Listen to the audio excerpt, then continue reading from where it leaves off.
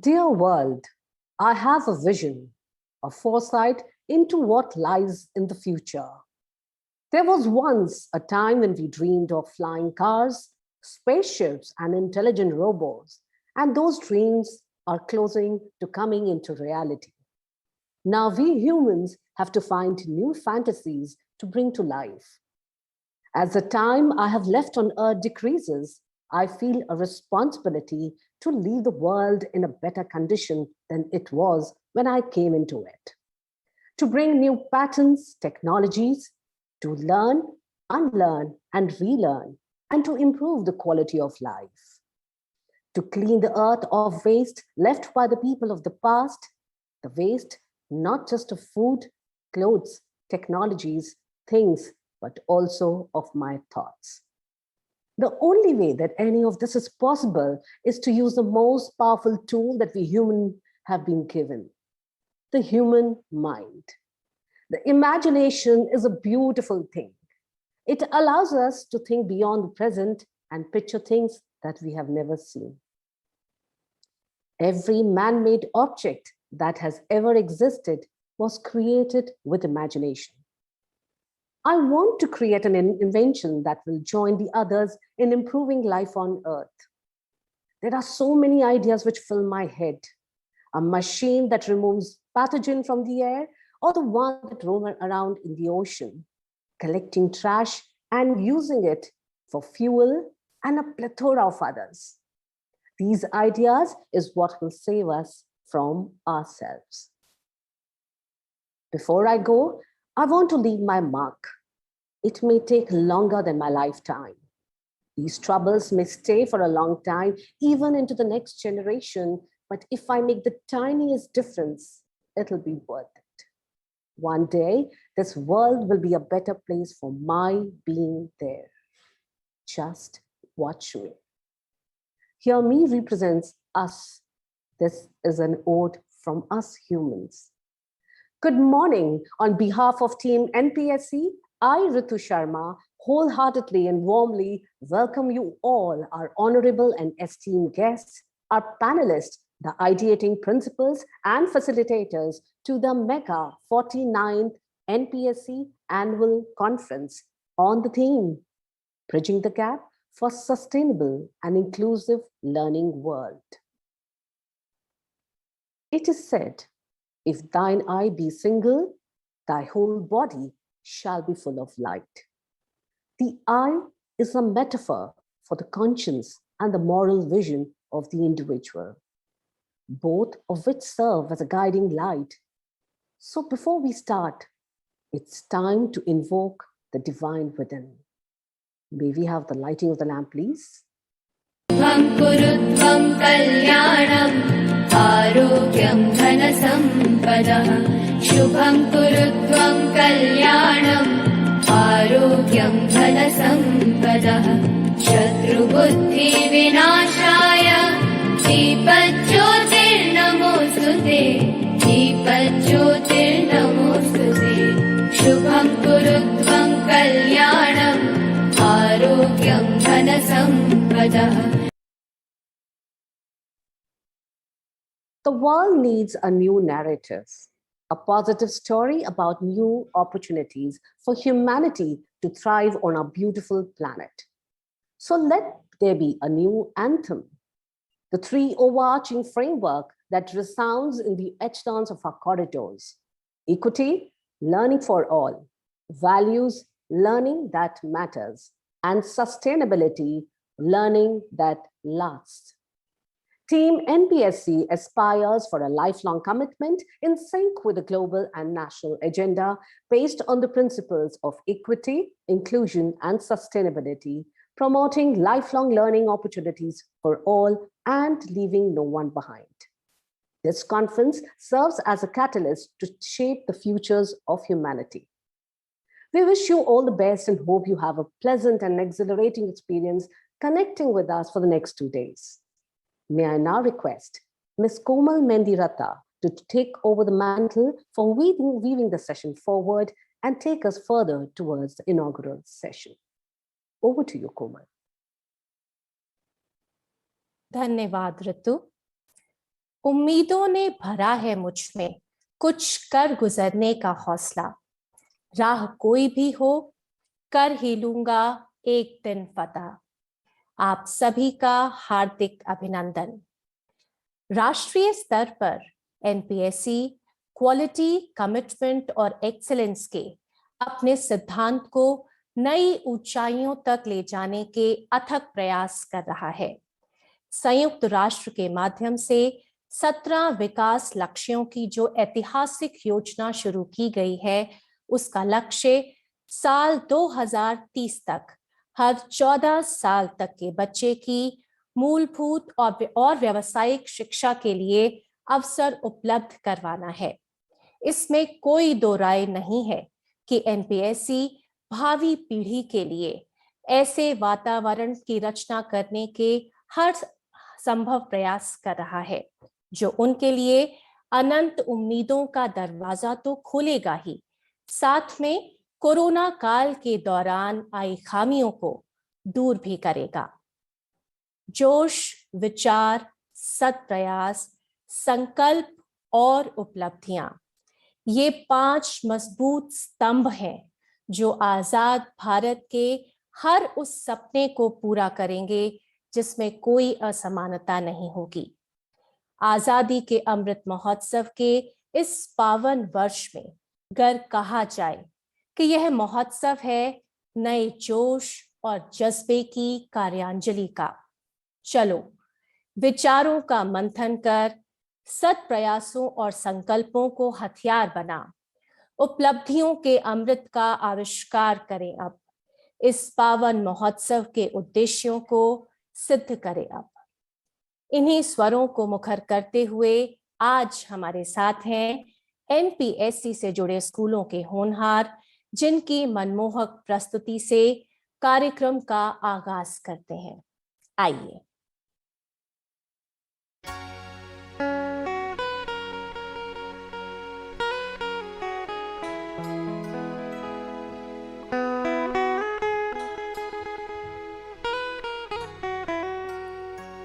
सा सा सा सा सा नी नी नी नी नी नी धा धा धा नी धा प सा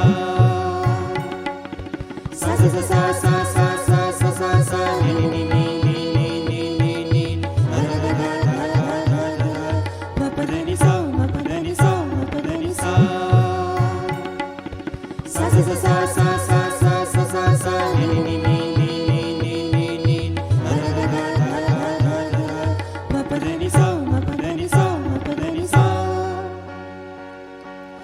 प्रगति के पथ पर बढ़ते चले हम, शिक्षा का दीपक प्रज्वलित करें हम। प्रगति के पथ पर बढ़ते चले हम, शिक्षा का दीपक प्रज्वलित करें हम।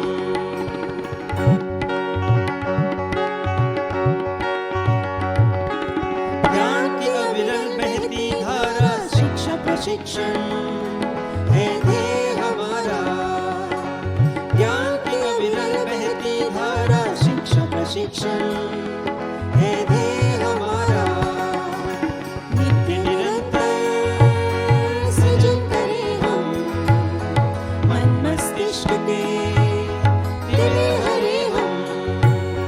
नित्य निरंतर सृजन करें हम, मन मस्तिष्क के दिले हरे हम। प्रगति के पथ पर बढ़ते चले हम, शिक्षा का दीपक प्रज्वलित करें हम। प्रगति के पथ पर बढ़ते चले हम, शिक्षा का दीपक प्रज्वलित करें हम।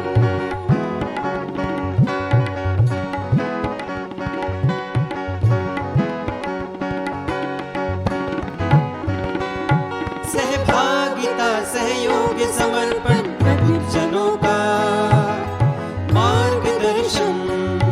सहभागिता सहयोग समर्पण प्रबुद्धजनों का मार्गदर्शन।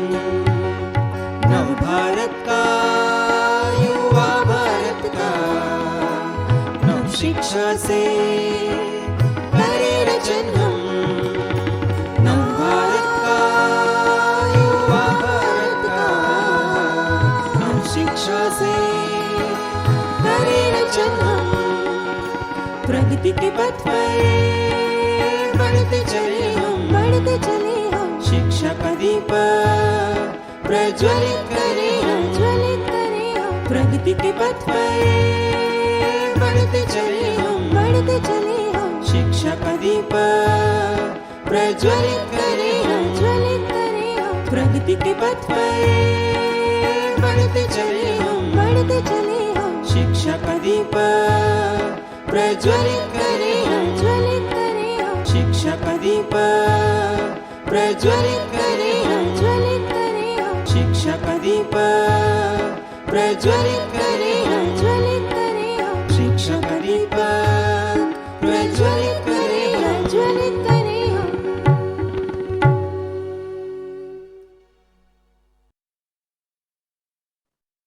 This overwhelming and soulful rendition is a saga which has undercurrent of values, courage, and a promise by our students to co-create a better world. Education has a critical role to play in achieving the sustainable learning at a time when progress has been set back by the COVID-19 contagion. It is said there are no learning gaps in children, only opportunity gaps. It is our job to close the opportunity gaps. Hence, it is time to mind the gap. May I request Chairperson NPSC, Principal ITIL Public School, Dr. Sudha Acharya, for the welcome address. Over to you, ma'am. Thanks, Ritu. Namaskar. Good morning, August gathering. It is my honor and privilege to welcome you all to the 49th NPSC Annual Conference. With special warmth, I welcome our chief guest, Nobel Peace Laureate Sri Kailash Satyarthi ji, the most prominent voice and international leader of child protection and child rights in India and across the world. Your contribution to fight for every child's equality and right to education is unparalleled, ensuring a safe physical and psychological environment for children is the most basic of a civil society. Okay. However, the most basic is the most uncommon. Your passion for creating an equal world for every child is noteworthy. Thank you, sir, for your presence. I would like to express my gratitude to Sri Manoj Ahuja, IAS, former chairperson, CBSE, and presently OST, Secretary to Government of India, Ministry of Agriculture and Farmers Welfare, for accepting our invitation and joining us today.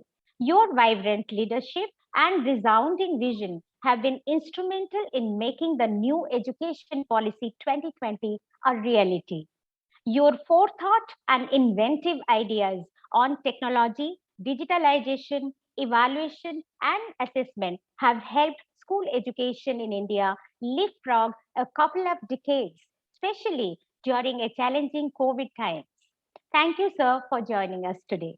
My heartiest welcome to Dr. Devasis Chatterjee, Director IIM Kozhikode, a stalwart in leadership education. Professor Chatterjee has been a constant and consistent mentor and guide to a whole community of school leaders and educators. His idea on the mindset of a leader and not just the mind is the simplest yet the most revolutionary thought. His books on leadership are guide to many of us school leaders and will continue to do so, especially because he envisions the future of the world and the future of learning. Thank you, Dr. Chatterjee, for joining, and we look forward to getting some insightful lessons from you today. A very warm welcome to Mr. Darren Parent, Director, United Nations Information Center for India and Bhutan. We thank you for joining us today. NPSC schools are proud to collaborate with UNIC in your insightful ventures. A hearty welcome to our founding members, life and honorary members, former chairpersons, ideating leaders, esteemed panelists who have joined us today for our mega conference. This year's conference theme is Bridging the Gap for a Sustainable and Inclusive Learning World. Team NPSC aspires for a lifelong commitment in alignment with the global and national agenda based on the principle of equity, equality, inclusion, and sustainability, promoting lifelong learning opportunities for all and leaving no one behind. Our NPSC members are proud to assume active role in reorganizing the future of learning. Our stalwarts are intensively committed to bring positive changes in educational reforms and actionable policy implementations. We have active involvement in National Focus Group, in NCTE for teacher education and teacher mentoring, be it MOE's initiative Manodarpan under Atmanirbhar Bharat program to provide psychosocial support to children during global health emergency. Our much venerated NPSC members have integral roles in committees of NCF for implementation of NEP 2020. We are proud of our stalwarts and eminent educationists, our mentors of NPSC. The COVID 19 pandemic led to a global learning disruption of unprecedented scale and severity. It has amplified social, economic, and digital inequalities, putting a generation at risk of a learning catastrophe. But every adversity has an opportunity. This contagion, the pandemic, has been a wake up call to make education systems more resilient to crisis, more inclusive, flexible, sustainable. It has shown the capacity of systems to innovate, expanding the frontiers of learning possibilities, the enterprise of teachers to ensure learning continuity, and highlighted the immense value education holds for learners, families, and communities at large. It has brought organizations together to advocate and galvanize support to education, investing in 21st century skill development for inclusive recovery. As we are at the dawn of a new beginning, it's time to step up collaboration and international solidarity to place education and lifelong learning at the center of recovery. It's time to invest in better geared education system everywhere to the reality of interdependence and giving voice to COVID-19 generation to express their concerns and aspirations in the face of a future marked by digital, that is physical and digital, and climate recovery. So to reconstruct and revitalize landscape of a resilient educational ecosystem. A wise person said, in school, you are taught a lesson and then given a taste. In life, you are given a test and that teaches you a lesson. Future schools will be incubation centers for entrepreneurship and connected to the job market, capable of empowering and building the skills of learners for jobs that are yet to be created, for technologies that are yet to be invented.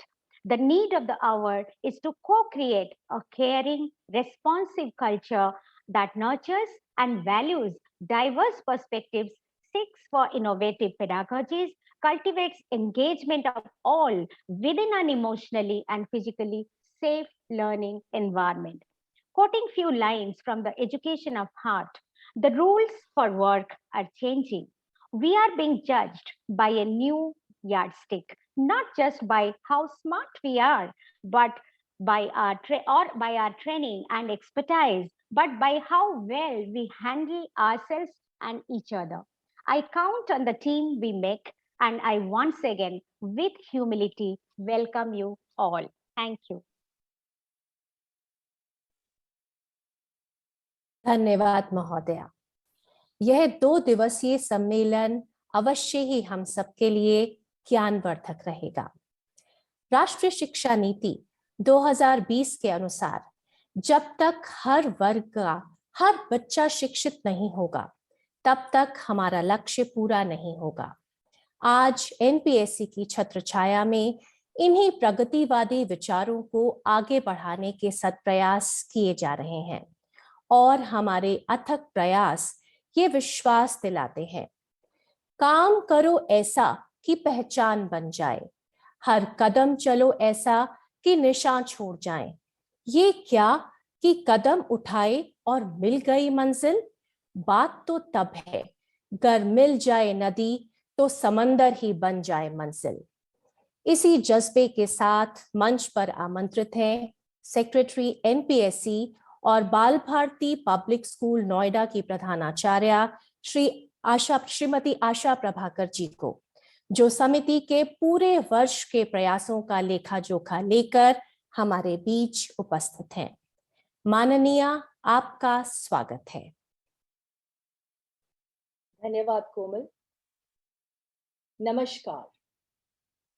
Honorable Chief Guest, Nobel Peace Laureate Shri Kailash Satyarthi ji, respected Shri Manoj Ahuja ji, Secretary Ministry of Agriculture and Farmers Welfare and ex-chairperson CBSE, Professor Debashish Chatterjee, Director IIM Kozhikode, Mr. Darren Farrant, Director United Nations Information Center for India and Bhutan, and our most valued guests and delegates. I deem it my privilege and honor as Secretary NPSC to present the annual report. The year gone by has been challenging in more than one. In the year 2021, as the COVID-19 pandemic spread across the globe, majority of the countries announced temporary closure of schools, impacting more than 91% of students worldwide. By mid-2021, close to 1.6 billion children, along with the youth, were out of schools, and nearly 369 million children who relied on school meals needed to look for other sources of nutrition. It is therefore not without any reason that the theme for this year's conference is aligned to the 2030 Agenda for Sustainable Development and aims to transform India into a vibrant knowledge society and a global knowledge superpower by making school education more holistic, flexible, multidisciplinary, suited to 21st century needs, and aimed at bringing out the unique capabilities of each student. No conference can commence without remembering and acknowledging the past chairpersons who have worked selflessly and tirelessly to give shape to the NPSC, making it a meaningful body of educators recognized around the globe. Ladies and gentlemen, 22nd September 2021 saw a seamless transition of leadership from Mrs. Malini Narayanan, ex-chairperson NPSC and Principal Army Public School Shankar Vihar, to Dr. Sudha Acharya, Principal ITL Public School Dwarka. Mrs. Malini Narayanan's involvement, dynamism, and deep sense of commitment towards all the initiatives taken up under her watch are truly worthy of being emulated.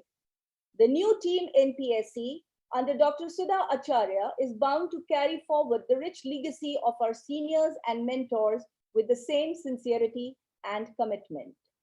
The freshly appointed team of NPSC rolled in with several initiatives that were undertaken to safeguard the socio-emotional and mental well-being of students by ensuring an environment of inclusivity melded with creativity and collaboration. NPSC has the privilege of partnering with SPICMIKE for the Anubhav program to promote the intangible aspects of Indian culture in the field of music, dance, art and craft by hosting a series of workshops resourced by prominent luminaries from the said fields. Integration of art and sports into the school curriculum brought experiential learning to the forefront. A host of webinars were held all through the year, resourced by special invitees from chosen fields on topics of great relevance. These generated a lot of interest as the number of attendees participating ran into thousands. Looking at the uncertainties and unprecedented situation, the board exams had to be called midway. A live webinar was hosted by NPSC, wherein Chairperson CBSE Shri Manoj Ahuja ji discussed at length the need for a standardized procedure of external and a systematic and transparent structure for internal assessment. In yet another webinar, Shri Shailendra Sharma, Principal Advisor to Directorate of Education, Delhi Government, spoke on the new pedagogical and curricular restructuring 5+3+3+4 in NEP 2020. He discussed at length the development of cognitive capacities, the foundation capacities of literacy, numeracy, and high order capacities such as critical thinking and problem solving. In continuation, on 5th July 2021, Dr. Joseph M. Neal, Director Academic CBSE, interacted on the role of CBSE in standardization of curriculum and assessment beyond COVID-19. He focused on implementing the NEP in a more inclusive school environment for an effective learning outcome. Also, a series of webinars were planned to assist the NPSC schools in formulating guidelines to deal with cyber harassment. The role of a teacher will remain most fundamental in bringing reforms and sustaining quality. A rich data bank of questions for 16 subjects was compiled for the benefit of all NPSC Class 12 school students appearing for CBSE's Term 1 board exam. COVID created a major learning crisis. NPSC confronted this challenge by circulating its data bank of MCQs to all its member schools and also to the teachers from the smallest villages across India, which could be used by them anytime, anywhere at no cost. Be it education or health, NPSC has left no stone unturned. With this sentiment in mind, the principals of NPSC schools have been holding regular talk shows and webinars for the stakeholders in order to extend much needed guidance and counseling pertaining to the pandemic. With the surge in cases during the second wave of COVID-19, Dr. Soumya Swaminathan, Chief Scientist, WHO, addressed the issue pertaining resumption of safe schooling during COVID times. UNIC and NPSC came together to design a spectacular calendar that has proved to be a visual treat. The spotlight of this year was in finding sustainable solutions through the medium of indigenous art forms, which involved young innovators and artists who must acquire knowledge, skills, values, and attitudes to become sustainability change makers. Also, UNIC organized the Holocaust Remembrance Day and invited students and teachers from NPSC schools to be a part of the exhibition. To honor the Gallantry Award winners, NPSC, in collaboration with the Ministry of Defense, launched the Veer Gatha project from 21st October to 20th November. The member NPSC schools joined hands to hold the interdisciplinary and art integrated activities as a tribute to honor the sons of the soil for their valor. From 26th October to 4th November, NPSC advocated the celebration of an organic Harit Diwali, a green Diwali replete with biodegradable decorations, traditional diyas, and eco-friendly rangoli is a step in the right direction, since festivities can still take place, but with minimum consequences unleashed on the environment. At NPSC, we realize the urgent actions need to be taken on a war footing, since climate crisis has reached a tipping point and the same time to act is now. From 13th December to 15th January, several activities were taken up as a part of climate change campaign in collaboration with UNIC. This was done to find ways of negating and overcoming the climate crisis at a local and global level as well.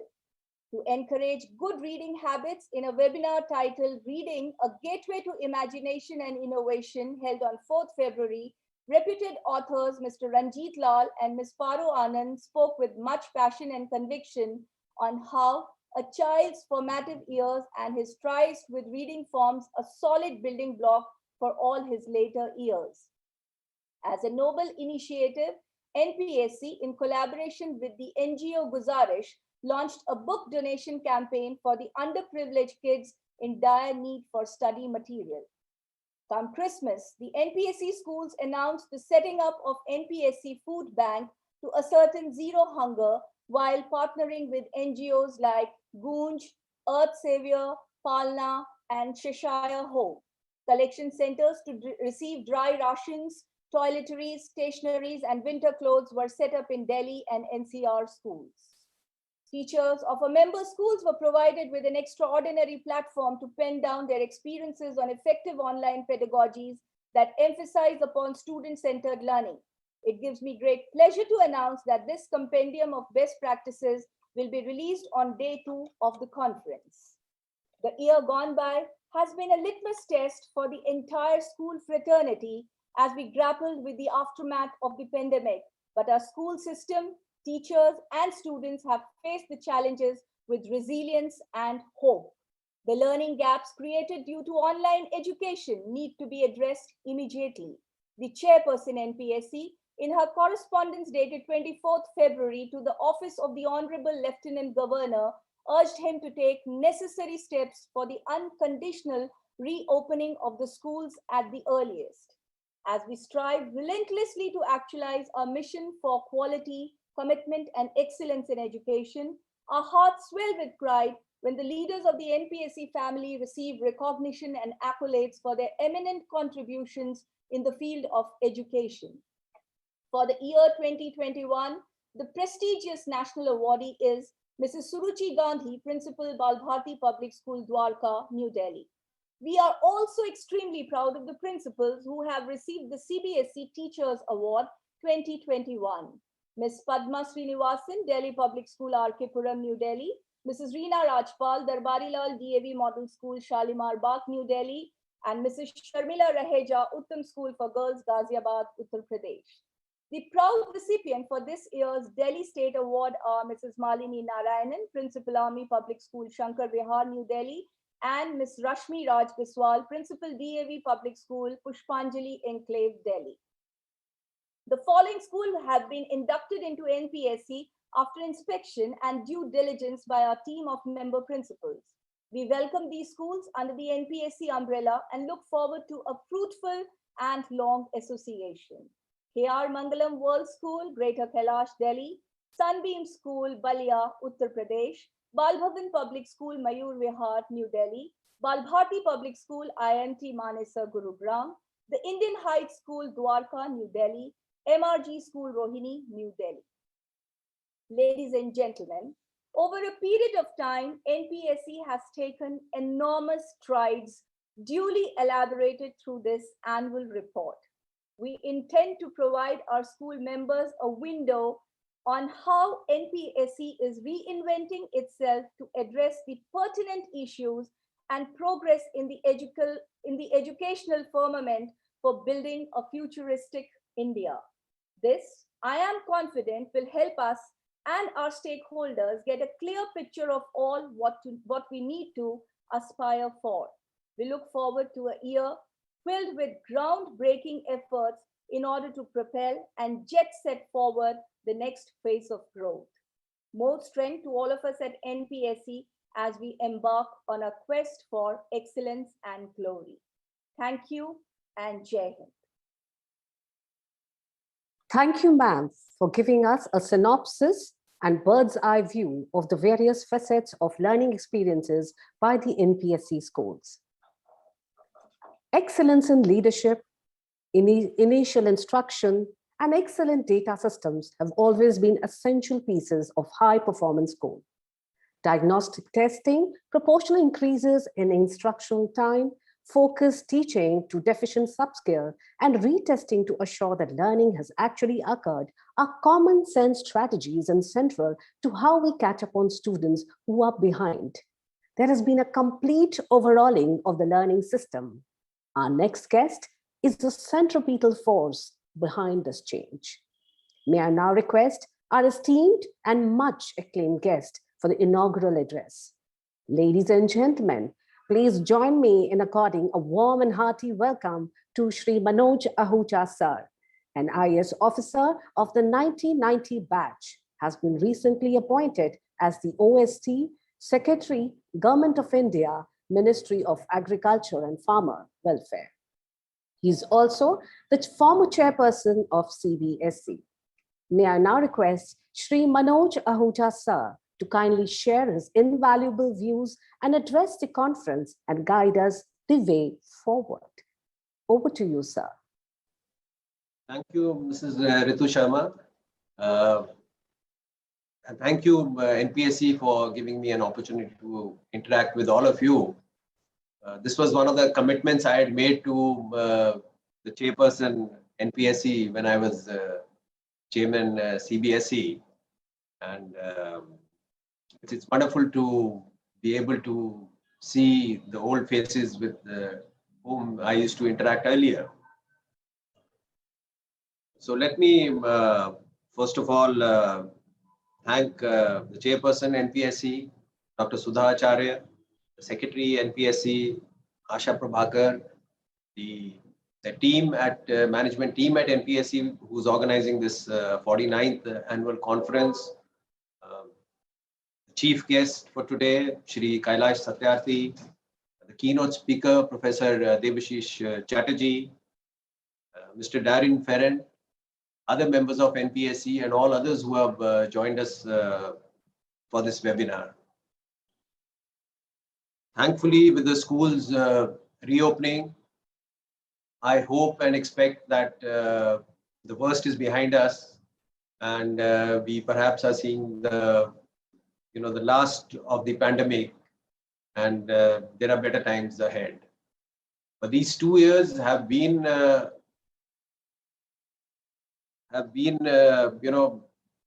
very, very impactful in the sense that we did not have physical schoolings for 2 years. People who had access to digital connection, or students who had access to digital infrastructure, perhaps were able to keep up with studies to a limited extent. Others did not even have the opportunity to do that. So the first and foremost challenges for us would be, when the children start coming back to school, is to address primarily the physical and mental well-being of the children. We really don't know what has happened in these 2 years. And secondly, slowly and steadily, reduce what we would call learning gaps, which has happened due to this interrupted learning. And I think that's a big challenge. Research globally has shown us that some of these losses can become permanent if not addressed. And a new area for us would be, we haven't faced this situation before, but you had so many conferences with experts who may advise us, how do we address, when children come back to school, how do we address the issues relating to mental and physical well-being. Having said that, I must say that NPSC as a collective has immense, let's say, power as a think tank, combined with a practitioner's perspective.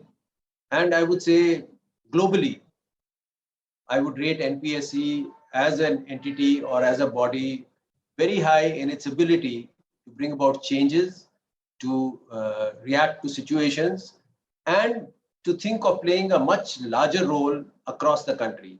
A small example which I could see in your presentation was about, just the fact that you created MCQs for the exams and made it available across the country. And I think that bigger role is also something which NPSC members could consider playing. Like I said, and I'll repeat again, the kind of, as a collective, the power you have in terms of thinking through education issues and the practitioners' knowledge which you bring. I mean, that's an ideal combination. How can it improve educational systems across the country, besides your own schools? And I think that's a bigger role which I feel NPSC can actually carry out very well. If I can envisage something about the future, the fact is that when we are children spend most of the time in schools, and the recent reports which have come out, which come out annually, the ACER report and other reports do point out certain stark deficiencies in our education system. For example, the ability of children to read and write at stage 3 and the consequential effects it can have. And the National Education Policy does try to address that. It tries to address that through the early childhood care education and launching a FLN mission. And the fact remains that across the country, there is a huge diversity in terms of access to education and in terms of the quality of education students are getting. And in the coming decade, I think that can be one of our major roles to bring about, let's say, equity in education so that good quality education is available to children across the country. And I think it was in this context I was saying that NPSC can perhaps, with the availability of digital systems, can think of setting up a public good system where quality learning resources are available, which can be accessed by anybody. And it's not very costly. The marginal cost is almost nil. You just have to set up initial systems, set up resources. Just somebody could manage them, but they could be made available to schools across the country. Something like you mentioned, about that MCQ. That was a small example, but this could actually serve the nation in a very significant manner. The other challenges which you pointed out, which I envisage, is now having come to the Agriculture Ministry, you would still see that about 58% or 60% of the workforce is still dependent on agriculture. And if you see the future, one can't depend on jobs which are created by the existing ecosystem. A lot of our students, when they graduate, would have to be ones who actually create jobs. And that is how we will be able to, provide jobs for the youth across the country, which essentially is again related to education and the way students are able to think. And I would relate it to what the National Education Policy again says, when it mentions a shift from, let's say, rote learning or learning for specific exams to a learning where a student can think for himself, can innovate, can think differently, and therefore create. And that's the challenge. How can we reorient the educational system on this particular aspect?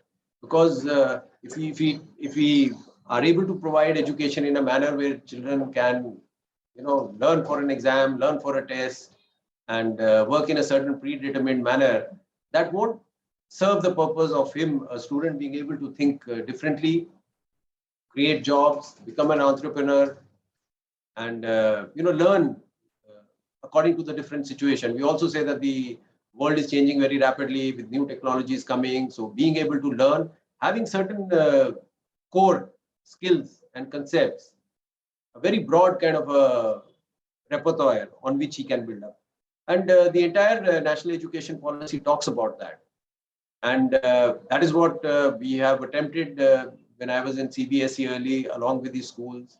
The idea being that how do we reorient? It is a huge system, the education system. How do we reorient it? How do we bring about a change in what is happening? One is by changing incentives. And one of the biggest incentive is the exams.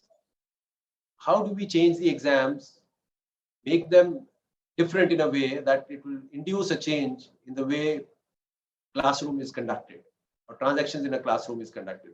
And that's why you would find we've said that we are making a 10% change in our examination, putting those questions which require a high level of thinking or critical thinking. That's one aspect. And we have, to build about that kind of a standardized assessment, a whole ecosystem was set up.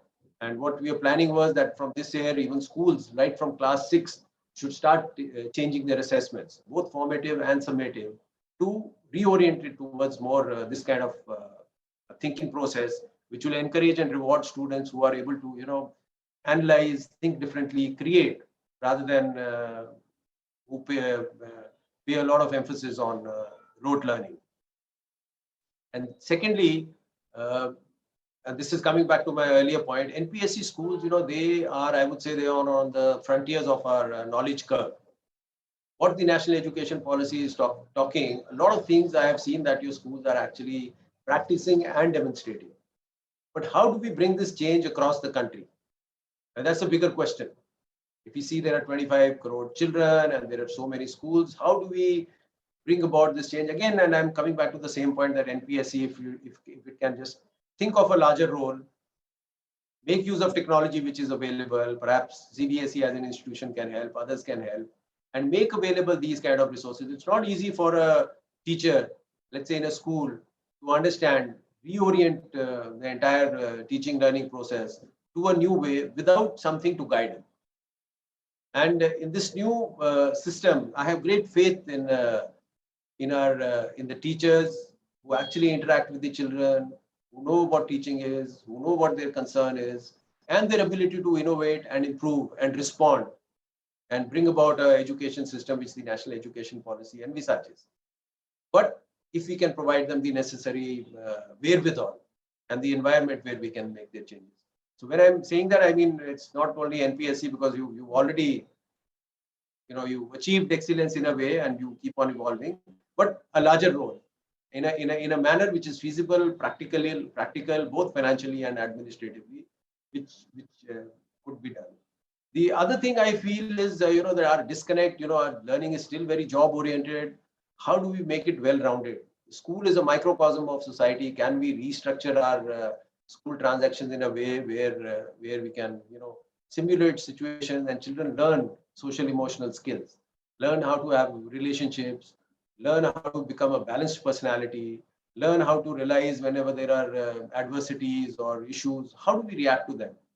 In a manner which is balanced, in a manner where they retain their confidence in themselves and their, without getting anxious or without getting stressed to these kind of situations, which we feel is very necessary.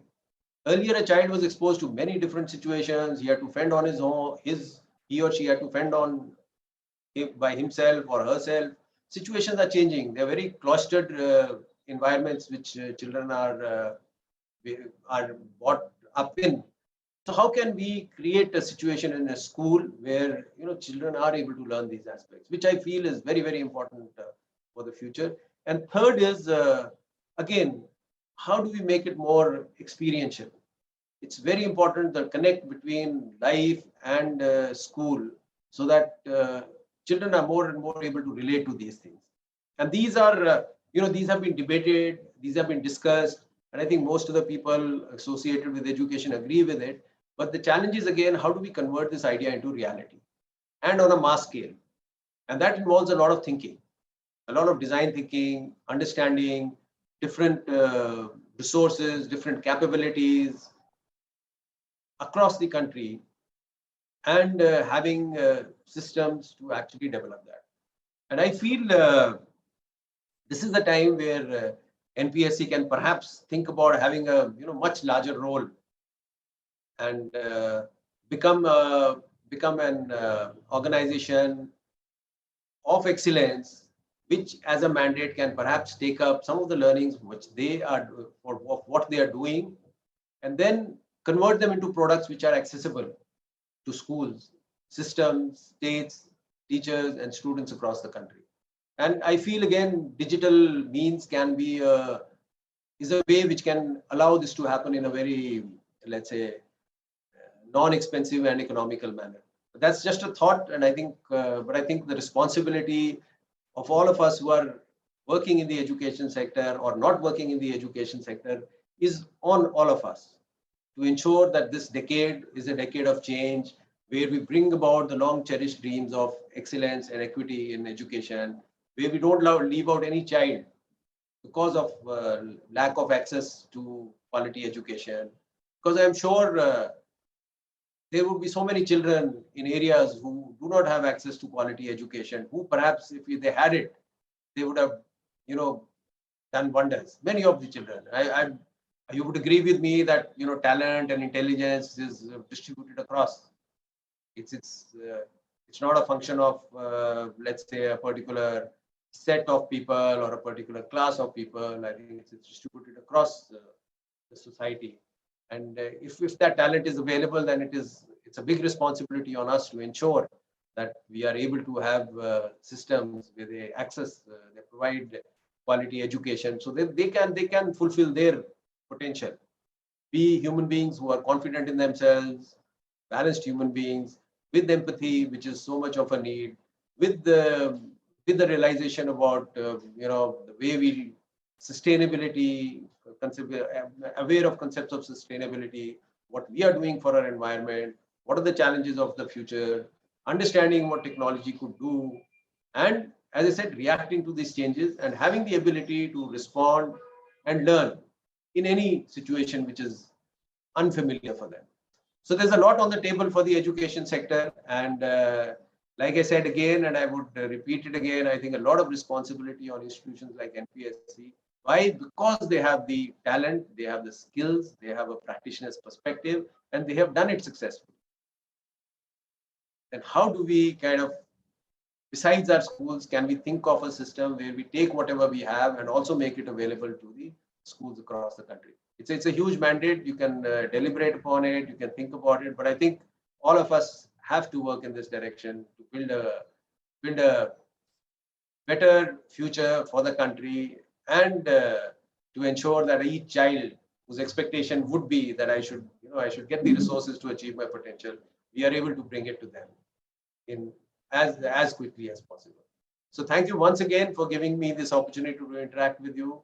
It was a pleasure working with all of you, and I do look forward to interact with you, let's say not as the chairman CBSE, but in the position I am currently. So thank you so much. Thank you, sir. Thank you so much for keeping your commitment. And I know you are extremely busy, but still you could make it. We are truly grateful to you, sir. Thank you. धन्यवाद महोदय।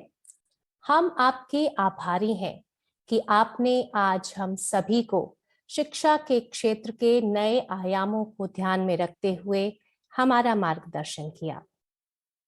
APJ Abdul Kalam का मानना था कि इस देश के सबसे अच्छे दिमाग क्लास के आखिरी बेंच पर मिल सकते हैं, इसलिए यह जरूरी है कि हर बच्चे को शिक्षा के समान अवसर उपलब्ध करवाए जाएं और ऐसी शिक्षा उपलब्ध करवाई जाए जिससे कि कोई भी हीरा अपनी खान में छुपा ना रह जाए। ऐसे ही हीरों को तराशने में बरसों से लगे हुए हैं हमारे आज के विशेष अतिथि, वर्ष 2014 में नोबेल शांति पुरस्कार विजेता श्री कैलाश सत्यार्थी जी, जो पिछले 4 दशकों से बच्चों के अधिकारों के लिए लड़ते हुए उनके शिक्षा दीक्षा के लिए सतत प्रयासरत हैं। कुछ कम ही आंका जाएगा अगर मैं कहूं कि सफर की हद है वहां तक कि कुछ निशान रहे, चले चलो कि जहां तक आसमां रहे। आइए अभिनंदन करते हैं श्री कैलाश सत्यार्थी जी का, जिन्होंने वर्ष 2014 में नोबेल शांति पुरस्कार प्राप्त कर आसमां की बुलंदियों को छू लिया। माननीय, आपका स्वागत है। सत्र का आगाज करते हैं एक विशेष वीडियो प्रस्तुति के साथ। आइए।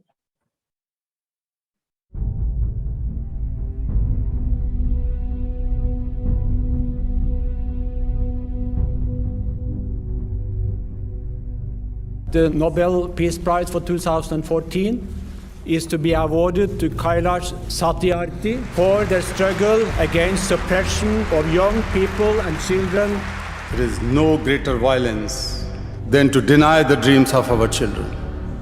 I refuse to accept that the laws and constitutions are unable to protect our children. Today is the time for every child to have the right to life. I refuse to accept that the shackles of slavery can ever be more stronger than the quest for freedom. I refuse to accept here.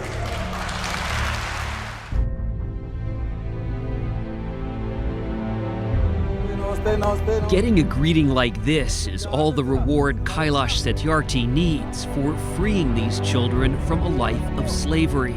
He tries to give these kids the childhood they missed. Do you think these kids see you as a Nobel Peace Prize winner? No, I don't think they see me as friend or brother or something like father. I have looked into their frightened and exhausted eyes. I've held their injured bodies and I have felt their broken spirits.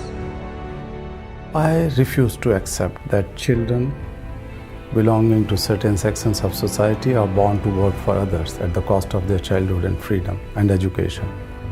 If the children are exploited, if the children are deprived from their childhood in any part of the world cannot live in peace. The world cannot be human.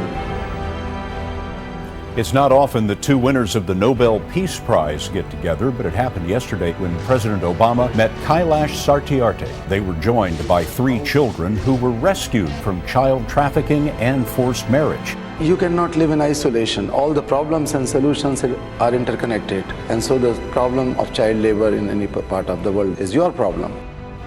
Satyarthi organizes raids with local police, but sometimes employers are tipped off and waiting for him armed. But I have been attacked many times in my life. You had a gun to your head? Literally here. This is dangerous work, freeing these kids. Somebody has to pay the cost for freedom. It does not come on plate. So if not me, then who else will do? Nobel Prize.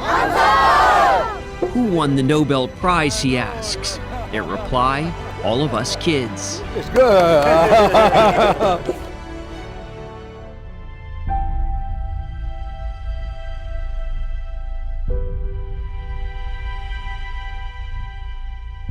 Every single minute matters. Every single child matters. Every single childhood matters.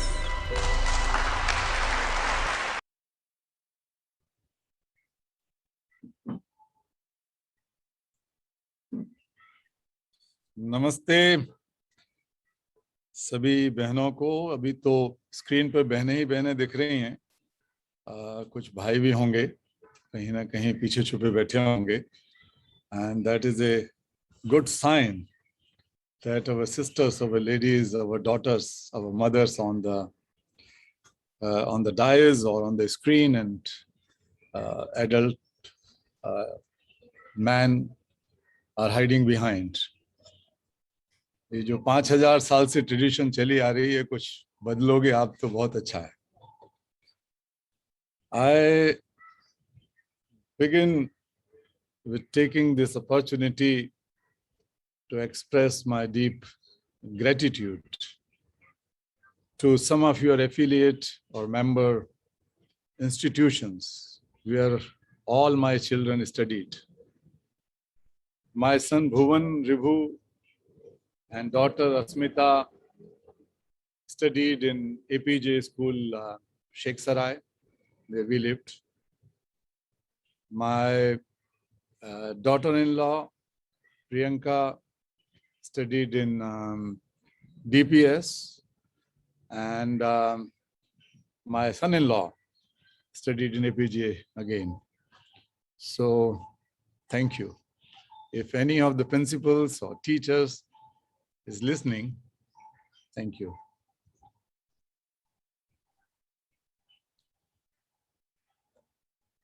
In this post-pandemic or the pandemic time, the theme you have chosen bridging the gap for a sustainable, inclusive learning world. And the topic given to me, an equal world for every child, is extremely important and appropriate, perhaps necessary.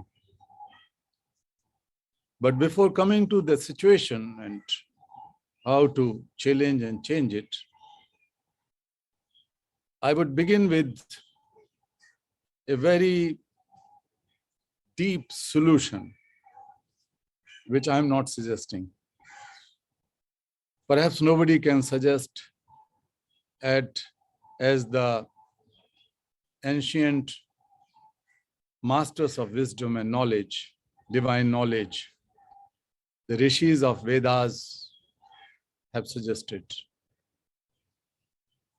There is a prayer which is also resolved in Rig Veda, and that says, Sangachadhvam samvadadhvam samvo manansi janatam deva bhagam yatha purve sanjananam upasate. A simple mantra of inclusion, sustainability, equity, and equality. And the simple meaning is that we resolve that all of us march together. Let us march together hand in hands. No one is left out. No one is left behind. There is no discrimination. It says, let us all march together. And for that, we have to create a level playing field, level walking field. We have to ensure equal opportunities for everyone to walk together. It also says, let us talk together. We have to create an environment of freedom to talk, freedom to express ourselves, and reach to some unison, some collective conclusion. And then we can speak with one tongue. It also says that let us come together and think together. But more importantly, in the end of this mantra, it says, Sanjananam upasate. Let us assemble here together and create a knowledge. That is the knowledge for everyone. That is the knowledge for all. So a knowledge which is created by all of us and then used by all of us, created for all of us. That is the democratization of knowledge. That is the purpose of creation of knowledge, which is not for a few people, few elite or privileged ones. This is for all. Dear friends,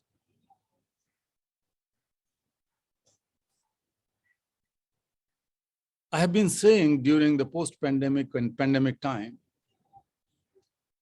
that COVID-19 is not a health crisis alone. It is not only economic crisis.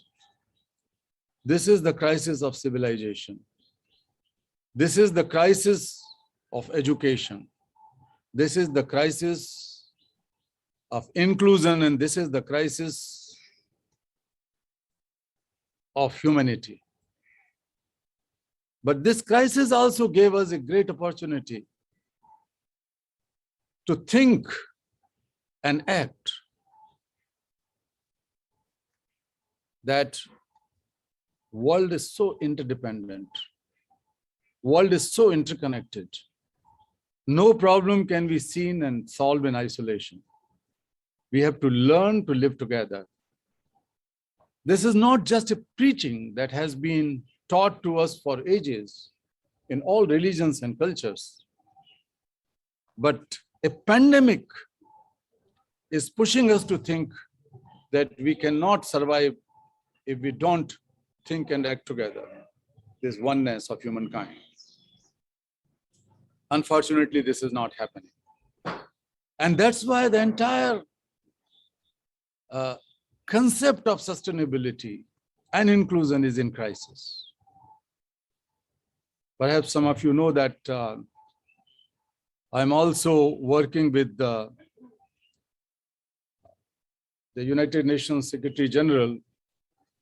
He formed a small inclusive group, and that is the UN Sustainable Development Advocates. So I am one of the advocates focusing on the issue of education, child labor, child slavery, and child rights in particular. And education is one of the key rights. And we are all, including Secretary General, are very concerned that this pandemic is derailing most of our progress which we have made over the years, rather over the decades. Today, when I am talking to you, 160 million children must be languishing in child labor, slavery, trafficking, prostitution, forced to take guns in their hands as child soldiers. And their cries remain unheard. Those who are living and pushed into brothels and the situations like slaves in mines and factories. Today, when we are talking, almost 60, now I think the number has grown up to 70 or 80 million children who have never seen their classrooms. They have never seen the gate of their schools. They have never been to schools. Another 200 or more than 200 million children who left schools before completion of primary education. And the big concern now for all of us, that we don't act with utmost compassion, with utmost priority, with utmost urgency, with utmost big heart to invest in our children, then at least 24 million additional children would be dropped out of school globally. And 45 million additional children would join the child labor workforce. So if we are talking about creating an equal world for all children, we have to think perhaps more deeply and act more responsibly. When I was the founder and the president of Global Campaign for Education, we have pushed several ideas, and we are happy and proud to say that we have been able to push the agenda of education in SDGs in two folds. One was to incorporate the phrases like inclusion, equity, alongside quality. So in the Sustainable Development Goals, these four key factors are underlined: equity, inclusion, quality, and lifelong learning. Because lifelong learning was the key factor. If in most of the countries during the MDG time, the age of schooling was 14 or 15, then a large number of children were pushed into child labor, slavery, and child marriages. So we have been pushing for this agenda of lifelong learning. That is the part of SDG now. And that time, before pandemic, 22 billion additional dollars were needed to guarantee education for every child in primary classes And since the SDG has lifted the age to secondary classes also, we needed $40 billion additional money. But what is this $40 billion? If you compare with the global military expenditure, and unfortunately, we don't stop as we see in case of Russia and Ukraine now, this is only a week-long global military expenditure.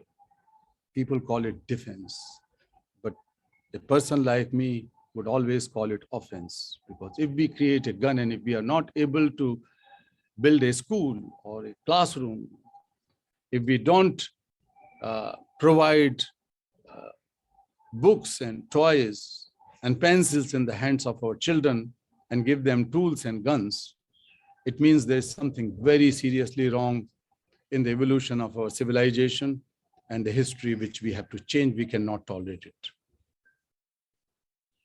So dear friends, there are so many obstacles where we are not able to achieve this equity or equality in education, at least equity in education. But creating equal world for all children means we have to be more compassionate. I have been calling for years that we have globalized markets and economies. We have globalized production, exploitation, information, technology, everything. But this is the right time to globalize compassion. I'm not talking about sympathy or empathy. I'm talking about compassion, means feeling the suffering of others as your own feeling, with a drive and desire to take action to alleviate that suffering, because you feel that suffering as your own suffering. So I have one single parameter of development. We keep on talking development, it becomes our new religion globally. But what does it mean? Mahatma Gandhi's talisman could be explained in different ways. For me, an 8-year-old girl child, a girl who was born and living in a remote village somewhere in Odisha or Andhra Pradesh or Bihar or any part of India, or in South Sudan, Uganda, Ethiopia, Pakistan, anywhere. If she is living in slavery, her father or mother are working as bonded laborers, slave laborers, and that girl is most vulnerable to be pulled or pushed into prostitution, any other kind of exploitation. And if we are not able to reach out that girl and take her out from those situations and ensure quality, inclusive education and future opportunities, I won't call anything developed if that girl is not smiling in freedom. So if we have to think of creating an equal world, we have to begin with freeing all those children so that they can opportunity. You are sitting here in good positions. अच्छी बातें हम लोग यहाँ पर कर रहे हैं, अच्छा लगता है, लेकिन इसके पीछे आपकी मेहनत है, आपकी पढ़ाई लिखाई है। लेकिन इस पढ़ाई लिखाई के साथ जो सबसे बड़ी बात ये थी कि आपको स्कूल जाने की आजादी थी। मैं एक बच्ची की बात कर रहा हूँ, a girl whom we freed from intergenerational slavery some years ago. I was driving my car and she was sitting in the back with the rest of the group of children who were all working in a stone quarry. The girls' father and grandfathers and mothers and grandmothers worked there as slave laborer for ages. This was the third generation of slavery. All children were sitting and I was driving car very fast because it's always very risky once you liberate the group of children and the mafia and the criminals and everyone is there, sometimes carrying their guns. So I was trying to heal these children and trying to console them and trying to make them laugh or smile, but they were all traumatized. They have not seen roads. They have not seen houses. They have never thought of sitting in a car. So they could not comprehend freedom. So I told those boys and girls to pick up the bunch of banana which was lying in the back of my seat. And I was driving in the front seat. So there was a girl sitting just beside me and another boy was sitting beside her. Her name was Devli. This is change name. So I asked Devli, just share the bananas and eat those bananas. Girl picked up the banana and asked to the boy, neighboring boy, what is this? ऐसा प्याज तो मैंने कभी देखा नहीं. She said that I've never seen such an onion. The boy said that neither it's a potato because they have never seen banana. Even then I insisted that this is sweet, this is good, delicious, eat. And after a while, I saw that the girl was, and the boys and other girls' boys, they were all eating banana without peeling it. And of course, some of them started just pushing inside their mouth and others were throwing it away. And then I realized that how stupid was I. Why didn't I tell them that how to eat banana if they have never heard and seen banana? Then I taught them. I was in tears and then I realized that this difference of peeling and eating banana without peeling is a centuries old difference of freedom and slavery, knowledge and ignorance. So I taught them a little bit. And after a while, felt the hand of this tiny 8-year-old girl on my shoulder with a big challenging voice. Angry voice. She said, "Kyun re? Tu pehle kyun nahi aayo?" That was her language. "Oh man, why didn't you come early?" I knew before that her mother was raped. And when her father tried to save her, he was beaten up and poked with bidi cigarettes. She has also seen the death of her younger brother without a pill of medication. And that's why when the girl asked, "Why didn't you come early?"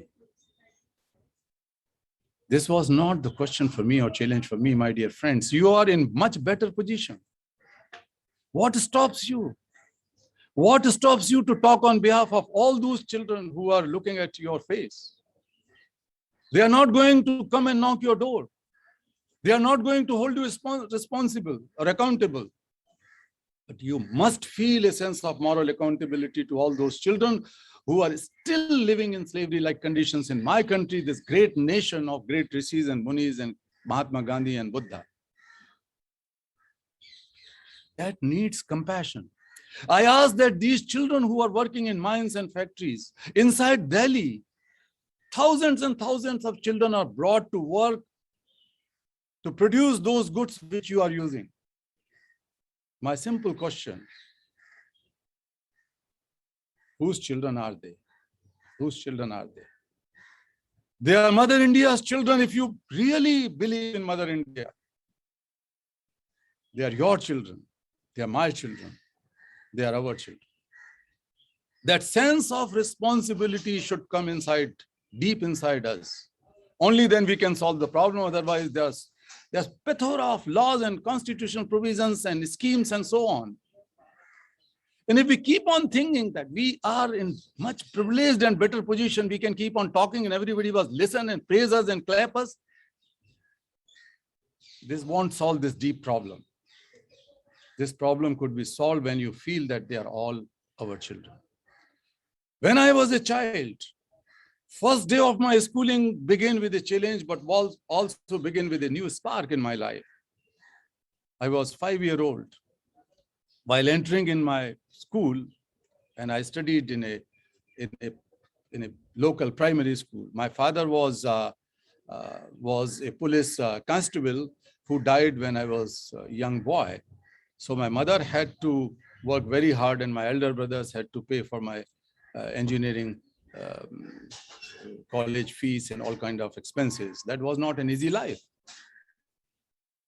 But when I went to school for the first time, I saw a cobbler boy sitting outside my school gate and looking at us whether we are going to give him some job. But हम तो सब नए जूते पहन के जा रहे थे. I saw his empty eyes. I saw his miserable face. And when I entered in my classroom, the first question in my life asked to my teacher, "Sir, why a child is sitting outside and not with rest of us in our classroom?" He said, "Calm down. This is not uncommon. Poor children have to work and help families." I said, "Okay, sir." More or less similar answers were given by my parents, my mother. Every morning and evening, I kept on seeing that boy working there. One day I gathered all my courage and asked him and his father, who was sitting alongside. Boy was shy, but father stood up with folded hands. हमारे यहाँ जात पात इतनी गहरी है, हिंदू मुसलमान का भेदभाव इतना गहरा है, हमारे यहाँ इतने डिवाइड हैं. भगवान ने दुनिया हमको एक दी, लेकिन हमने टुकड़े टुकड़े में बांट दिया हमारे समाज को, मानवता को और दुनिया को, धरती को लाइनें खींच खींच कर, जिनको हम बॉर्डर कहते हैं. खैर, उस आदमी ने हाथ जोड़कर कहा, "बाबूजी, मैंने कभी सोचा नहीं. I never thought about it. Because my father, my grandfather and I started work since we were children. And so is my son," he said. Then with almost tears in his eyes, हाथ जोड़कर वो बोले, "बाबूजी, school जाने के लिए तो आप लोग हैं." Listen my words which he told me. These are his words. School जाने के लिए तो आप लोग हैं, हम तो इसी काम के लिए पैदा हुए हैं. मैं रोने लगा. I started crying out of anger. I could not understand. I don't know what child labor or child slavery or why children are not going to school, because I was taught in my home that every child is supposed to go to school after a certain age. लेकिन वो कहता है कि you are born to go to school. ये 50-60 साल पुरानी बात है, 60 साल पुरानी बात है. 60 साल बाद भी अगर हम वहीं खड़े हैं तो बहुत सोचने की बात है. You will keep on organizing such meetings and workshops and we will keep on talking and come out with good reports. अच्छी बात है, अच्छी बात है. लेकिन if you cannot ignite that fire of compassion, fire of deeper moral sense of responsibility and accountability to those unknown people, unheard people, those who don't have their voice, those who don't have their face to tell who they are. In India and elsewhere in the world, we cannot solve the problem. Dear friends, freedom is the key, and then ensure opportunity. दुनिया इतनी गरीब नहीं है. World is not so poor that it cannot ensure education for every child. मैं थोड़ा देर ले चुका हूं, 1 मिनट और लेके अपनी बात खत्म करता हूं, अगर आप इजाजत दें तो. अभी दुनिया में जब ये सब कुछ फैल रहा है पेंडेमिक की वजह से after math. Me and my colleagues decided to bring together all the moral leaders of the world. That included Nobel laureates, not from peace alone, but also from science, disciplines, economics, literature, etc. So I have been in contact with them, and we have created a group called Laureates and Leaders for Children that also includes some presidents, prime ministers, and former prime ministers, presidents, kings, queens, princes, etc. Those who have strong moral voice in the world. So recently,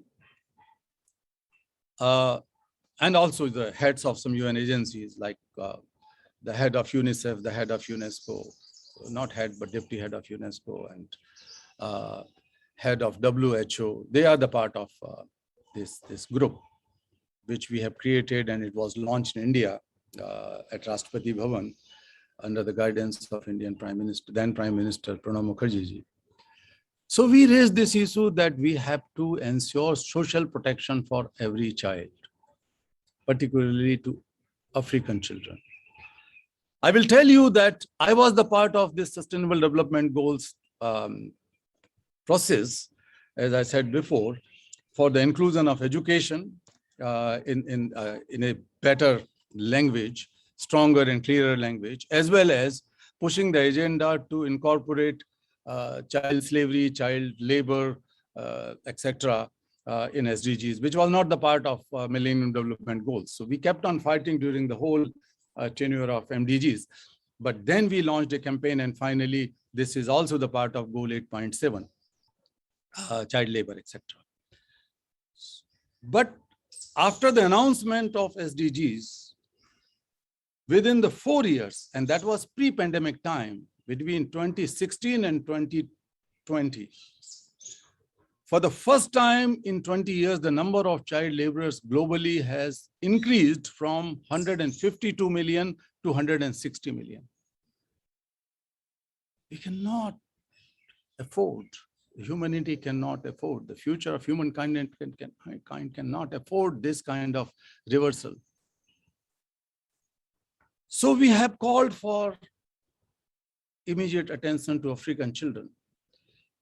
And also, I will tell you that when you are talking of equality, we must not forget that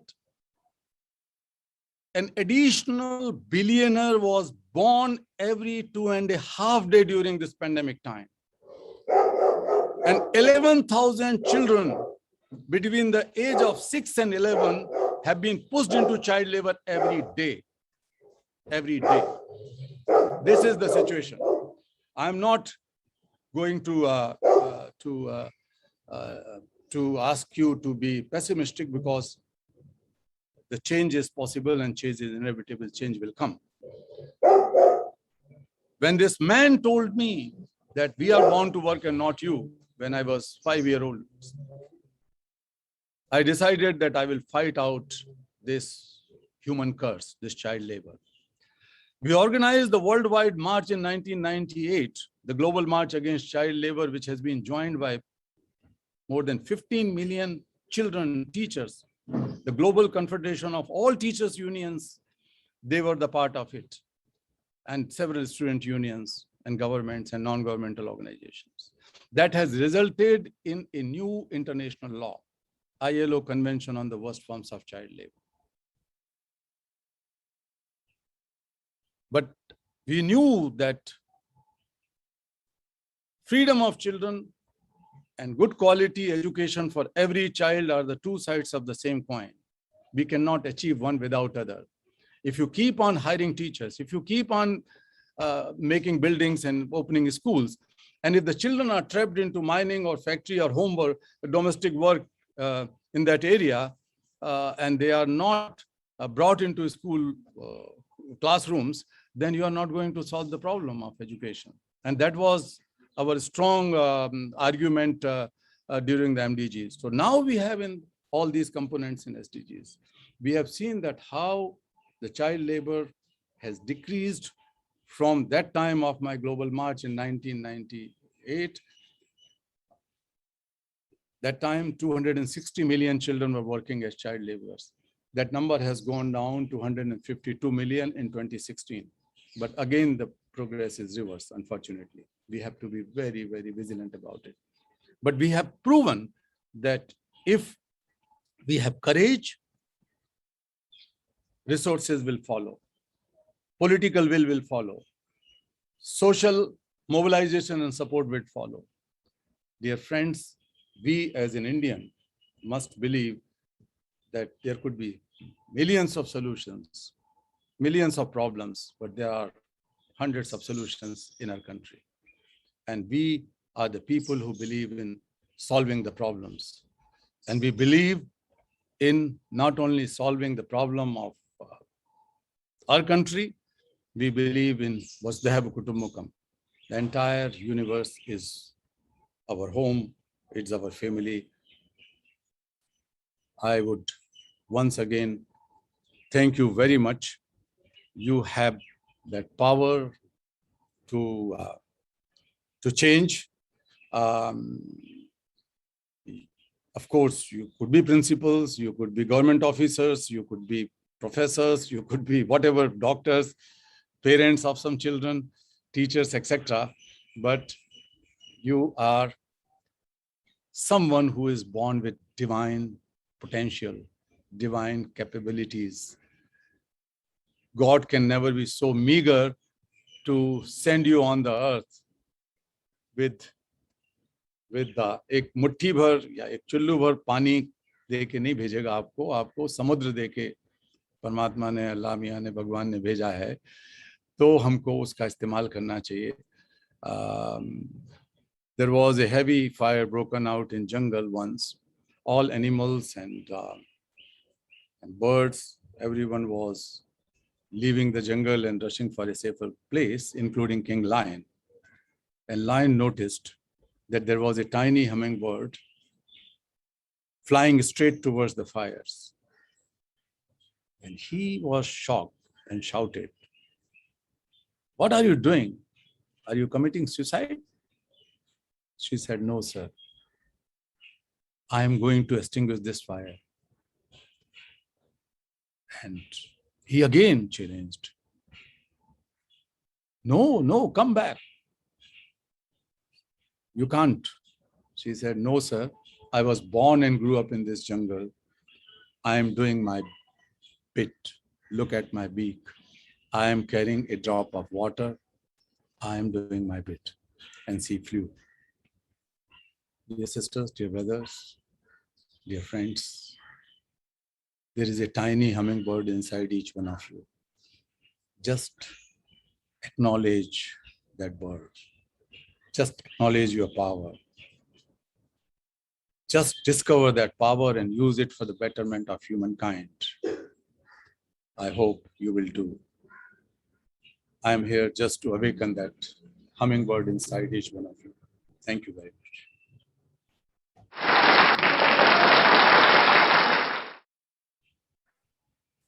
आभार महोदय.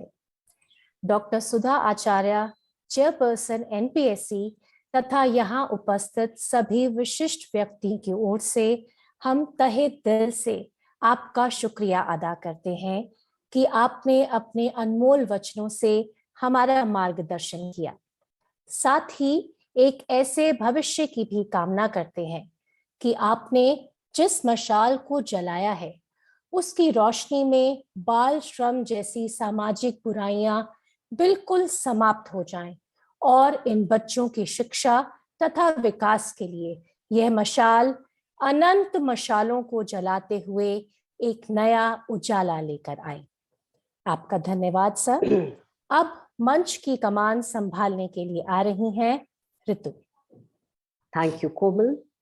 I wonder why every phase of life feels somewhat like sitting inside a transient lounge, waiting for the next flight, waiting to make the next big move, waiting to defy gravity for the freedom of the cloudless sky, waiting to touch down on the comforting tarmac of Mother Earth.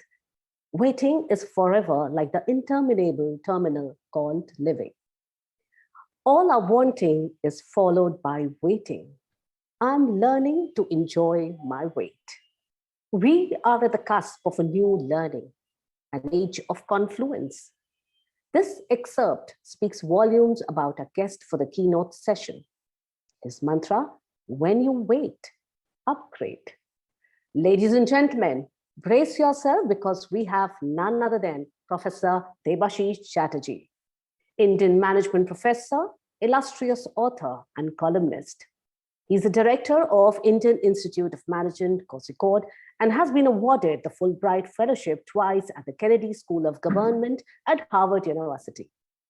With him in conversation, we have the dignified presence of the eminent, much revered, and accomplished Dr. Amita Mulawatan, Chairperson and Executive Director, Education, Innovation and Training, DLF Foundation Schools and Scholarship Programs. She is also the former chairperson of the NPSC. Over to you, ma'am. Thank you very much, Ritu, for that. The question is, what kind of normal do we want to get back to? And this has been resonating in the audiences from all our wonderful speakers the entire morning. We seem to have pressed a pause on many of our social systems. And I think it's time we pressed reset, particularly in education, because all children have very, very deep talents. Every one of them has special needs.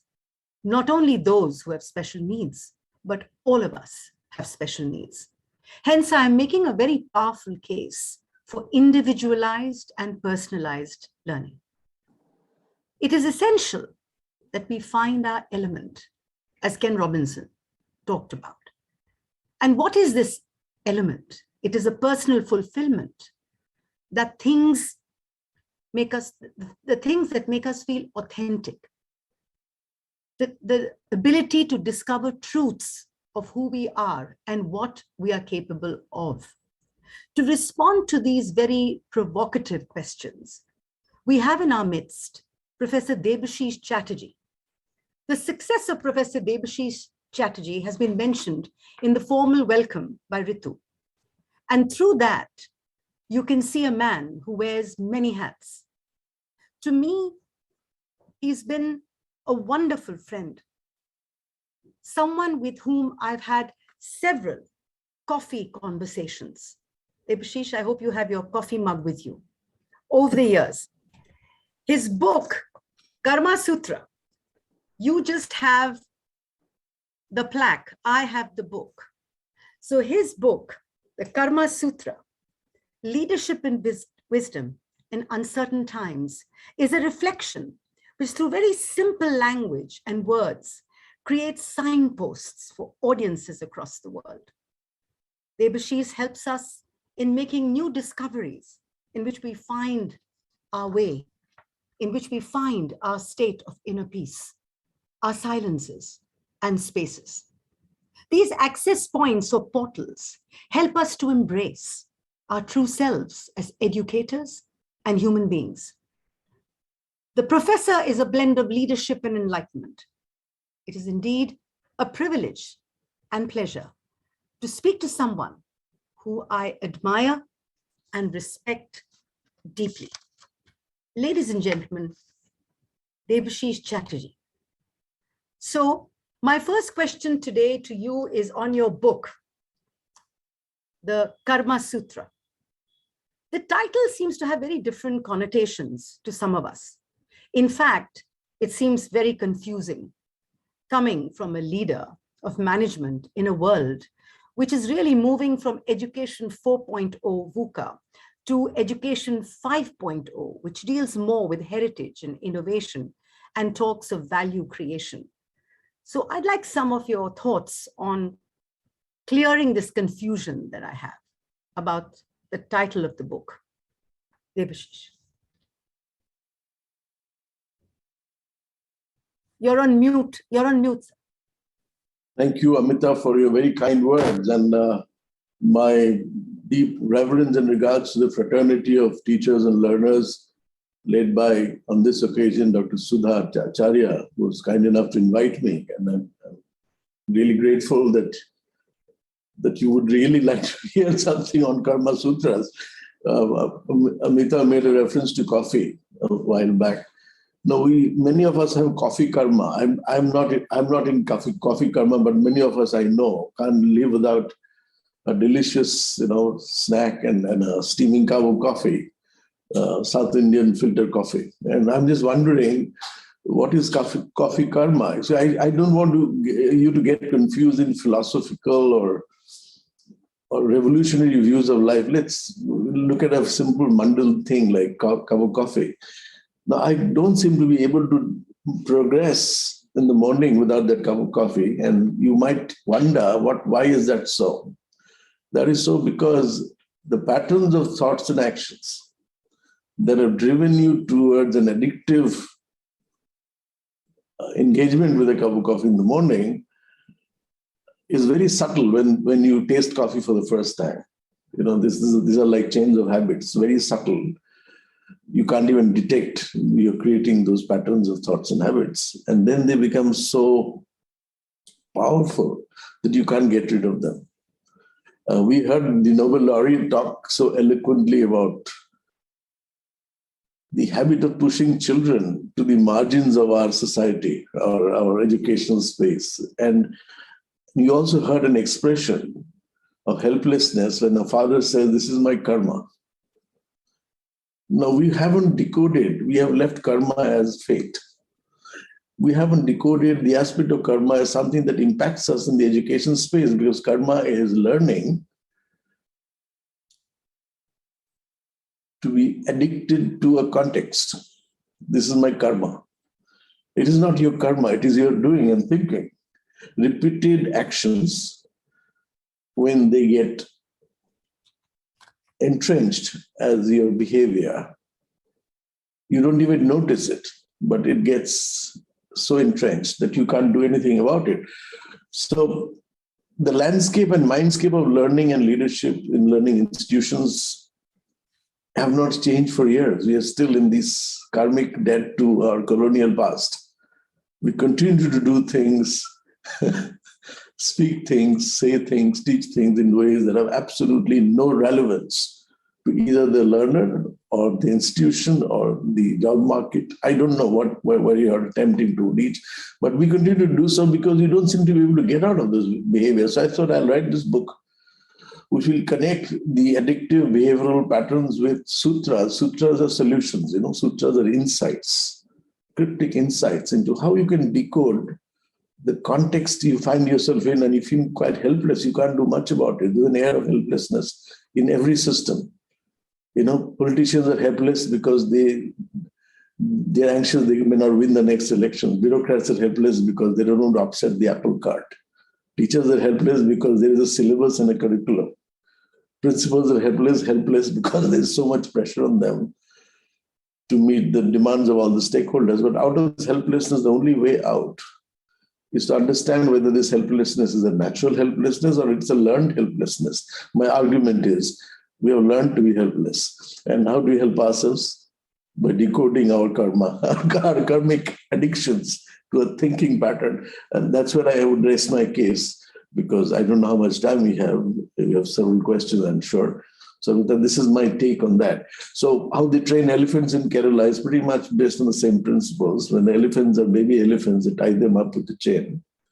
And the elephants try to get away and they can't. And they have entered into a belief system and a structure that even when I grow up, I can't get away if I'm tied up. So as a strong elephant is tied with a small rope, the elephant doesn't even attempt to get away because it has accepted its karma that it can't get away.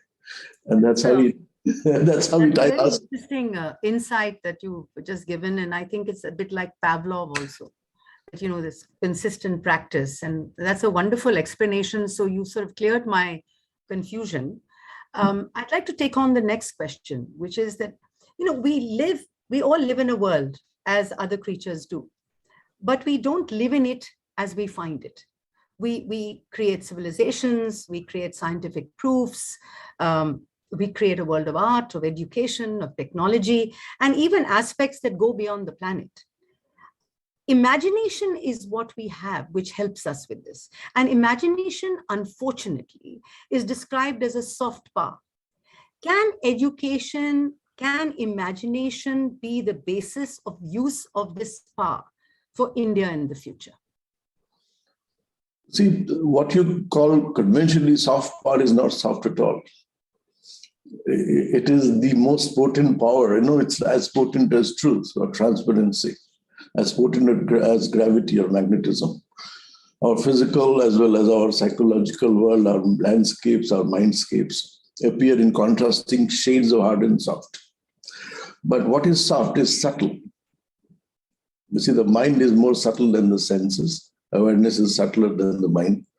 And we evolve in our perception of the subtlety that is already inside us. So what you consider soft power is an evolving power. Look at our knowledge age that has heightened the global competition for minds, attracting talent and intellectual capital from around the world is seen as a potent tool for enhancing a nation's soft power. It's accepted all over the world. And not so long ago, India that had a long and impactful influence as Vishwaguru. We look at Nalanda, Takshashila. They are known far and wide as propagators of wisdom. Even the Chinese classic by Yun San talks about the journey of a Chinese monk to India as a journey to the West. India was literally the West in terms of aspiration, even for China in those days, because of India's soft power. And what was the soft power?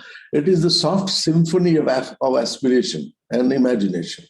It is aspiration that builds great nations. Transformative education is actually the building block of our national aspiration to be a global super soft power. What is this destiny that we're looking at? We're looking at educating more than 1 billion competent and compassionate citizens for the world stage. Now, it requires not just hard knocks, not mathematics, not geography, not history, but what is the nature of life? How does a human being evolve? How do you evolve from a monkey to a monk? And these are gradations of soft power that we are talking about. And so you have to understand that the hard powers that we all look for, mathematical capability, numeric, verbal ability, these are hard aspects of our education. But the softer aspect of education is that not the analytical bit, but how do you synthesize all the subjects that you learn and apply this? And the ability to synthesize is the soft power. That's where wisdom comes from. Knowledge is about being analytical. Wisdom is about knowing how to synthesize that knowledge for real impact in real world, for solving real problems of life. And that's where soft power comes into play. And that's where principals and teachers need to be grounded in the understanding of what is compassionate teaching, what is compassionate learning. And so the point is that we have to build that into our, not just our curriculum, but into our consciousness, so that when a teacher enters a classroom, doesn't look at children as half-grown adults, but as fully formed human beings from whom we can learn as much as we can teach, right? And so that ability to see the whole rather than the part is the ultimate destiny of all soft power aspirations. And that's what I think I will conclude. Yeah, go ahead. Thank you. Thank you for that. Very interesting. I think you're talking about soft power being more to co-opt rather than coerce. And I think that's what we are looking at today. My next question to you is that, when I think about the future of education, I wonder if teaching is any different from learning. And are they not both an integral part of our being?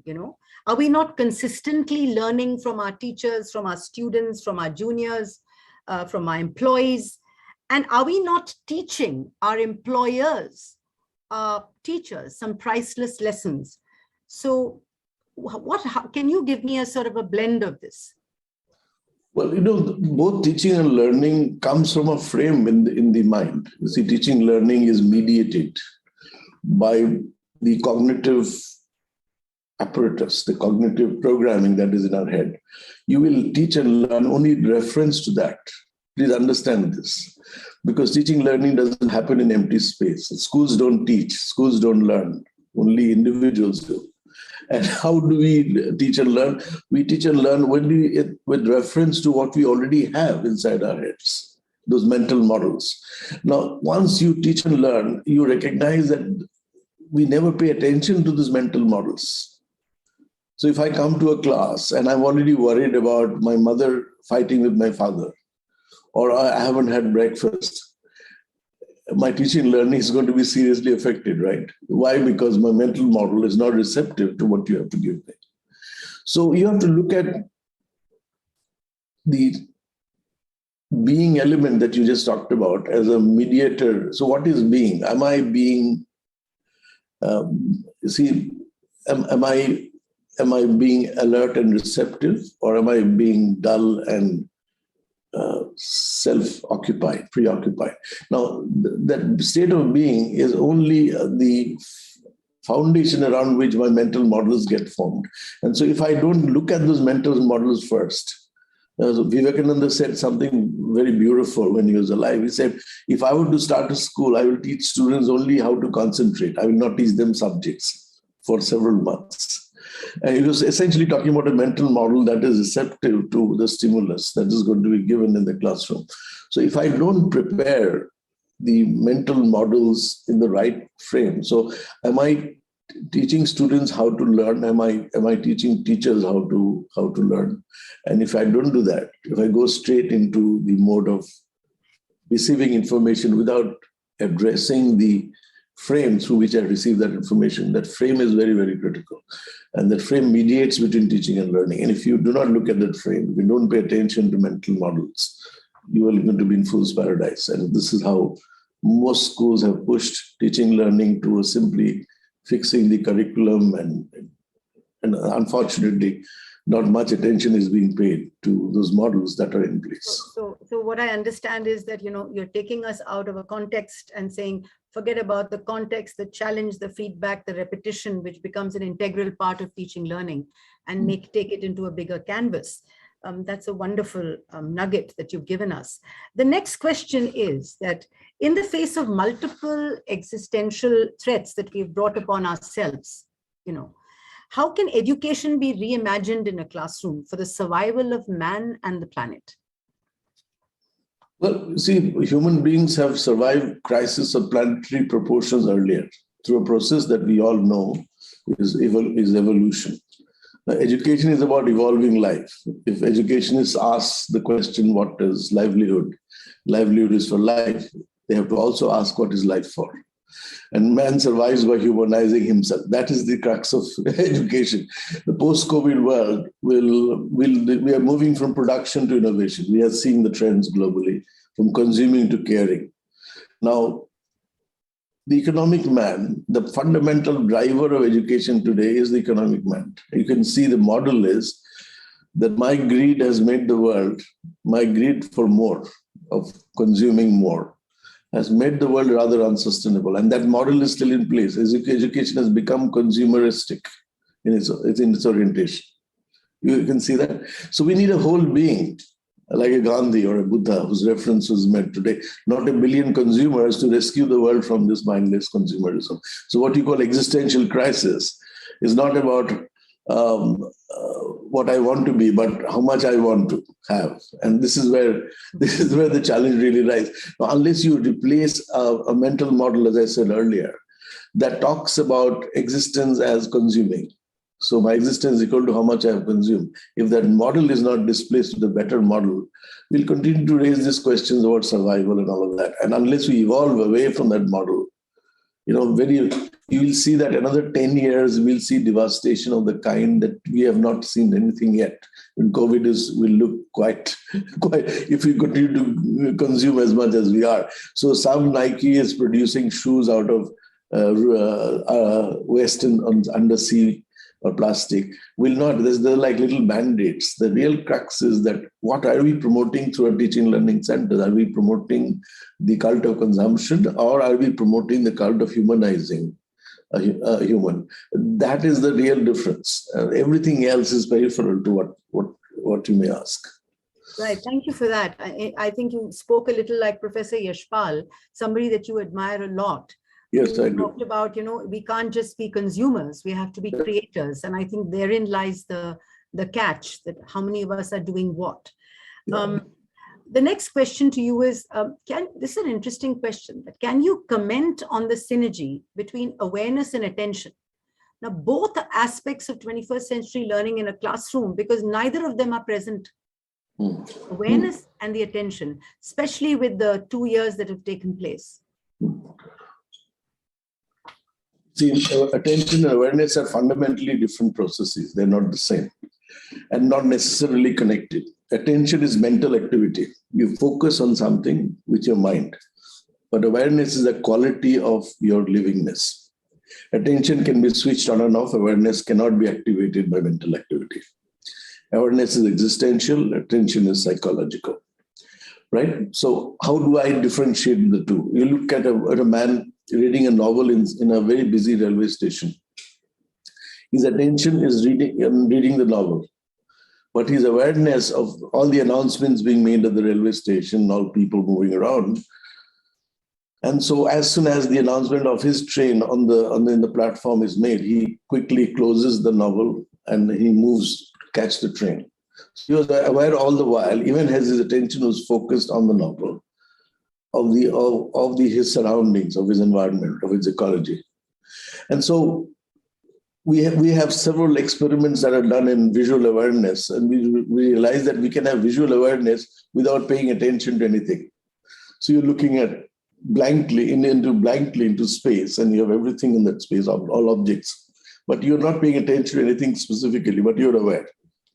No, we now know that children who have this habit of being aware without specifically attending to anything develop as very bright kids, because they can process a lot more with clarity than anybody else who does not have that capability.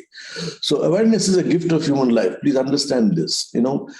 Right now, what we call awareness is stuck in the oppressive tyranny of what I would call information crunching brain. So we are constantly stimulating our attention. You have a smartphone, every 10 seconds, you go there. Now, after my talk is over, if you don't feel the temptation to look at your smartphone within the first 5 minutes, I will say you're a superhuman being, because you're walking against the tide. Why? Because attention is now captured, co-opted, tethered to a device that has made you addictive, attention addictive. So it is attention addiction, not deficiency. Please understand the psychological theory is called ADD. I would say this is addiction of attention at the cost of being aware. So to be able to look at a sunset with no agenda, with no specific attention focal point, is to be aware of the large picture, how the world unfolds. In fact, a school called Rishi Valley enables kids to actually look at Astachal, sun setting, right? And they're not allowed to do anything else. And that is precisely how you awaken your awareness. This awareness that slips in a rock and springs to life in a planet, walks about in an animal, and finally awakens in a human being. So awakening of this awareness, which is the equivalent of livingness. If I'm alive, if I'm radiantly alive, if I'm vibrating, if I'm responsive to my universe, I'm aware. Because awareness is the same thing as being alive and having a life. And so this is fundamental. That difference has to be understood. Otherwise, even if you do a little brain scan, you'll see different parts of the brain are activated during attention and awareness. So you will know awareness is a general state of being alive, whereas attention is a very focused way, and it requires you to unfocus. So attention can be switched on and off. And if you do not know how to switch off attention, like you're addicted to your smartphone, you're in trouble, because you are doing it at the cost of being aware, right? So that's very interesting. I think, as you said, that what I understand is that awareness is maybe an outside stimuli, and so it's an output, and awareness may be an input because you're looking at yourself, attention. So anyway, that's a very interesting point. I could listen to you forever, but and I know that everybody else can listen to you forever. But I'm going to ask you the last question for the day, and that is, I'm going to come back to your wonderful book, which again I read, and like all the 17 books that you've written, and I know you've got a new book there somewhere in your soul which is coming out. And so the last question is, coming back to Karma Sutra. I don't want to mispronounce it in any manner. How do you define the word clarity? And how does clarity help improve our mental health? Wonderful question, and I wish that you asked that question. Like charity, like charity, rather, clarity begins at home. Where clarity starts? Not with more data, not with more information. In fact, the exact opposite. Clarity comes with lesser thoughts per minute than you had before. Think of Arjuna, the classical model of focus and and capability. Now, he is looking at the eye of the bird. His teacher Drone says, Arjun, what do you see there? He says, I see the eye of the bird. Not the whole bird? No, just the eye of the bird. Don't you see the forest behind? No, just the eye of the bird. So Drone says, here is a leader. So he says, Arjun, shoot. And Arjun shoots because he has only one thought. Now, replace Arjun with anyone else here, and he'll say, oh, eye of the bird. I was thinking of birds in Mexico or Mexico, depending on how you pronounce it. And then I was thinking of Mexican food on my table and chopsticks. And from the bird, you've moved you've taken a trip around the world in your thought process. You have 100 thoughts per minute. So if you reduce the thoughts per minute, you have great clarity. Just look at, you're trying to enter a stadium where there's a big cricket match going on and some performance happening. You're wondering how you will jostle through this huge crowd and find that perfect seat on which you sit yourself. And initially, your mind is so full of clutter of anxiety and thoughts and all of that, but eventually you find that precise seat on which you are sitting, right? You have achieved clarity. Because those clutter to find that unique pathway through the clutter. Right. And so you reduce your clutter to one thought, or you are able to increase the decision space in the clutter of thought, the space for decision. How do you? I think that's a very interesting concept, because you're talking about, in many ways, clarity brings that fragmented mind, which helps, for us to understand mental health issues. No. Give me couple more minutes. We are not talking about clarity only in terms of fragment. We are talking about clarity as in identity. If you're clear, right. You will not make the mistake of getting co-opted by. I'll just give you a simple example. When I was in a little town in Bengal, I always thought I was a Bengali of a particular kind. I was a East Bengali, not a West Bengali, not East Bengali. So my identity was around being a Bengali. And then I moved to Delhi, went to JNU for my first master's. And I was considered somebody among in Delhi, but I was not classified as part of my mohalla or my para, right? Or my little space in Bengal. And then I went to Mumbai to work, and I was considered somewhere from east of India. And I went to America, I was considered an Indian. If I could go to the moon, I would be considered a species, human species. So you can see my identity progresses as I get more clear that all those mental models around who I am supposed to be are superimposed from outside. So once there is clarity, I begin to outgrow myself. I begin to outgrow the small tiny little identities, Satyarthi made a mention of borders. There is no Germany, there is no France, there is no Ukraine, there is no Russia. These are mental models. There are only mountains and rivers and people's mindsets. And now if I have clarity, I will outgrow those little labels that I put on myself. And so you can see you have a space for decision making, for learning, which will be huge. And that's where the difference is. So if you're clear, your mental health issues will be reduced to, what is mental health? Too much of clutter in your mental space. Great. You started sounding a bit like John Lennon, Imagine there are people, imagine there are no boundaries. You better take up singing. Now, it's been such a pleasure speaking to you today. You're truly a sage, encapsulated in the guise of a corporate head, working in the boardrooms of the 21st century. So as we continue to redesign learning and create places for our children in the economies of the 21st century, let us continue to dive into our cultural pool, into our cultural gene pool, and get hold of our identities and communities so that we can square the circle.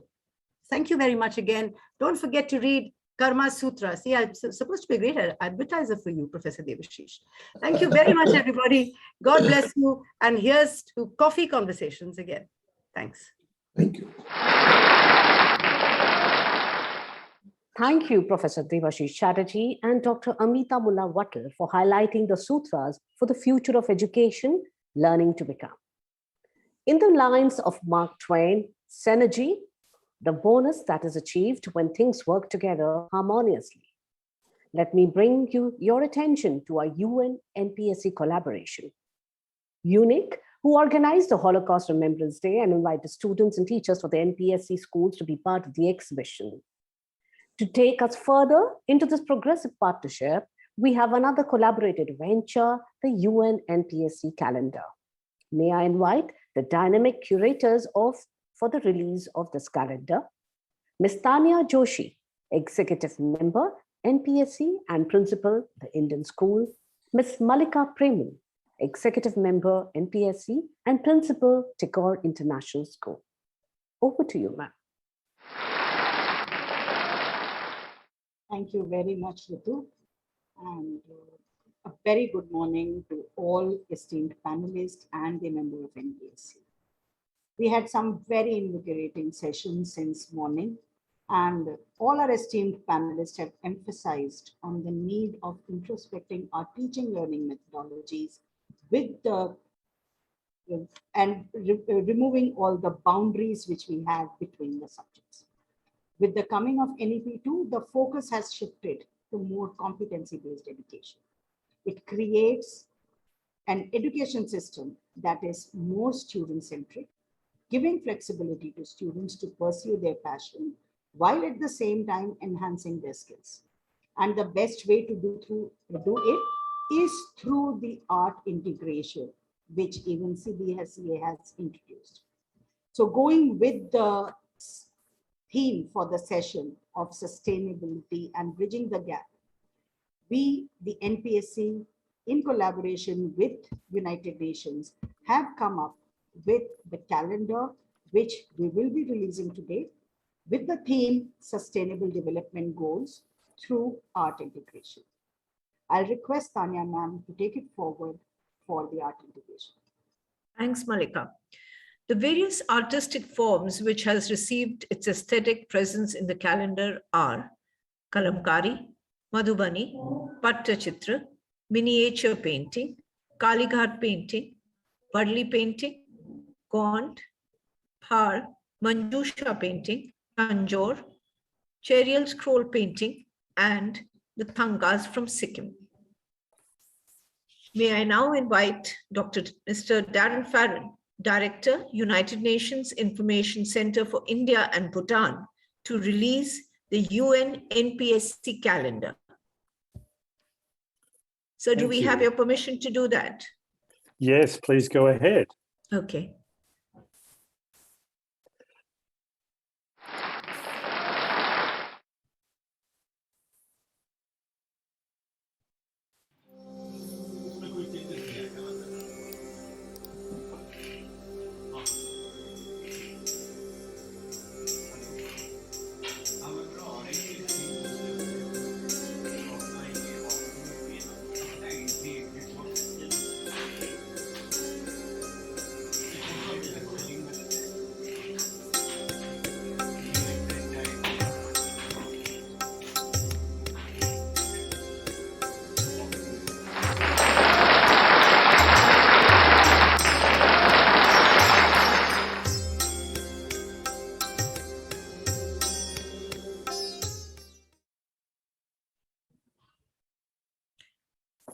I think the calendar is a beautiful expression of the works of various students of different schools. And I take this opportunity, Mr. Darren Farron, to invite you to address the gathering. Thank you so much. Thank you. And good afternoon, everyone. It's a real pleasure to be able to join you all today, albeit virtually. I'd like to thank the organisers and Dr. Sujya Acharya in particular for inviting me to speak. I'd also like to acknowledge our distinguished participants. And on a personal note, I'd like to say how challenging it is to speak at an event when you have to follow a Nobel laureate. I don't think Kailash Satyarthi is still on the line with us, but I found his speech to be incredibly inspiring today. And I'm still thinking about what he said to us about acknowledging the hummingbird inside each and every one of us. I'm also thinking about what our keynote speaker, Professor Chatterjee, just said, especially what he was saying about the tension between attention and awareness. So, as I said, it's a pleasure to be here, and that's because the National Progressive Schools Conference is a long-standing and committed partner of the United Nations in India. You've collaborated with us for many years to boost understanding and awareness of the Sustainable Development Goals and the wider work and agenda of the UN. And so I'd like to thank you for those continuing efforts. The theme you've chosen today for the gathering, Bridging the Gap for a Sustainable and Inclusive Learning World, is a simple one, but it's an especially salient one as well. It reflects the singular importance that education can have and does have on an individual's life and on their significant life outcomes.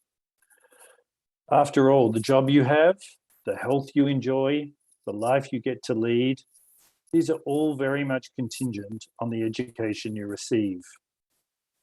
This is truer today than it ever was. Globalization has increased the value of education and learning worldwide, and the COVID-19 pandemic has only accelerated that trend. Today's theme is also a reflection that we face stark and persistent inequalities in access to quality education and learning. A poor education is no education at all. So our goal, therefore, must be to ensure that quality education, goal 4 of the SDGs, as you all know, is treated as a fundamental human right that can be realised by all of us. Not as something nice to have or to aspire to one day, but as something that each and every one of us deserves to have right now. Everyone, everywhere. So we must think big, very big, casting our ambitions as broad and as deep as possible. We must reach for systemic change, even when that change can sometimes make the comfortable among us feel uncomfortable. We need change that makes a lasting and enduring difference and ensures that every hurdle or barrier to education is eliminated. After all, we need to ensure that quality education is never left to the outcome of a geographical or demographic lottery. I'd like to thank you once again and say what a pleasure it was to be able to launch the calendar today. I love seeing the product placement and everyone who already has a calendar, and I encourage all of you to use it as I will. I'd like to thank you and wish you fruitful discussions for the rest of the conference. Thank you, Darren. Thank you so much for joining us. Thank you so much for joining us. Thank you. Thank you for your words of motivation and sharing your insights on the future of education. May I now request Ms. Meenakshi Sahani, Vice Chairperson, NPSC, and Principal, Modern School, Vasant Vihar, to kindly propose a vote of thanks for the inaugural session. Over to you, ma'am. Thank you. A very good afternoon to honorable guests, center stage, esteemed members of the panel, senior and team members, NPSC, members of fraternity and all present. It is indeed my privilege to propose the vote of thanks on this special occasion. As we successfully conclude the inaugural session of the 49th annual conference of the NPSC, the simple yet profound words of Eli Wiesel come to my mind, who says, "Every hour is grace." At a time when the world continues to face the conundrum of uncertainty arising out of first the pandemic and the war now, grace it is that has brought us all together to this common forum, a mindful space that is anchored in potential and possibilities. We are blessed indeed. And on behalf of the entire fraternity, I would like to express our deep sense of gratitude to our chief guest, Honorable Shri Kailash Satyarthi, Nobel Peace Laureate, a teacher of teachers who stands for the voice and dreams of every child who is deprived of freedom. Sir, The message we take from your gracious presence is that lofty goals become more beautiful and infectious when clothed in simplicity and humility, as reflected through your thoughts and actions. We salute you yet again for your steadfast service to the cause of education and your impassioned interaction with us today. I am sure you will be a great source of inspiration for those who dare to dream and venture into the globalization of compassion. All we need is courage and to discover the tiny hummingbird within us. Further, we are grateful to Mr. Darren Farrant, Director, United Nations Information Center of India and Bhutan, for his keen participation halfway across the world in our conference and your kind words, and for so graciously releasing the UN NPSC collaborative calendar as a mark towards a continuing partnership for quality education. Thank you, Mr. Farrant. I would also like to express our deep sense of appreciation to Shri Manoj Ahuja ji, OSD, Secretary to the Government of India, Ministry of Agriculture and Farmers' Welfare for the inaugural address. His worthy and countless contributions to the education ecosystem in the country as former chairman CBSC. And as a committed member of the Fraternity of Educationists, his ideas, democratic methods, and impactful decisions will be remembered. We are grateful to you, sir, for having acknowledged NPSC and its efforts and the larger role it can play with issues like learning gaps, equity, and reorientation of education towards a more well-rounded outcome. Further, I also wish to express our sincere thanks to our keynote speaker, Professor Debashish Chatterjee. Sir, your boundless wisdom and profound understanding of what the future roadmap of education in the country should be is not only an eye-opener, but also refreshing when it comes to decoding our karmas and the more subtle yet powerful influences in our lives and how important it is to declutter our minds. A heartfelt gratitude, sir. A conference like this takes more than what meets the eye to become successful. The voice of reason has to not only be heard, but also understood and adopted. And it takes earnest involvement of all stakeholders. The organizers, without who the conference could not have been, the participants, without who the conference would have no meaning, the guests and attendees, without who the conference could have no purpose. I thank them all profusely for their meaningful partnership with the NPSC. I also wish to thank the silent workers who remain behind the scenes for most part, the technicians, staffs, and aides, and all those who don't find a spot under the spotlight, but without whom the spotlight won't shine, literally and figuratively. Thank you. Let me also add a word of appreciation for the team that put together a beautiful invocation. And before I take the final bow, may I request you to please put your hands together for the ever-inspiring chairperson NPSC, Ms. Sudha Acharya, for establishing newer benchmarks. And on a lighter note, may I also urge all participants to keep handy a list of general stretches to be used between marathon sessions on diverse viewpoints, untrodden perspectives, and never before takeaways. Your unwavering attention, participation, and engagement will make this year's conference a resounding success. And may the force be with us when we meet again next year in happy and healed times to report growth, accomplishment, and many, many miles of achievement. We stand for love and hold the vision that there is hope. Thank you for being here. Thank you, ma'am.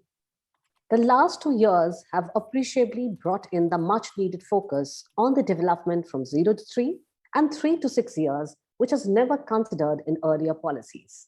Extensive researches in cognitive development, both at the prenatal stage and the postnatal stages, clearly indicate the importance of its nurture as vital to the futuristic intellectual, emotional, and social profile of the individual. You guessed it right. Our next session is about rethinking learning in primary years. For the same, may I invite, we welcome the illustrious Dr. Rukmini Banerjee, CEO, Pratham Foundation. We accord a hearty welcome to Dr. Sunita Gandhi, founder, the Council of Global Education, former economist, World Bank. We also have with us the eminent Dr. Venita Kaul, Professor Emerita, Ambedkar University, Delhi.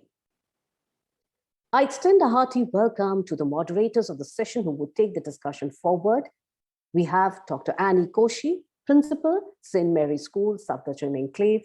We have Ms. Sadhana Bhalla, former Chairperson, NPSC, and Principal, Meera Model School. Ms. Seher M.A. Sayyad, Executive Member, NPSC, and Principal, Hamdard Public School, has kindly consented to be the coordinator of the session. Ma'am, the floor is all yours. Kindly take over.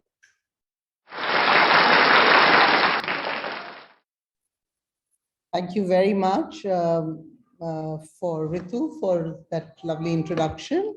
So we are on to the session. I'm so sorry, Dr. Kaul, Dr. Banerjee, Dr. Gandhi, that we are a little late, not a little, quite a bit late for the session. And I'm really thankful that you're still with us for that. My sincere apologies. The topic is rethinking learning in primary years. I think with the last 2 years, the whole COVID situation, Corona, has asked us to rethink many things. And primary and pre-primary are definitely areas that sometimes are neglected, but need much of our attention. And have we really done any rethinking? And to get on to the speakers who have much to offer, Dr. Gandhi, you have been talking, and of course, we all know of the immense work that City Montessori Schools is constantly doing. And you have talked about the experiments and research that go on in your school. And you particularly spoke about the Alpha, the Accelerated Learning Program that you have for all in schools. Could you sort of tell us something about it and how relevant it would be for the primary years? Yes, certainly. So a very warm hello to everyone present. Just would like to say that, look, I mean, for me, education has been the watchword from the earliest years. So I have that bit of possibility with a school as a laboratory and a large school like City Montessori School. But not just that, I've started a school called City International School way back when I came back to India. With the idea that my 2 children will study in a sort of experimental school, if you like. And my daughter has done really well. My son is still in grade 12, and she's made it to Harvard from that school. So I just want to say, and she came from a slum. She's my adopted daughter, and she knows that. She's adopted, and she's quite happy with that. So the point is that, you know, how come that these children coming from almost any background do very well? And one of the discoveries has been about aspiration. So when you add education with aspiration, it tends to yield a better result, number one. Number two, I've been looking at the idea of getting the children to learn faster, which we all want. I mean, every school. Now we're mostly all progressive schools here, private schools, if you like. But where my greatest learning was working with the underprivileged children.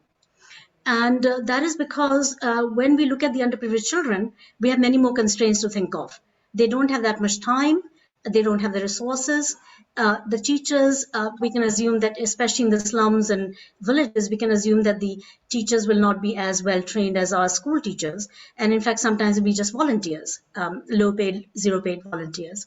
So anytime, anywhere, education. So how do we do that? So the question I posed, a research question, was can a child or an adult who already knows his language, can speak, everything is good, can they learn to read in just 1 month from ground zero? They don't even know the letters. And is that possible, or is this an oxymoron? And that also with just 15 minutes per day.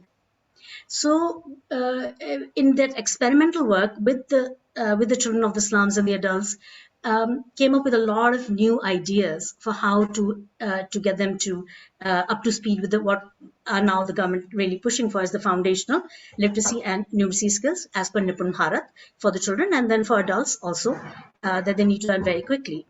But to do so, you have to probably think in a vastly different way. And because I had the laboratory, I could do anything. And therefore, there was no constraint like, okay, the parents will form a beeline out of the school, and all sorts of crazy things will happen if I try to be very experimental.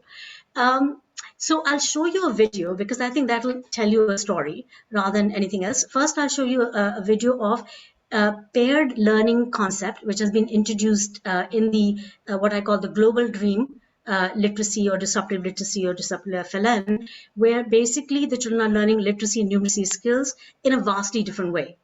And the volunteers are, or the people who are teaching are merely sometimes grade 3, 4, 5 children also teaching each other, or they're older children teaching an adult or another child, like in a SUPW context.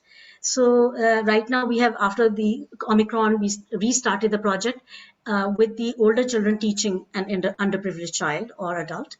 And presently 30,000 children are doing so, started in January with a break, and now again into the groove. And in addition to that, some 500,000 children across India in 13 Indian languages have done the same. They've taken up the SUPW project because it is so simple to teach with. I think anyone can be a teacher. We've done it with village women with grade 3 knowledge and so forth.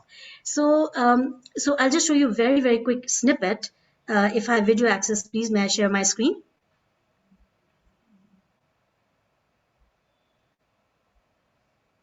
Because I think, I can talk about it and say, oh, it's so great and wonderful, but, result has to be seen with the children. And I'll just show you a modality first and then the alpha video. I'm not getting the access to the screen. Is it possible for ma'am to get access? Yes, I had told Sudha ma'am, the tech team, kindly give access to Dr. Sunita. So while we're waiting, I'm connecting with you after 8 years. We hope we're going to throw some light on the reverse methodology that you talk about. Right. Okay, right. So, but anyway, I think now I can just share with you.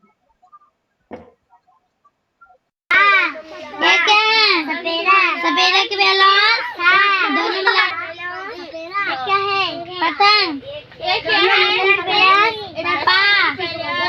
रस्सी राम पाड़ा पड़ ये क्या है? Okay, so you can see paired learning is going on here, and the mentor needs to prepare the environment, needs to give the right prompts, give the right materials, but more or less the children are able to learn with each other, and this saves a lot of cost, but also so much more joyful for the children. We had a teacher, government teacher in Shravasti recently implement that, and he did it the old way. I mean, he took the same toolkit but started teaching from the front. And the children were all bored. They were all like, spending their time in a different way. So I think teacher mindset change about possibilities is really critical here. Now I'll share with you the other video because that I think will put everything in context. This happened. This is a video eyewitness account of the press and media, and also the former Chief Secretary of Uttar Pradesh, Alok Ranjan, being present on the occasion as chief guest. So I'll just show you the reading capacity of the children and what the observations were by the various people who were present that day. I call them the eyewitness accounts. So here it is. Dr. Gandhi, I was just thinking, can you hear me? Yes, Annie, go ahead. Yeah. No, I was just wanting actually while you're getting ready to throw this question to both. Maybe Dr. Vinita Kaul has very strong, I believe, some research evidence to show that early reading can be harmful. Is that right, Dr. Kaul? I think you said something to me about that yesterday. And of course, Rukmini would be very helpful for your comments since we're talking about children from lower economically, challenged backgrounds, what is being said. So Dr. Kaul, would you like to make a comment first on this? Yes, certainly. I can come in. Thank you, Annie. Yes, I think it's one has to sort of nuance this by understanding what is harmful for children and what is beneficial for children. Because in the name of early education or early accelerated learning, we should be very cautious about what is the content and what is the pedagogy. What is it that we are trying to get children to learn, and how are we getting them to learn? So I think it is our own research has shown, which we did with Rukmini's organization, Asar Center in Ambedkar University, that this is more about the NEP. But what our research has shown is that early childhood education can actually lead to narrowing or even wiping out the social inequity gaps that are there in our society, provided we are able to reach children with a very high quality early childhood care and education. And as I said, quality education means content and pedagogy. So the content has to be not accelerating the primary education curriculum or down extending the primary education curriculum downwards, which is actually happening today, that we are forcing children to learn to read and write when they are not ready for it.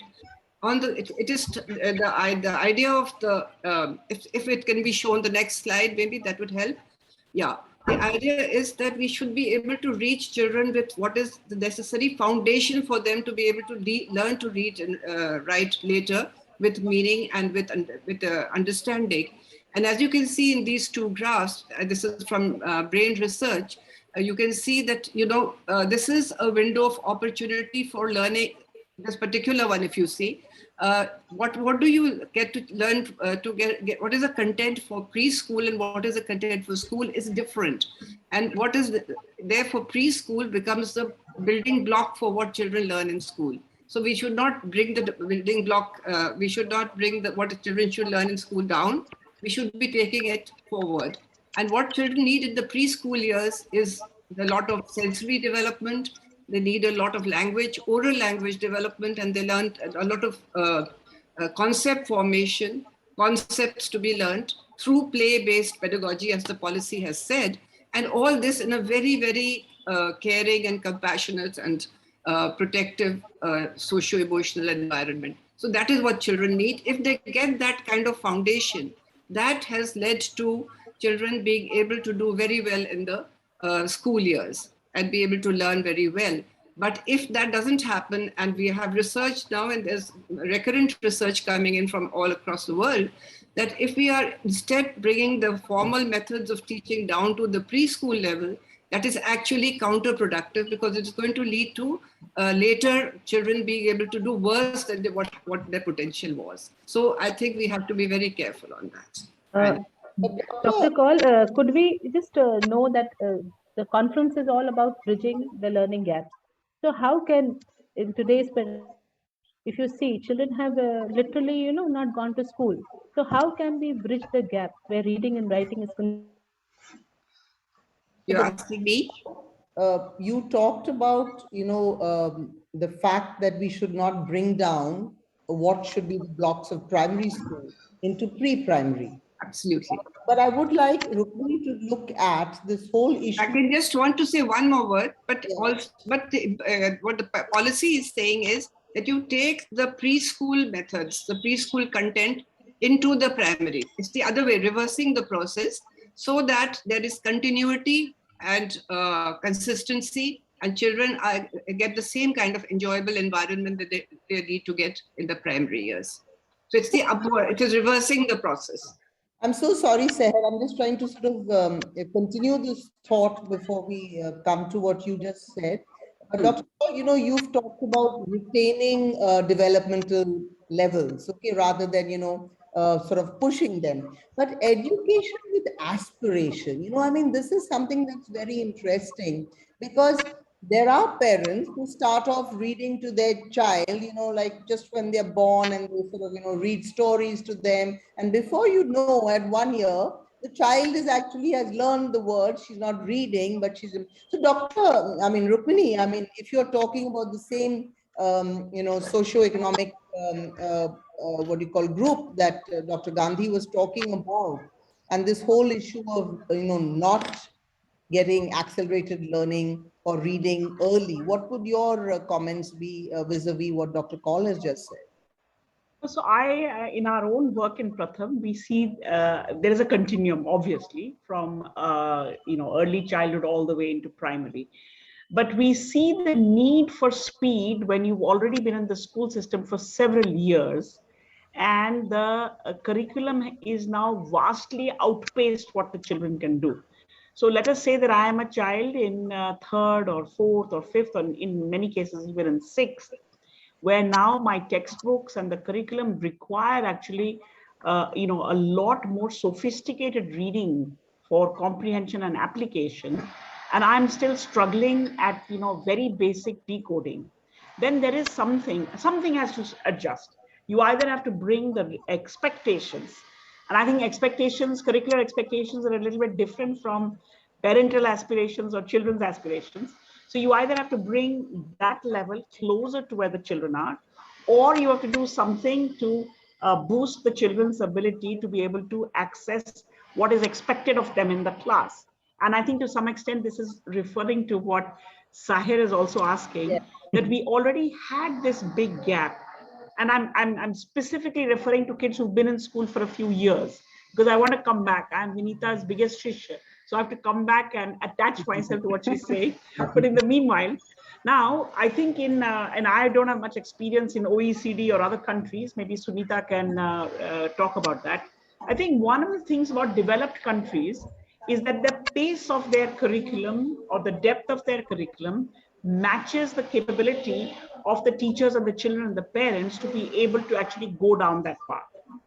We, however, have big mismatches between the ability. I think schools like yours, because of strong families and strong teachers and probably progressive methods, maybe they don't see the gap as much.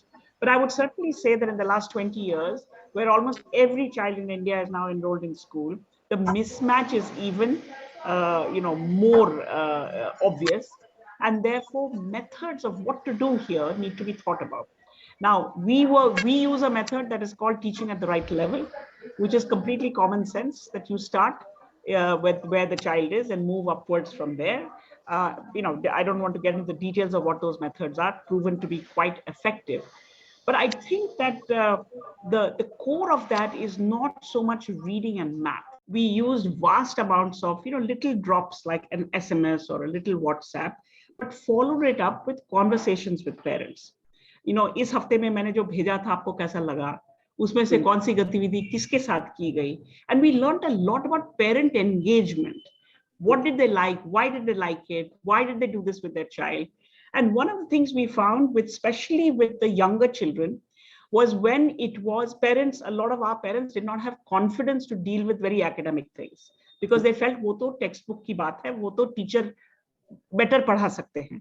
But with the early years, whether it was the Anganwadi age group or the 1 and 2, we found that activities which engaged things in the household, which involved oral activities, mothers were very happy to get more and more inputs to do it.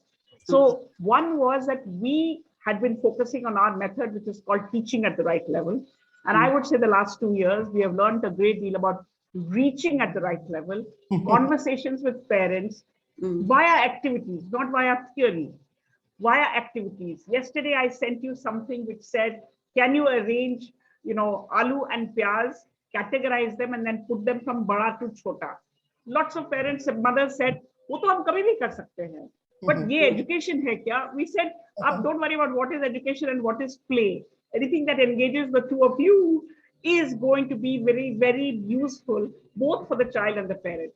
One last thing, we've been doing a lot of melas, which we call readiness for learning melas, in which mothers and children come and do different activities. Some of the governments are taking this on. So Punjab government a couple of days ago had these across the board, mothers of preschool and 1 and 2 come to school, and they do a whole bunch of cognitive activities, puzzles, and deliberately doing less numeracy and literacy, which is the natural thing to do, but reading aloud, word games. And we had many, many schools say that this is the first time that mothers held a crayon and did coloring. And very often they said to the child, "Tum ruk jao, tum baad mein karna, mujhe pehle karne do." Now, to me, this is bringing the family together to really enjoy things which are actually good for everyone. I mean, if a mother likes to draw, the children are definitely going to. If the mother likes reading aloud, children are definitely good. But our mothers, at least in the kinds of mothers that we deal with, have not had this opportunity. And for them, education has been literacy, numeracy, which they see a lot of people getting and moving ahead. So as a big society, how do we create this movement to say that early years have to be spent in this broad way, in which everybody engages, and what happens in school and what happens in home does not have to be so different, and slowly build from there. Of course, up to 5th, how we go, we have to see, but I think it's very doable in this age 3 to age 8. And I also feel that government schools are much more open to community engagement, as they see that this help is really going to be needed in the years to, in the next couple of years, because of the pandemic. Yeah. So I think what you call a parent had told us that आजकल ma'am teacher लोग पढ़ाते ही नहीं है, हमें ही पढ़ाना पड़ता है. So this online, as you're saying, parent as the first educator was being sort of put into place. But sorry, Seher, I think I interrupted you. Wanted to say something? No, I was just saying that let's hear it out from Dr. Sunita too, because I think she's wanting to show her PPT. Yeah, but Dr. Gandhi, perhaps, you could pick up on this reading that you have done. And I really want to see, because Dr. Kaul had talked about this interdisciplinary integrated approach. So you're doing accelerated reading, but how would you bring, numeracy into this whole reading thing? I mean, how do you do that in the accelerated learning? Can I just interject for a second, just to clarify something, Annie, before Dr. Sunita Gandhi shares? When I was saying that there should not be any reading and writing for children in the pre-primary stage or early years, it should lead to reading and writing in the early primary years, I did not mean no exposure to books or no. Basically, all that is very necessary to be able to get the children to bond with books, to be able to bond with reading. And also, they must have a good language environment to be able to really get on to understanding and reading with comprehension. So there is no point including emphasizing on children learning the ABCDs and reading unless they have the language base to be able to understand what they are reading. That is very important. Yes, Dr. Gandhi.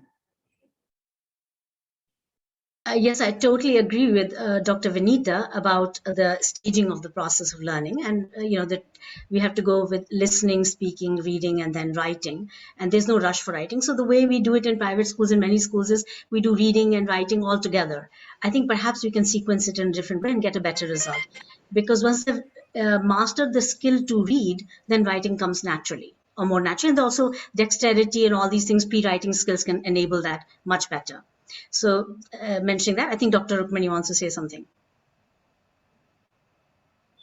I actually feel that all of these things can happen together. We, in our own work, don't make a big distinction between writing and scribbling and drawing, because we see this as expression that you put down on your own on a piece of paper. And we've seen, even with kids who are learning to read, that as they put their pieces together, being able to express their own thoughts in some form visually is very useful for developing both their own. So one of the things they do is, anything that let's say we've all heard a story and discussed it. Fir aap kagaz pe put down whatever it comes out of the story. Sometimes children, almost all children will draw something. Some will start putting some words in. So the most important thing is not what they write or what they're trying to do, is the conversation about aapne kya banaya. Because then that piece of paper and that visualization serves as the next step of elaborating. Again, I think aspirations, expectations come in a lot. Because I've had children say, "Ab ruk jaiye na, thodi der mein achhi tarah se bata dungi," because I need time to think and to develop my thoughts. So I'm a big believer that, I'm not saying writing, but I'm saying expressing orally, on paper, with color, with words, however you want to do it, has to happen simultaneously to give the depth to the reading aloud and to the oral development of the skill. Spelling baad mein aayega, we don't bother about that. But independent thinking has to be encouraged in whatever way. Yeah, I think we can see the video now, Dr. Gandhi. Yes, okay, I'll go for the video. Just want to tell you that we don't teach ABCD at all, A, E, Kakaga, none of that. We go straight to the words. So as soon as the children enter school, and even the older children, we are calling it alpha because of the COVID. You know, children at grade levels 4 cannot read, grade levels 3 cannot read. So basically they all begin, just like when we learn French or we learn, Arabic or any other language, we start at ground zero. So we expect that all children will scaffold it at a different rate, but that will start them on very early learning and with the skill to decode by themselves. So they go straight to words because we are going from known to the unknown, and I can share the philosophy methodology later, but I'll just focus on the outcome right now because it is actually amazing to see 5-year-olds being able to read a newspaper in just 3 months of learning. And again, so that's why I brought the eyewitnesses, the press, to be there, and Alok Ranjanji, the former Chief Secretary of Uttar Pradesh, and Mr. Patnaik, Literacy House, India, Chairman, Senior IS Officer. So I'll just show you the video now. May I have access, please, to the share screen? शताब्दी में पहुंच गए हैं, लेकिन अभी भी हमारे देश में 30 करोड़ से ज्यादा व्यक्ति अभी भी अशिक्षित है, लिख नहीं सकते, पढ़ नहीं सकते। कोविड के बाद जो सिचुएशन है वो बहुत ही खराब है। क्लास 4 का बच्चा 2 साल मिस कर गया, क्लास 2 में था जब कोविड शुरू हुआ, 2 साल स्कूल नहीं जा पाया, क्लास 3 का बच्चा बिल्कुल नहीं पढ़ पा रहा है। तो बहुत ज्यादा डायकोटमी आ गई है, बहुत ज्यादा डिफिकल्टीज आ गई हैं। ऐसा report they point out in government schools the position that class 5 children are not able to read the text of class 2 even.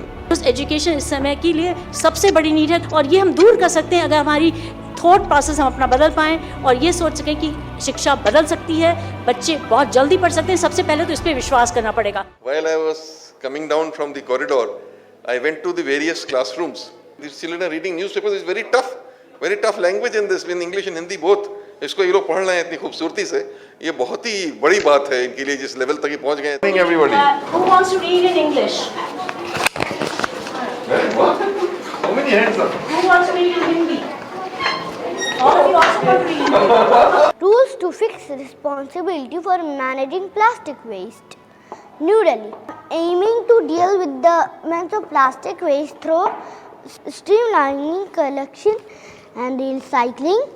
Indian companies support motorsport and help Indian drivers create a name in the world. Very good. UP बाकी प्रदेश में शामिल होने के लिए a plant-based diet reduces chronic disease risks and strengthens ecology. My research focuses on chronic disease and its prevention. In this regard, I analyze how behaviors such as that physical activity. I'm so impressed, and truly, what I could see is that the children are not mechanically reading. I mean, they're not rehearsed, is what I mean. संक्रमण में आई कमी, repeat response टीमों की संख्या की जाएगी आधी। की पद्धति में ऐसे भी स्कूल्स हैं जहाँ 5 साल के बच्चे अखबार पढ़ रहे हैं। I am just awestruck and I am amazed. Lucknow IPL team promoter meet CM Lucknow super games promoter RPSG group chairman Sanjiv. Can we read this? My nanny and Ramkumar entered their second straight final. सैनिक school में प्रवेश के लिए आवेदन अब 28 तक। अब हमने एक अप्रोच जो डेवलप करी है जिसका नाम है अल्फ़ा। ये है अल्फ़ा इंग्लिश की बुक्स हैं, इसी तरह अल्फ़ा हिंदी की बुक्स हैं, और अल्फ़ा के थ्रू जब पढ़ते हैं तो अमेजिंग प्रोग्रेस होती है। इस प्रोसेस ये है कि बच्चे पेयर्स में काम करते हैं, पीयर लर्निंग करते हैं, उनके पास पपेट्स हैं जो खुद बनाते हैं, hand puppets, Tina and Toto, 2 उनके कैरेक्टर्स हैं, उनके थ्रू वो बहुत ज़्यादा प्रैक्टिस करते हैं। स्पोकन इंग्लिश भी इनकी बहुत अच्छी हो गई है इसके ज़रिए, और कॉन्फिडेंस तो बहुत ही बढ़िया हो गया, वोकैबुलरी बढ़ गई है। This year we have implemented alpha books and dream book toolkits. The process is different. The technique is different. Children are learning by themselves. We need to tell them what we are expecting from them, and that creates an environment of self-learning. They work in a pair. It involves the cooperation among themselves. They have to decode the things themselves, like we move from known to unknown. We never give the answer. इन्होंने कितने महीने पढ़ा ये भी आप सुन के हैरान होंगे। मात्र 20 मिनट प्रतिदिन 3 महीने में ये पढ़ने लायक हो गए अखबार के, और कुछ भी पढ़ सकते हैं। आज जो ये पढ़ रहे हैं वो आज के पेपर्स हैं आपके, तो इरेट के नहीं आए हैं, ये एक्चुअली कर रहे हैं, और इनको किसी ने प्रेशराइज नहीं किया, ना इनके ऊपर जोर डाला गया। अल्फा मॉड्यूल बनाया है जो कि और भी फास्ट है, जिसके अंदर की स्कूल के अंदर क्रांति कर सकते हैं। तो बच्चे बहुत ही ये बच्चे 3 महीने में पढ़ने लिखने लायक हो गए। रिवर्स मेथोडोलॉजी, हम नॉर्मली पढ़ाते हैं A for Apple, B for boy, A for अनार, हम ये सब पढ़ाते ही नहीं, हम तो अल्फाबेट पढ़ाते ही नहीं, सीधे जाते हैं शब्दों पे। Coming to City International School was a fantastic experience, especially looking at the work which the Devi program is happening, the FLN, and the students, the way they were reading. It was really an eye-opening experience. Thank you so much for having me here. Dr. Gandhi, can we stop this now? Yeah, we can.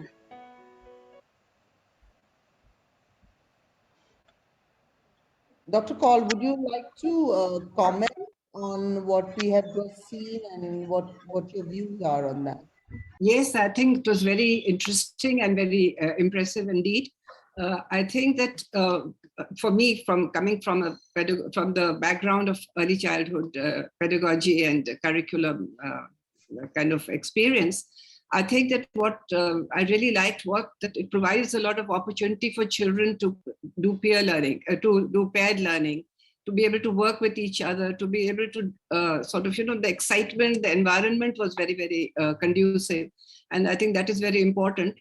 But what I would like to say is that one of the concerns that one of the priorities that we should have, especially in the primary grades and also early childhood, it is expected, but not in primary.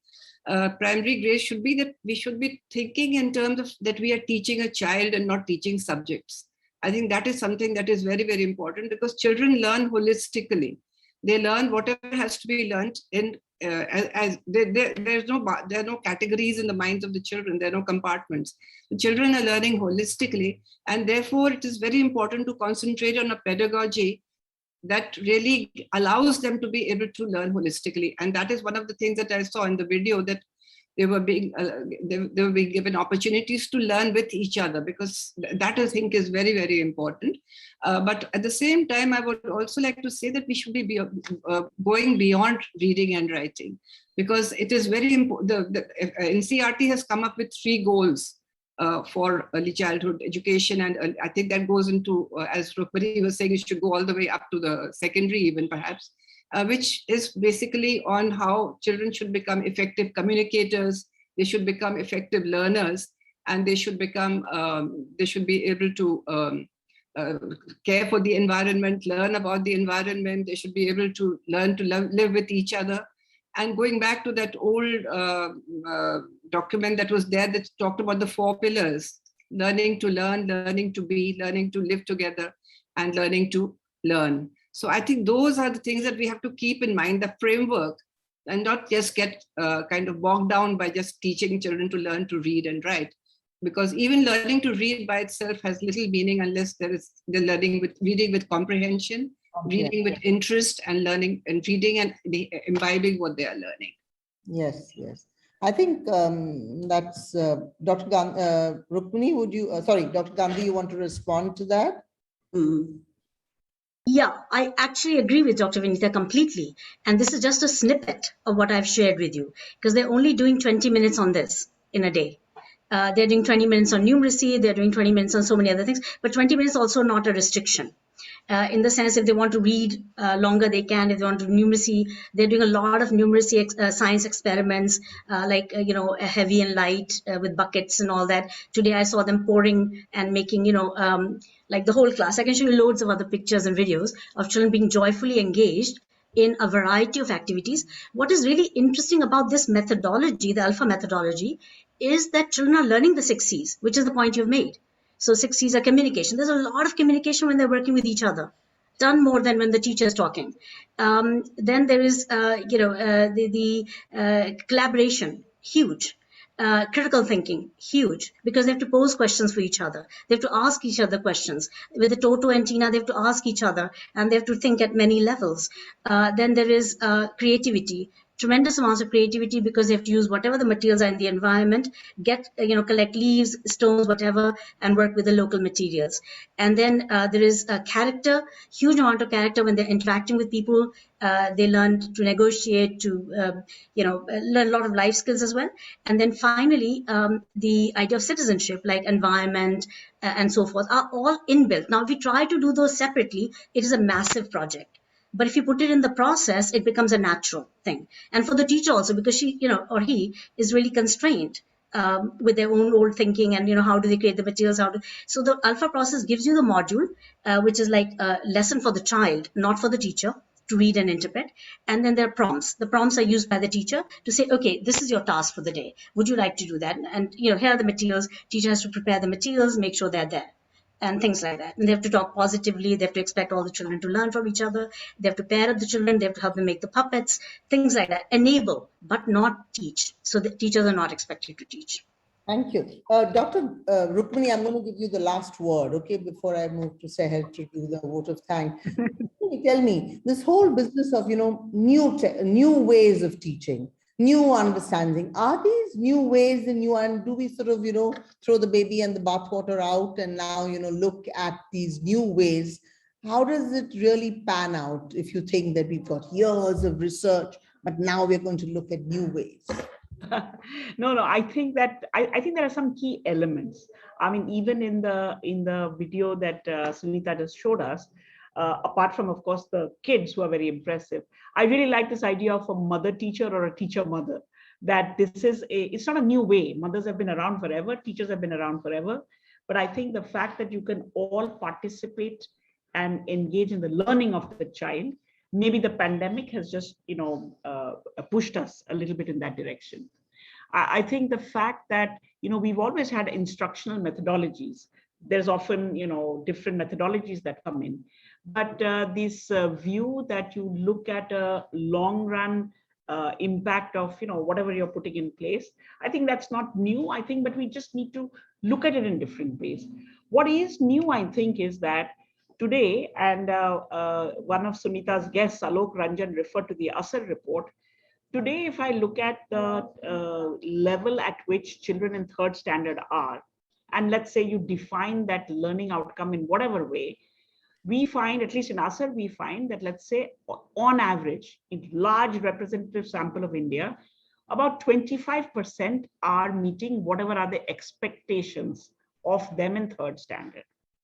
We want in the next 5 years that to be 100%. I mean, that's like we have never made that kind of a jump.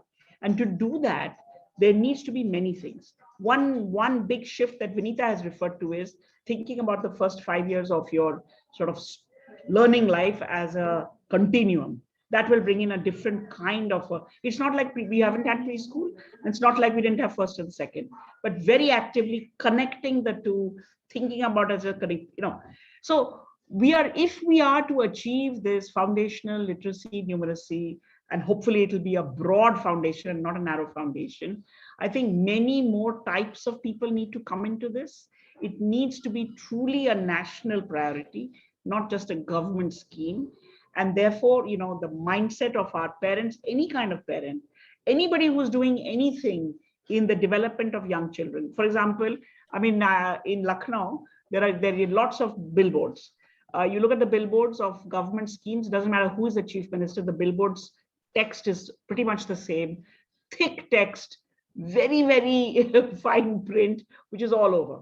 And then you look at advertisements like what Airtel puts up No Sanyuktakshar, simple words, big font. So as a country, if we want to encourage reading and discussion, what is that big environment?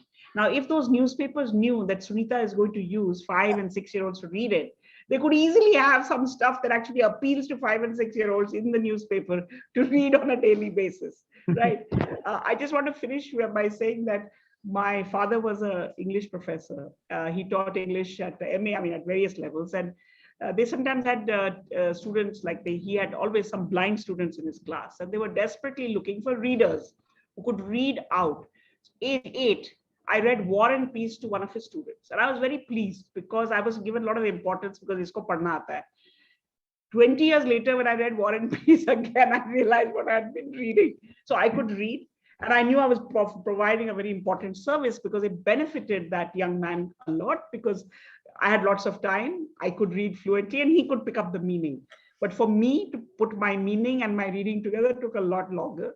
And but that's not to say I shouldn't have read War and Peace. I think that was a good exercise to have done. So I'm so happy that you guys are having this conversation. You are the leaders of education of India, and hopefully, many of the things we've talked about today can move ahead. Lovely thoughts. And let me not forget your mother, who was my professor at Lady Shri Ram of English. So father, okay, but no woman being forgotten there. Okay. And thank you so much for giving us so much of insight. Lots of the work is applicable definitely even to the so-called urban elite. So thank you very much for that. And Seher, all yours now. And thank you, Annie ma'am. And well begun is half done. And where thinking and rethinking is concerned, today it's time to reset, rethink, and reposition. And where Rukmani ma'am just said, then at the age of 8, she was exposed to War and Peace. And I've exposed my child to Harry Potter. He's read 4 series already. So there's no boundaries where reading is concerned. It's just a matter of mindset. And this is what we need to do. Rethinking is a skill set, but it's also a mindset. So good afternoon, everybody. Formally, I would like to propose a vote of thanks to all our eminent speakers and to the moderators, the 2 senior principals of Delhi who played an instrumental role. So on behalf of the NPSC team, we are grateful and we're honored to have you as speakers and panelists. Thank you so much. I think we've had a lovely session, and this was the beginning. There's yet a lot more to come and unveil. Thank you so much. Thank you. Thank you. Thank you, panelists, for this insightful session. Artificial intelligence and machine learning will change the way we live, and virtual cloud-enabled seamless data connectivity would usher in a digital revolution by 2040. AI and ML will make us believe that the world revolves around us. And as we talk, discuss, act, AI will surround us with actions and suggestions and actionable inputs at a wink. Space tourism will turn from fantasy into reality. Holidays tour to Switzerland, Bali, Seychelles will be replaced by tours to Venus, Mars, and the moon. If this be the reality, which so far is an imagination, how would education be? It's only a matter of time before we enter the Testonian age. Our next session is Future Trajectories of Technologies, Transforming Learning Ecosystem. May we introduce the very eminent panelist, Mr. Chris Hart, founder and director, Unstuck Learning Australia, and the very famed and distinguished Ms. Bani Paintal Dhawan, Head of Education, India and South Asia, Google India. I extend a hearty welcome to the moderators of the session who would take the discussion forward, the much acclaimed Ms. Jennifer Starr, OAMM, International Partnership Manager, Asia Education Foundation, University of Melbourne. Ms. Jennifer Starr couldn't join us due to a natural emergency at Brisbane. We also have with us Ms. Asha Prabhakar, Secretary, NPSC and Principal, Bal Bharti Public School, Noida. Ms. Rashmi Malik, Executive Member, NPSC and Principal, Sanwan Public School, Gurugram, has kindly consented to be the coordinator of the session. Over to you, ma'am.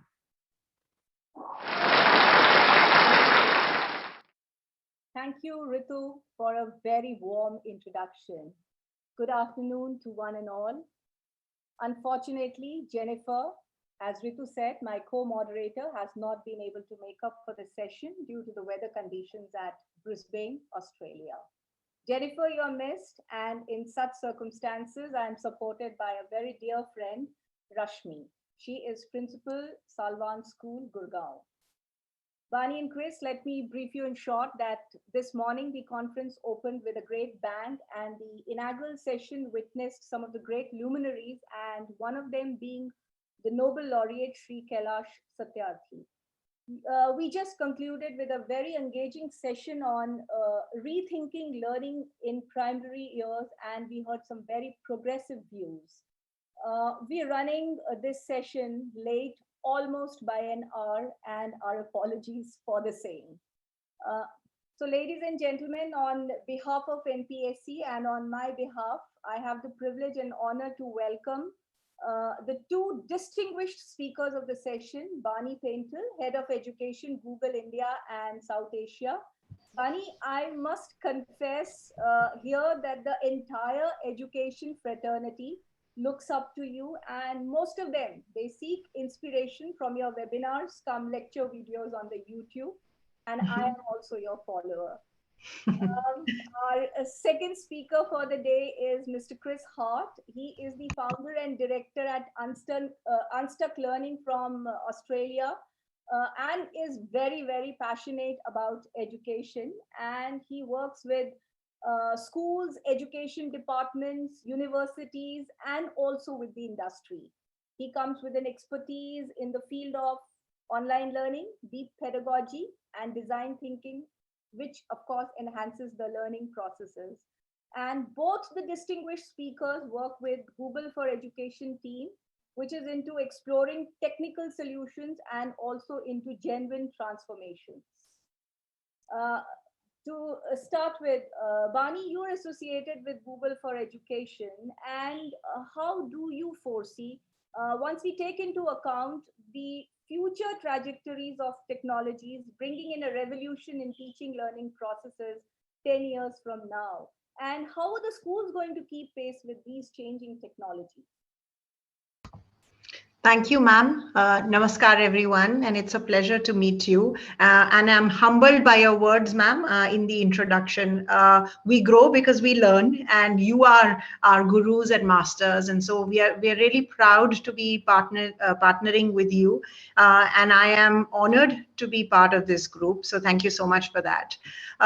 I would start by fundamentally answering your question, ma'am, that these last 2 years have in any case taught us a lifetime of everything, whether it's, how to survive, how to thrive, how to, connect, how to support, how to build communities, how to support, each other, and more importantly, how to adopt technology. I don't think any of us had visualized that our lives would fundamentally change in less than 2 years. Though I must confess that I think students were very much on this path, and they were hoping and praying that and when we come back the next day to schools, magically we will have all of this AR, VR technology where we'll be talking and, talking to the virtual world, so to speak, or the metaverse as we are now wanting to call it. So it's very, very interesting that, from a future generation, they already wanted to live and breathe that world.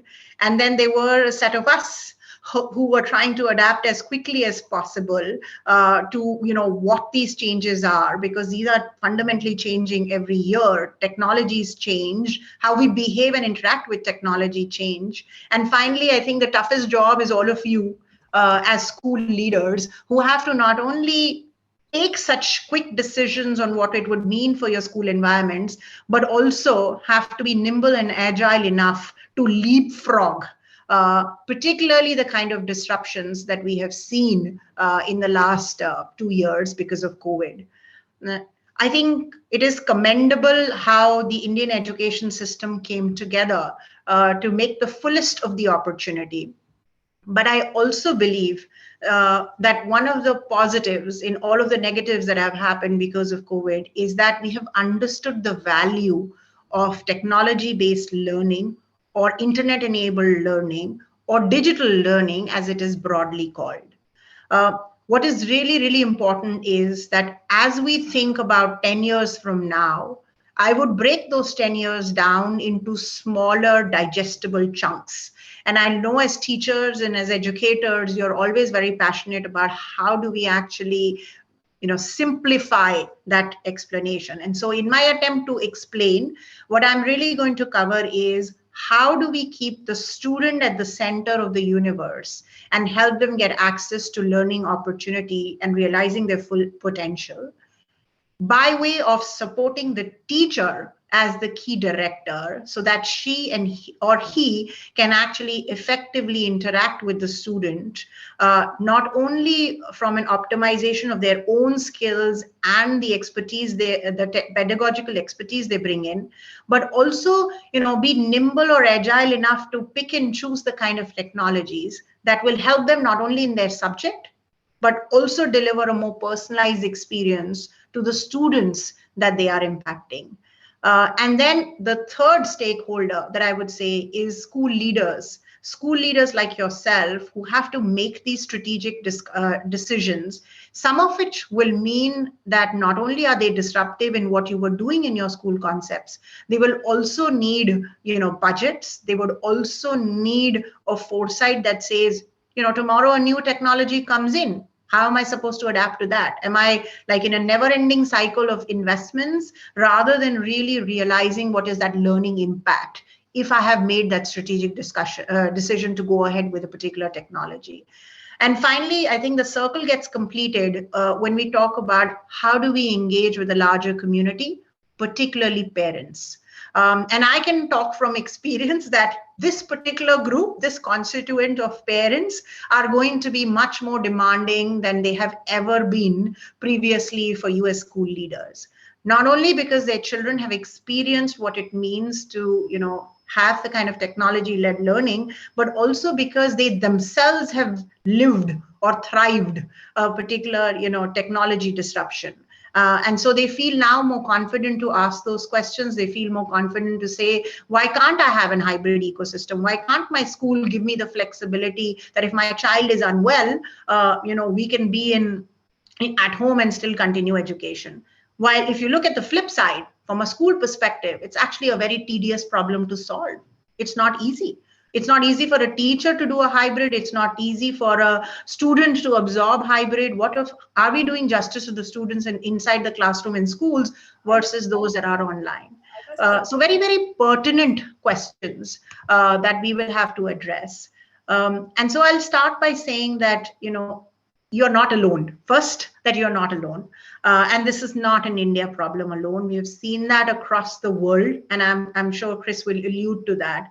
I would say, as you think about some of these challenges of how technology can help you deliver education, can transform your teaching learning practices, what you would think about as school leaders should center around how do I provide access to learning and education that builds equity, that provides fundamental skills to my students, to your teachers, and also how you engage with your parents. How can I optimize my budgets to have the biggest impact? Like, how do I bet on one or two, building blocks? And I say building blocks because I don't think at this point in time, our schools have the building blocks to use technology successfully. We may think that we have it all, but I think where our general survey shows is that there is a lot of thinking, rethinking, and recalibration that we need to do in terms of where we are as schools and what is the impact that technology can have with us over 10 years, and then bring it down to more digestible chunks of the next 2 years, the next 5 years, the next 8 years, and 10 years, because a lot will happen within that time frame as well. And to also, keep your students and teachers safe in whatever environment you may choose, whether it's a hybrid environment, whether it's an online environment for certain tasks, versus, moving students completely to school. But I do believe that at the end, each school will come up with an answer that will be unique to them. I don't think that there is a template that will be used even in this progressive school group, because each of your contexts is very different, and your school, your teacher sets, your parent sets, your student sets are different. I would also think that one of the biggest thing that NEP is going to really change or shift is towards more data-driven decisions and more data-driven investments into technologies. Because what's really important is that we will have to collect not only student learning outcome data and say how we have progressed and what kind of technologies are imparting or impacting this kind of teaching learning process. But we will also have to assess other areas like teacher productivity, teacher engagement, teacher support. And overall, as school leaders, you will have to think about it with the school management committees, etc., on what is the direction that the school is really betting on. What kind of teaching learning environments which are technology enabled are we really going to bet on? So I think those are very, very important questions that school leaders should ask. And before going into some of our thoughts of how we think about it as Google for Education, I will call out that though we have seen a huge adoption of online learning in the last 2 years during COVID, we have also realized as India that it has amplified the access divide as well as the equity divide. It's a very real problem. We have to acknowledge that problem, and we have to find ways of how in the superset that you are dealing with, will technology impact positively? And if you feel that there is a course correction required, and some children are being left behind, or some teachers have been left behind, or some families have been left behind, how do we partner with them on the journey to collaborate and remove certain access barriers for them? Because what we don't want to end up doing is by over leveraging on technology and only going with what is fancy today, we are leaving a section of our students behind. That's not going to be good for India. That's not going to be good for any economy. So I look to you all to guide us also as Google for Education on where you think we need to think a little bit deeper on removing these barriers in partnerships with thought leaders like yourself. So what does that mean? Fundamentally, it means how can we change our approach from surviving to thriving in an ecosystem that would be digitally led, internet enabled, or at the very least hybrid, to make sure that all of the positives that we have learned in the last 2 years are incorporated into our teaching learning practices. I would also say the question that we should be asking is, how can we leapfrog to adopt digital across all the schools that you represent, and also support the ecosystem and act as a hub of innovation for some of these technologies? Because unless we support this ecosystem, it is too large and too broad in India. So please look at it, because collaboration comes easy in this environment, partnerships comes easy in that environment, and the same teacher that is delivering great learning for your schools can also make a material change to a student that may not be able to come to your schools, but can learn from all the wealth of knowledge that is being developed. So I would say hug and embrace some of those ecosystems as you think about transforming your school system using technology. It's very, very clear to us as Google for Education that for the future skill of students, both in their personal and professional environments, it will be an internet-first environment, and it will be a web-first technology environment. And what we mean by that is a very simple example. As educators and as individual users of technology, I'm sure you've experienced a life where you're easily switching between your mobile phone into your laptops or tablets, whatever there might be. And you're super frustrated when you are not able to find that same document or that same slide that you wanted to present on your phone versus your laptop or your tablets. Now, the world of internet and web technologies that we envisage as Google is going to be completely interoperable. You will be able to see the same thing on your phone that you're able to see on your laptop, that you're able to see on your tablet, in a way that you're able to not only do just-in-time knowledge sharing and collaboration, but also it will become a seamless world. Like there will be no loss of efficiency. There will be no loss of productivity in terms of, oh, no, can somebody present for me? Can somebody, oh, I lost my data, etc., etc. Now think, if our life has fundamentally changed, and this is a fundamental ask or a need that we have defined for ourselves as adults, what would it mean for our students, our primary students, our secondary students, our senior secondary student? They have to so quickly adapt to this environment. And we may argue that it comes naturally to them. And we are, not digital natives that they are, but clearly, this needs a reorientation of how we think technology, how we perceive technology, how we want to adopt technology. So I'll request you all, when you're thinking of how you want to adopt future technologies for teaching and learning in your schools, to look at some fundamental questions that you ask yourselves as users of technology and say, is it available in our environment, and how can we enable it? Because the future of jobs, the future of professional environments for your students is going to be highly collaborative. It is going to be global in nature. It will require skills like strong communication, confidence in both online and offline environments, and it will have to be focused on teamwork rather than just on individual work. So I'm only picking and choosing some of the stuff that I believe I have experienced with my own children. And there are obviously the other skills, the vast skills that we speak about in terms of how innovative they need to be, how agile they need to be, how quickly they will have to, think solutions rather than problems, critical thinking, problem solving skills.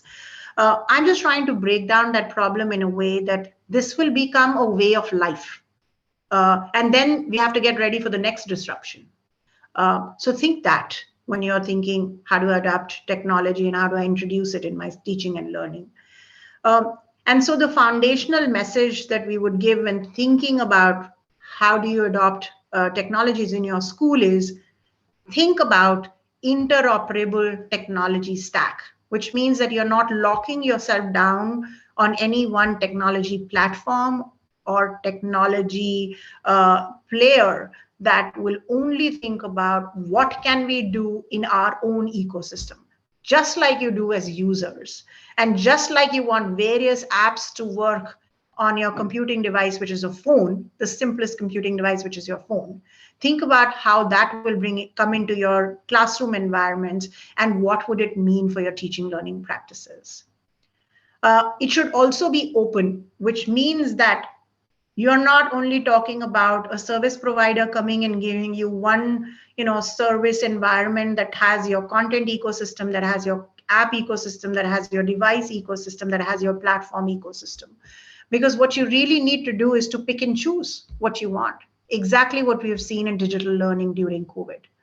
A math teacher needed different environments for teaching and learning in an online environment than a history teacher did, than an economics teacher or a Hindi teacher did. And we also have examples of art and culture. They needed completely different environment. So how can teachers pick and choose? How can students learn from different media? Is going to be very, very important choice that you would have to make. And finally, I would get into the area that the topic wanted me to cover in terms of what's the role of AR and VR in this environment. What is fundamental AI, ML technologies that will be part of our ecosystem. And I'm not calling it curriculum because it's not just about the curriculum. We will live and breathe technology. And we have to make very informed choices on why we are picking some of those technologies. So with that in mind, I would say there will be a role for how we have AR and VR as part of our teaching learning practices. But I would focus more on the fundamental building blocks of digital learning. I would step back, given the learnings from COVID. And as Google, we believe that if we make the foundational building blocks strong enough, whatever you introduce as technologies that are topical, are disruptive, or are enhancing your teaching learning practices, it'll all fit in. It will magically fit in, but it will also purposefully fit in. And what I mean by that is it's not a disparate system where we are like investing in a separate lab or a separate ecosystem. What we will ask of our ecosystem is, how can I easily scale this? When I'm betting on an interoperable and open environment, which is what the our government policies or NEP is also alluding to, why do I have to reimagine or re-choose a technology platform over again and again? I should be able to use the web for everything.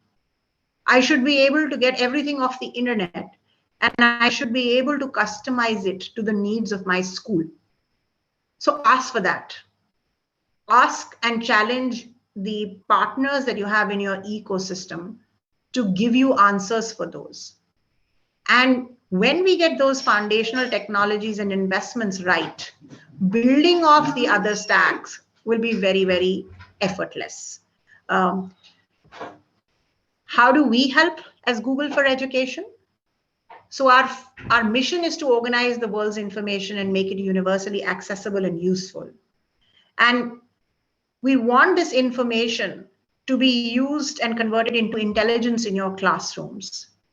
How you can apply that information to be transformative, how you can apply that for projects, for understanding and developing life skills are very, very important to us as Google for Education. And when we mean yours, we mean the entire ecosystem that you are managing within as school leaders, as teachers, as shapers or gurus of students, and how you will interact with your parents as well. Our endeavor as Google would be that every technology or tool will help people learn new things. They will be able to fuel their curiosity. They will be able to ask certain questions to build knowledge. And we'll also want to connect people in the process. YouTube does that effortlessly. Search does that in so many ways. Our entire platform ecosystem, which is Android and Chrome, is made to provide this interoperable experience effortless for you. And so that's what we are building on. That's the onus that we are taking as technologists, who are like, how do we build these open technologies, interoperable technologies, so that the user need is front and center, the learner need is front and center, and we as our product and engineering teams will have to innovate very, very fast. So just like the onus is on you to pick and choose some of these technologies, we have that we have that agility to think and innovate on your behalf on the product, which will meet all the future needs. That's a work that we do as Google.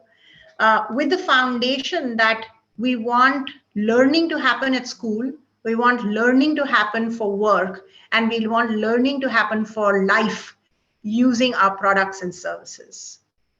We want everyone in the world to learn anything in the world, is what we are aiming for. And to be honest, learning cannot be restricted to just a classroom, and we've already seen that. It happens in life, it happens at home, in class, and everywhere in between. We're all learning, we're all innovating, and that has been seen pretty often in the last 2 years. From our side also, what is really important is when we are talking about interoperable technologies, we are partnering with NCRT, with CBSE, with state bodies, so that we are able to contextualize for India. So that we are able to provide our platforms as the foundational layer on which content can be developed in local Indian languages, so that it is easy to scale, across as many students or as many teachers or as many parents and communities that you want to interact with, or create it in a way that you are actually more comfortable saying, I want a school system. So the technology platforms have to be scalable for breadth as well as depth. And that's what our attempt is as Google for Education. How are we doing that? We're doing that by partnering on teacher training. I am sure a lot of you also are part of the CBSE network. We have a partnership with CBSE where we're partnering with thought leaders like yourself to not only provide certain curated classroom experience on Google Classroom, but also how do we actually work with teacher community directly on digital skill building. How can they feel confident about picking and choosing the right technology environments for their subject? GeoGebra is very common for maths. How do we actually get math teachers to talk to math teachers and they feel confident about introducing some technologies that are seamless in their pedagogy and delivering of teaching and learning? It doesn't stand apart. It's not a special something. It's part of their learning environments, is one such example. And we feel confident that, if we are innovating across products and if we are partnering with ecosystems like yourself, digital teaching and learning is going to have or already has had a positive impact both on student learning outcomes as well as teachers. Because we've seen them become more productive. We have seen them working very closely as teams. We've been able to continue learning in whichever shape or form that we have to connect during, closures such as COVID or pollution or whatever there might be.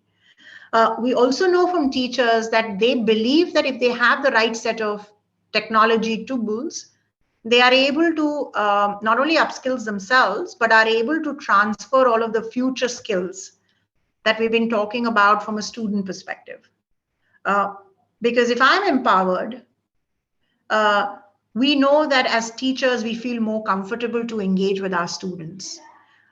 So we cannot underestimate the importance of investing in teacher training. In your technology strategy documents, in your technology adoption roadmaps, please overemphasize on teachers and how technology supports them, both from their productivity and engagement perspective, and also teaching and learning practices, because these are two separate problems that technology can solve. It's not one or the other. And they're a very, very important stakeholder. The only way to be successful in a technology adoption vision long term is to take each of your constituents along, each of your stakeholders along, and teachers being the center of that transformation that's happening. They have to be fully on board, they have to be fully confident, they have to have the necessary skill as well as technology tools to enable something like that. Now coming to the student, how will technology and AI ML in itself be part of a student's learning itself? One, that it would be part of these platforms. Google Workspace for Education has already got those tools built in. That's why we are able to provide the kind of analytics that we are able to do today. And that's why we are able to, provide meaningful analysis to teachers so that they can actually focus on a child's learning and also enable them to say, how can we reach from point A to point B? Please also see that, it is in all of the tools that you use today, whether it's on Google Meet or Google Classroom, you're seeing that intelligence get built in. And those are AI ML models that are working to build that intelligence. That's what I mean, that it's not going to be a special something. It's not going to be a special lab that we build. It's going to be part of what we do every day. That's going to make technology smarter, and in the process, our students and teachers smarter, and then the schools smarter. We also have to focus on, enriched feedback, both from a student perspective and a teacher perspective. We will be able to interact in real time. We will be able to give them tools and technologies that makes learning fun, interactive. Assessments will become easier. Assessments will be real time because of all of these technologies that we're talking about. And at the far end of the spectrum is the visualization that we do of personalized learning environments. What will happen in these personalized learning environments is the technology platform per se itself will give you as school leaders so much of intelligence that you are able to, have multiple layers of technology of your choosing that can customize it to your school experiences as well. But the foundation, the building blocks have to be right, and it has to be internet enabled is what we visualize it as. And as I think about, as school leaders, I'm sure you're grappling with so much already, thinking about COVID impact, future of education, how tech can help, what is the kind of technologies that you need to bring in. All I can say is digital learning or digital has evolved from being a stopgap arrangement to a long-term strategy. Please don't think about we had to do what we had to do. We thrived in a COVID environment or we survived a COVID environment. Whatever your vision or your analysis of these last 2 years have been, please realize that what we did and how we got online quickly to continue learning was only a small part of the story. It was just the precursor to a long journey that we all have to make. So embrace digital, but be very, very mindful of what you are using that for. Have a very clear measurable output in terms of why am I introducing digital technologies in my teaching learning practices. And please take your stakeholders along. Parents, like I said, have become a very important stakeholders. Teachers will be able to tell you. Yes. Thank you, Bani. Thank you so much, Asha ma'am. We'll move on to Chris now Thank to you. understand. Thank you, Bani, for some very great insights. And taking all the clues from you, there is no doubt that the future trajectories of technology will open up the possibility of profound transformation, and education is all set to experience a huge level of reshaping. Welcome, Mr. Chris. And digital education is evolving very fast, and nurturing students to be more connected to their lives, and of course, equipping them for a better future is the need of the hour. So there is a space where technology and pedagogy can work hand in hand to facilitate change, be that by providing teachers with tools to enhance their learning lessons, creating more fluid learning ecosystems, or transforming the classrooms into innovating learning spaces of the future. I've read your profile and you've been an outstanding teacher. So may I request you to share some of your practices which are related to future technology? Absolutely. Thank you so much for having me. It's an absolute delight to be here. Today, I have been traveling around the world. I started my day in Papua New Guinea. I then went to the UK. I then went to America. I then went to India. Before I came to India this evening, I went to India. I went to Malaysia. And then I'm absolutely delighted to be in India, all while sitting in my bedroom in Australia. So when we talk about future trajectories of technology, I'm really fascinated about this idea that indeed so much of the technology which we think is so futuristic is already here and already being used in wonderful ways. I just want to thank my friend Bani for her wonderful, eloquent and really fascinating presentation, because I think what she's done is set so beautifully that context around technology. And I'm going to take it now to kind of a really practical level and what some of that looks like when we're designing learning. My background is a teacher for 17 years, so teaching French, Spanish, technology, and design thinking. And then more recently working with schools and governments and wonderful people, supporting them in their digital transformation journeys.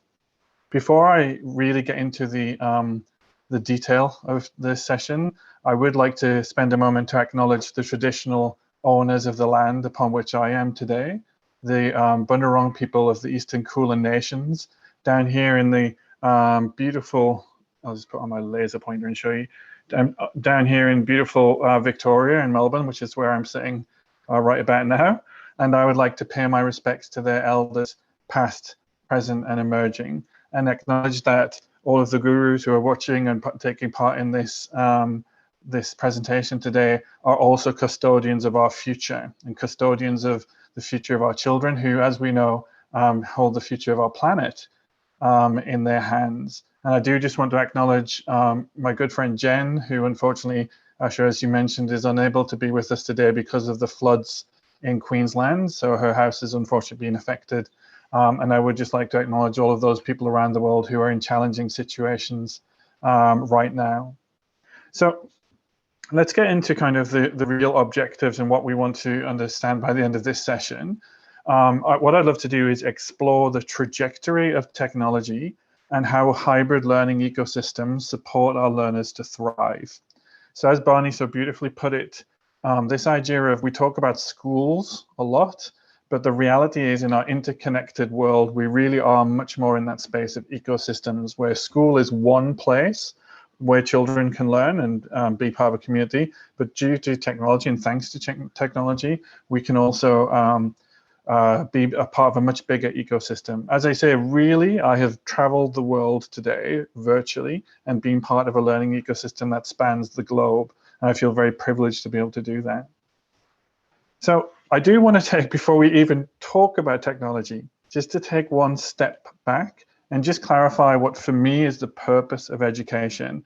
I felt really privileged to be sitting in the session before this, where we were looking at early childhood education, and it was such a beautiful discussion around what is that purpose.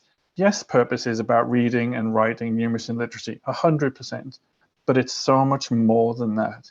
And what I would love to do is just to share, I guess, the purpose that I always hold in my head when I'm thinking about education. And I think about education in two ways. I think as a teacher and as someone who works in the education ecosystem to support education, but also as a father. I have a 16-year-old and a 2-year-old. So don't ask, it's a long story, but they both have their own challenges, one at the very start of their education and one coming towards the end of their formal education in a K-12 context. But what I think purpose of education is really about helping our young people develop the knowledge, absolutely key that they develop knowledge, the mindsets, the skill sets, and things like we heard mentioned previously, critical thinking, creative thinking, the 6 C's around collaboration, and the tool sets necessary. And what I love, as Barney just beautifully presented, is this idea that not only are we helping learners to know more, to be able to think in different ways, to be more resilient, to be more capable of pivoting, but we're also giving them the skills of critical and creative thinking. And we're providing them with really powerful tools with which they can actually do these things. And I think that is the role of technology. It truly is the tool set.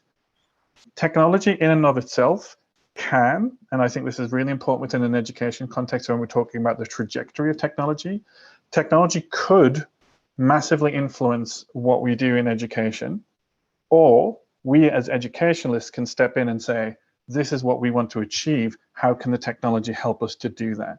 So when we talk about VR and AR, of which I am a fan, by the way, I have a really silly Oculus Quest that I wear and I look stupid when I'm at home because I'm kind of looking around and I think it's the most amazing thing. I've got a number of Google Cardboard, which is a very similar technology, but using mobile phones. So I'm a fan of that technology, but the reality is, if it's not being used to help develop knowledge, mindset, skill set, and tool set, then actually I would say it's fun and it's enjoyable and it's an interesting technology, but really it's about how we use it. And if our end goal is using that technology to help us to thrive in an equitable society and exercise agency in our lives, then I think that is a really, really important lens with which we look at technology and decide how and what technologies we want to use. And just coming back to Barney's wonderful point about the ecosystem and stakeholders, talking a lot about parents and teachers and schools. And obviously the one that we all know is at the heart of that, which, as Barney said, are the students themselves. How are we supporting them to have that level of agency, to have their purpose, to have their voice, to have choice, to have responsibility over their learning. And I am passionate about the fact that technology can be a true enabler in that space. So I'll quickly kind of have a look at some of the trajectory of technology as we know it right now. This is going to be very difficult for you to see. It is available online. If you look at McCrindle, M-C-R-I-N-D-L-E, it is, I'll just pop it up here actually so you can see. McCrindle are an Australian company who do a lot of work around demography, looking at the changes over time and generations. And the generation, and again, don't worry if this isn't super clear, that you can Google this and find it online. It's a fascinating image. It is based in Australia, but there are hopefully some relevant connections that you can make. And what it talks about are the different generations. So age 75 plus, the baby boomers who are 56 to 74, Generation X who are 41 to 55. I'm proud to say I'm in that Generation X.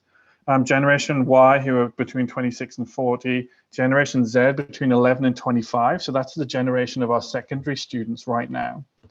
And then Generation Alpha, because they kind of ran out of Latin letters and so have gone to Greek letters now. So Generation Alpha being those children who were born between 2010 and 2024. So this generation will continue for a few more years. And the reason I bring this up is, again, I know it's very complex, there's lots of stuff on it, but I thought it was fascinating just to look at two kind of areas, and it's actually down here. It's about music devices and screen content.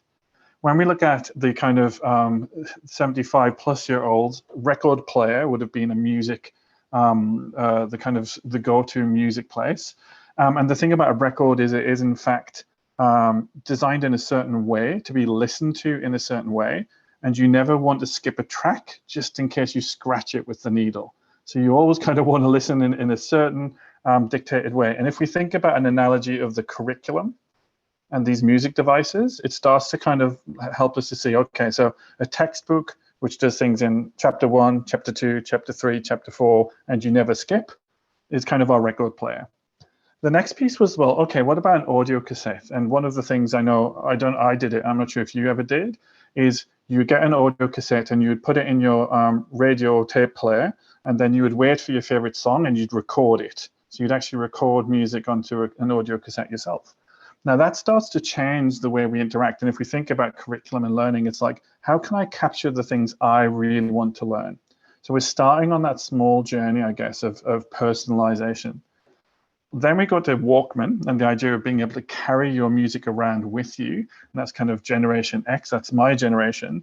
And that idea of carrying your music, you could carry like 90 minutes worth of music with you and you could make your own playlist. So, okay, this is getting really interesting now. And if I think about that in terms of learning, I'm able to access that anywhere because I can take it with me. And then you've got the iPod, and the iPod enabled you suddenly to have 1,000 tracks. 1,000 tracks of music on your iPod, and also being able to listen to them in kind of slightly random orders, which just made it a little more interesting. So we're starting to get access to all the information in the world if we think about it from a curriculum lens. And then when we look at Generation Z, they have things like Spotify or YouTube Music or any of those services, music services that start to look at how to use algorithms to suggest the kind of music you would like to listen to. And this is what Barney was making some wonderful allusions to, is this idea of, in terms of learning, how do we use technology algorithms to start an AI and ML to start to suggest the next piece of learning for you, to give you some feedback on your work and give you some feed forward on the next steps, to personalize content, to pull actual content that you need at point of time algorithmically, in order to, by the way, allow the teachers to do the thing that they do best, which is to be human with the students. So I'm going to come back to that idea in a moment, because what I never want to suggest is that technology can replace teachers. And indeed, I think there's a famous Seymour Papert quote, which is, if a computer can replace a teacher, then it should, because a teacher probably isn't doing the things that a teacher really can do. And finally, for this generation right now, and I'm hesitant to say this because if I do say it, it will kind of set off my phone, it'll set off my Chromebook, but you can just say that magic word and just ask, hey Google, and everything's going to start going off and saying, what do you want? And you can just ask Google to play you a specific kind of music, or play me some music that's going to cheer me up, or play me some music for a run, or play me some relaxing music. And so children, in terms of their curriculum, don't even need to go looking in that sense for the curriculum and the content that they're learning, but realistically that can be provided to them. And a similar way, when we look at the screen content, you're going from the cinema experience to the TV experience, to the VCR, to the internet, to the device, and to streaming. And the amount of content that students can get on YouTube is mind-blowing.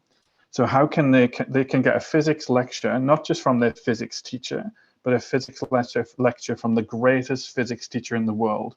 And why not? So this whole kind of piece around the trajectory of technology is definitely moving in this direction. And I'm going to just call out a couple of examples of that. The idea of cloud first. So that idea of the internet is really that place, that cloud where we can get all of this information, but also interact with it and also collaborate in that space. And I'm going to talk to that very, very shortly. But if you look at these kind of incoming and outgoing technologies, so things like iPads, Instagram, GoPros, Google Glass, which I have a pair of Google Glass, so they are augmented reality glasses, which weren't super successful in their first iteration. Because if you know what it feels like, I did hear one or two telephone messages go off in the background. You know what it feels like when your messages pop up on your phone. Well, with Google Glass, it's like they're also popping up in your eye. So there's a quite a kind of, did it work as a technology? Not in the first instance, but Google have been exploring that, and as Google beautifully do, relaunching Google Glass to look at, if I have an augmented reality headset, as a surgeon or as an engineer, I can be in a place, I can be working on this thing, either a human body or indeed an engineering challenge. I can be using my hands and be connected and see what another expert surgeon or another expert engineer is seeing. They can share information with me, they can talk to me while I'm working. So that was a reimagining of one of these technologies.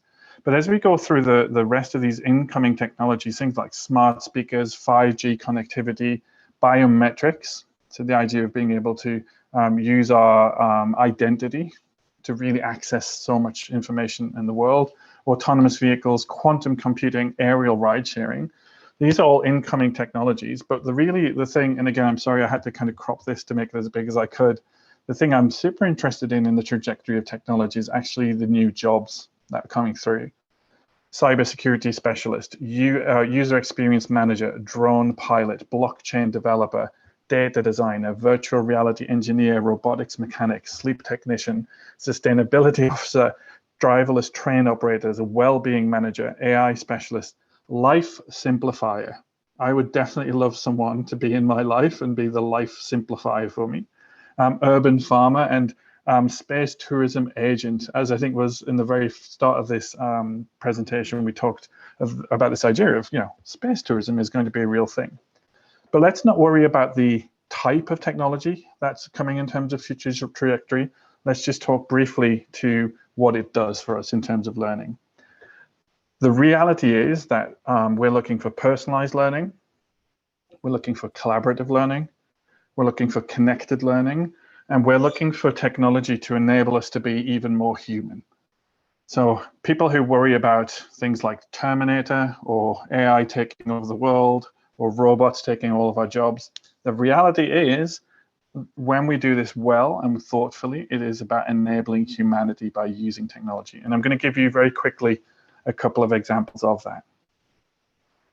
YouTube, really simple, a really simple example, so much amazing content and the algorithms behind it to suggest the type of learning content that you need at any given time.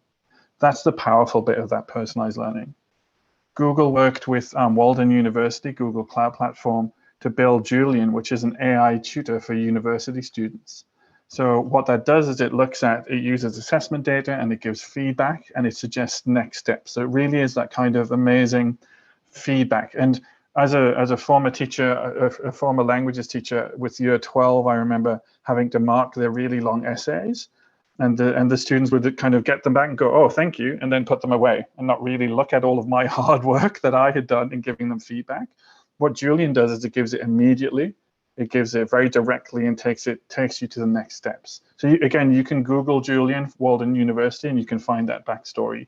So this idea of using technology to personalize the learning experience for our students, but also being collaborative. So in the different meetings I've had today all over the world, I've been using collaborative docs in Google. I've been using Google Docs collaboratively with other people. We've been editing, we've been adding in ideas, we've been commenting, we've been using AI to actually analyze the notes that we wrote in order to get a summary of those notes.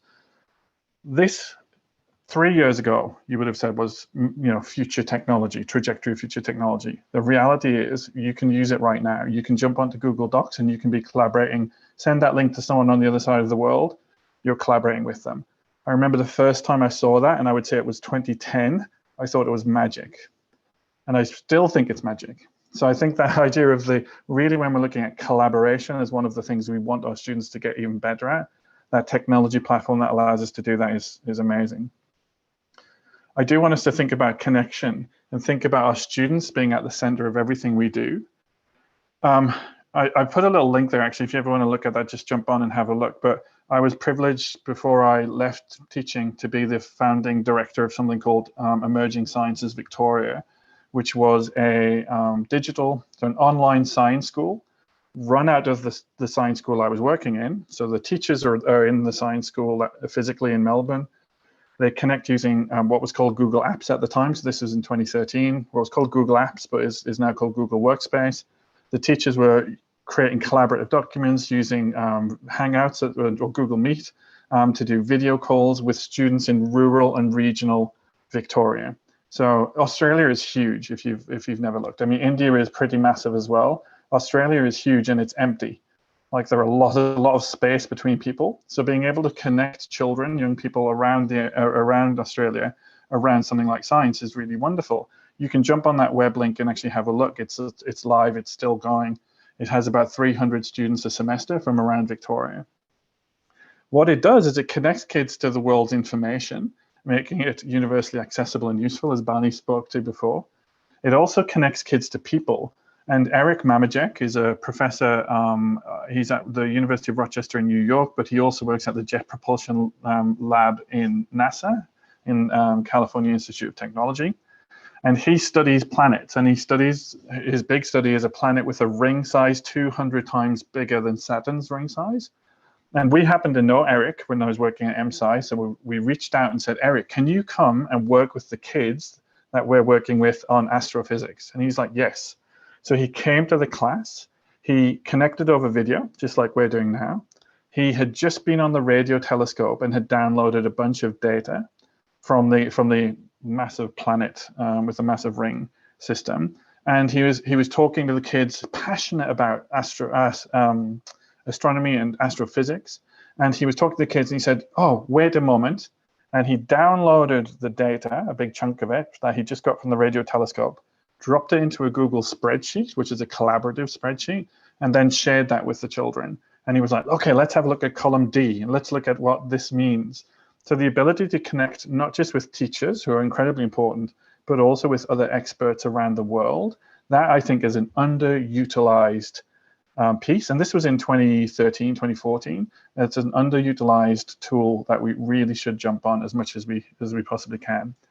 And finally, one of the things, I know you're interested in AR and VR, please don't do this now, although you could do it now if you wanted to, is if you download the Google Arts and Culture app, what it allows you to do is take not just the world's information, which is Google's kind of mission, but also the world's cultural assets and treasures, and it puts them into an online portal whereby you can, for example, use augmented reality. So you can use your phone and you can go and visit an art gallery. You can go and visit a really fascinating, beautiful picture, and you can see it in 3 dimensions. The photographs are taken using gigapixel cameras, so they're incredibly detailed. In fact, you can get more detail in the Arts and Culture app than you could ever get if you go to a museum, because the guards would pull you away from the paintings. You're getting too close. So connecting children to that cultural treasure that we have from around the world, from the comfort of their own device, is really one of those powerful future trajectories. And finally, I'm very aware of the time, so I'm just going to speed up. Finally, this idea of enabling humanity. So I'm not going to ask you to guess, but if you were to guess, you might know what this is. It is a bookshelf, definitely. It's actually the IKEA Billy bookshelf. So it's IKEA, does the flat packed furniture and ships around the world. The thing about all of the Billy bookcases, which I think is fascinating, is that technology has done something really interesting. Technology has actually taken over the production of Billy bookshelves. And this is a picture of the factory, which is in the north of Sweden. And it is entirely run by robots, from the cutting of the wood, from the packing into the boxes to the shipping and transporting. It's entirely run by robots. There are some humans there, and the humans who are there fix the robots if the robots break down. So there's some engineers there. But otherwise, the entire process is automated. Now, what that means is from an employment perspective, robots don't need to have breaks. They don't need to go to the toilet. They don't need to have holidays. They don't have a robot union. So there are a lot of kind of positive things about that. But one of the negative things is that we think, well, what about the kids who would have traditionally worked in that industry, traditionally been there? Well, actually, that's interesting, because if we're only preparing kids to do jobs that robots can do, then we're actually not preparing them to be in a society that can thrive. So we start to think about, well, if we want to make sure our kids aren't just robots. We're not just filling their heads so they can regurgitate it in an exam. We're really about developing them as a holistic, critical thinker, someone who's really deeply creative and critical, and we give them the chance to do that. And I'm going to just come back to my own two sons. Sebastian, who's 2, is creative. He thinks critically. I mean, mainly with his toys and throwing them around and things like that, but he thinks creatively, he thinks critically. My son, my eldest son, Matt, who is also a really great critical and creative thinker, the reality is the exam system he works in isn't measuring that. It's not a metric of success. It's actually about what can he retain and regurgitate in an exam. I can tell you where all of that information is. It's on Google. You can Google it. What Google doesn't allow you to do yet, and maybe we're working on that, Barney, but what it doesn't allow you to do is to develop those critical and creative thinking skills. So you can find all of the information in the world, but it will not make you wise. Technology can support you in getting that, but wisdom comes from human interaction. And I think that's what we should be talking about when we're looking at education. All right, I think I should probably leave it there. I've got a few more slides, but I think we're going to have a little bit of discussion, if that's right, Asha and Rashmi. Okay, that's okay. Chris, we are actually running short of time. And I simply wish that I continue to listen to you and Bani. Taking the clue from the last slide, Chris, which you showed us, I am an avid reader, and especially I read science fiction, and a follower of a theoretical physicist, Michael Kaku. And when you were showing us the slides, you took me down the memory lane, and somewhere I was thinking about the interstellar civilizations, where Kaku very passionately writes about the civilization which is now going to be 30 years, maybe 2050 emerges, And I feel that the more we read and experience 10 years from now, information technology in general and the networks will have probably penetrated every aspect of human activity. The world is already wired, responsive, and interactive. And of course, there is a good chance that the advanced power computing, as Bani said, and as you said, will be used to help the people stay in and create new kind of communities, both which are going to be virtual and real. And maybe I imagine in some parts of the world, this would mean a return to villages and less urban settings also, what I witnessed during the pandemic. And in other regions, perhaps, where there is a better infrastructure or other attraction, people will stick to their silicon alleys. So in either case, the use of these computing powers, that is the future trajectories of technology, will allow us to make choices about where and how we live and how we work, which was not possible before. So thank you, Bani and Chris. Your thoughts were very, very inspiring. And so much we heard is now applicable into the school ecosystem. I would request Rashmi to propose a vote of thanks, and due to paucity of time, we're not able to take the audience questions, and Rashmi requests you to propose a vote of thanks to both the speakers. Thank you so much, Bani, and thank you so much, Chris, for being here with us today. Thank you, Asha ji, for wonderfully moderating this session. Thank you, Ms. Bani and Mr. Chris. You have really given some insight in spite of, short time towards the future trajectories. Although, all the leaders and all the educators and all the teachers are still trying to Google all the answers to the questions that they are having, right? But then certainly we know that the era has arrived wherein, the tech-based education will be actually helping in creating the independent learners, But there will always be a need for the educators or the teachers. Thank you, Chris, for reassuring that at least, because I was really wondering where the teachers will go if everything will be like, I heard that, you can send your hologram also to a holographic image, I believe, to the children's home also, to teach them. But then we all are into it, and rightly told by Bani that we have to have our fundamental blocks absolutely strong. That fundamental blocks, if they are strong, then of course the flexibility, if we keep in our mind and we are very, very mindful of not copying the others, but then, creating our own ecosystem and improving on it year after year, the technology will be of a great help to ensure the independent learning is happening in our kids. So thank you so very much, Asha ma'am, Baniji and Chris, for this wonderful session, and apologies once again for testing your patience today, but then certainly this is something which is really, really close to every educator's heart, so everybody was there. Right? Thank you so much, and God bless you. Thank you. Goodbye. Thank you, eminent panelists, for giving us a sneak peek into the future from surviving to thriving ecosystem. And I must say, it sounds really promising. With this, I request Komal to kindly take the session forward. Komal, over to you. धन्यवाद ऋतु। 49वें NPSC सम्मेलन के पहले दिन के तीसरे सत्र में आप सभी माननीयों का हार्दिक अभिनंदन। कला एक ऐसा माध्यम है जो सब भाषाओं से परे है, फिर सब इसे बड़ी आसानी से समझ भी तो जाते हैं।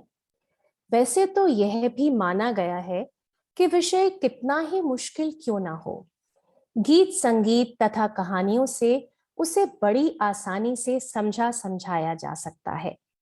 ऐसा ही कठिन समय हमने देखा कोविड काल के दौरान, जिसने हमारी शिक्षा को एक ऐसे मोड़ पर लाकर खड़ा कर दिया है कि हमें संकल्पबद्ध होकर एकजुट होना होगा, तभी लगभग 2 सालों से घरों में बंद हमारा भविष्य पटरी पर लौट पाएगा। इन 2 सालों की नकारात्मकता को सकारात्मकता में बदलने के लिए, अपने बच्चों को उनसे ही दोबारा जोड़ने के लिए आज जरूरत है कि उन्हें मन से मजबूत किया जाए। इसके लिए कहानियां सुनना सुनाना तथा गीत संगीत एक ऐसा माध्यम है जिसके महत्व को नकारा नहीं जा सकता। आह्वान प्रोजेक्ट वेदी सिन्हा और पाखी सिन्हा द्वारा साल 2015 से चलाया जा रहा एक अनूठा प्रयास है जो नई उम्मीदों और नई रोशनियों का आगाज करता है। इन दोनों बहनों का यह जज्बा देखकर बस यही कहने को जी चाहता है, जीत की खातिर एक जुनून चाहिए, तूफानों से आंख मिलाने का एक जज्बा चाहिए। ये आसमां भी आ जाएगा जमीन पर, बस इरादों में एक गूंज होनी चाहिए। आइए इस गूंज से रूबरू होते हैं।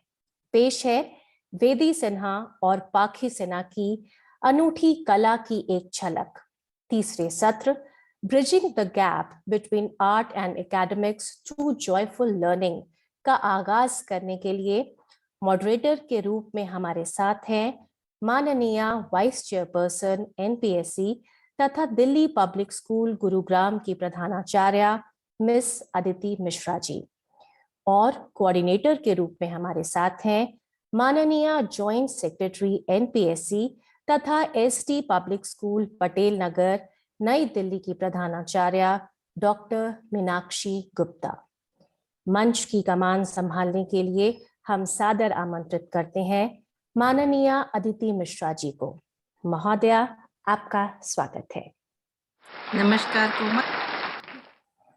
Thank you, Komal, for that wonderful introduction.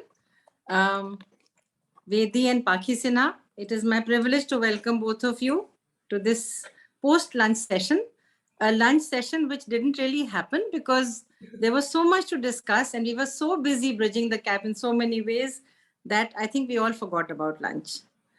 Anyway, storytelling for all of us has been something which has been passed down from generation to generation. All of us have heard stories, told stories. Stories were told to wake us up if we were about to go to sleep. They were used to make us go to sleep if we were not sleeping on time. And as educators, we realize now that storytelling is one art that encompasses theater, music, dance, and whatever else you may want to add to it. With that in mind, I would like to ask you my first question. What made you start the Ahvan project? What is the reason behind it and what made you go ahead with it? Either of you can start. We, like you said, we work with stories and we work with, as children, we are taught so many of these beautiful things about our world through these stories.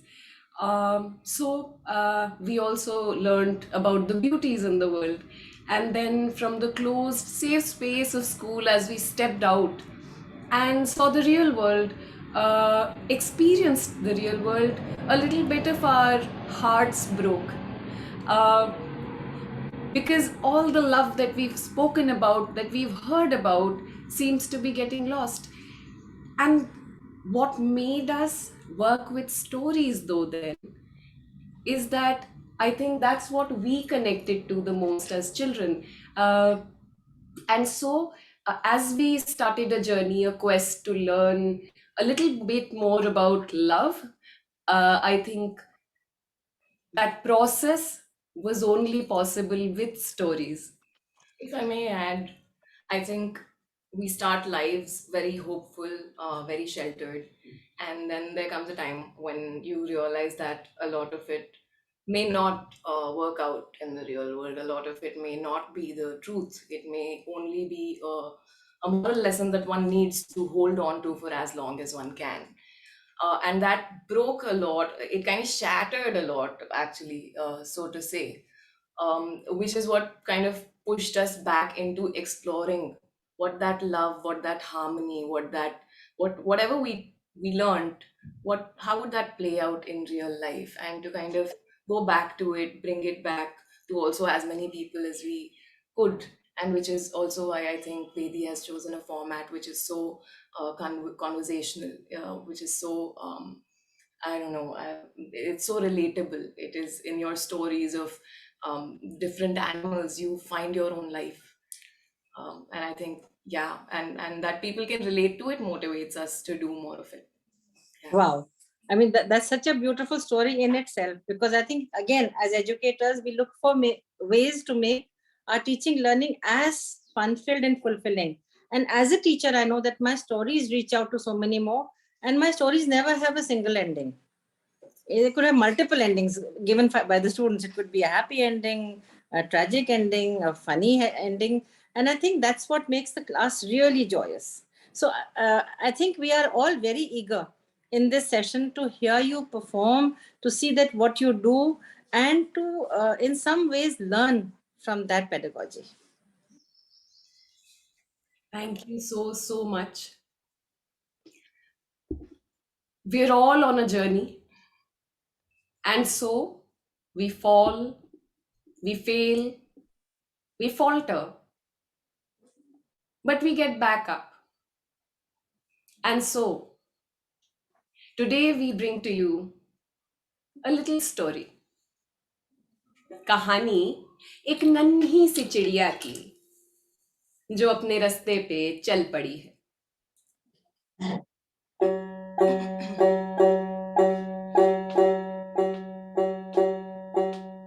पथिक जो चलना सीख लिया है,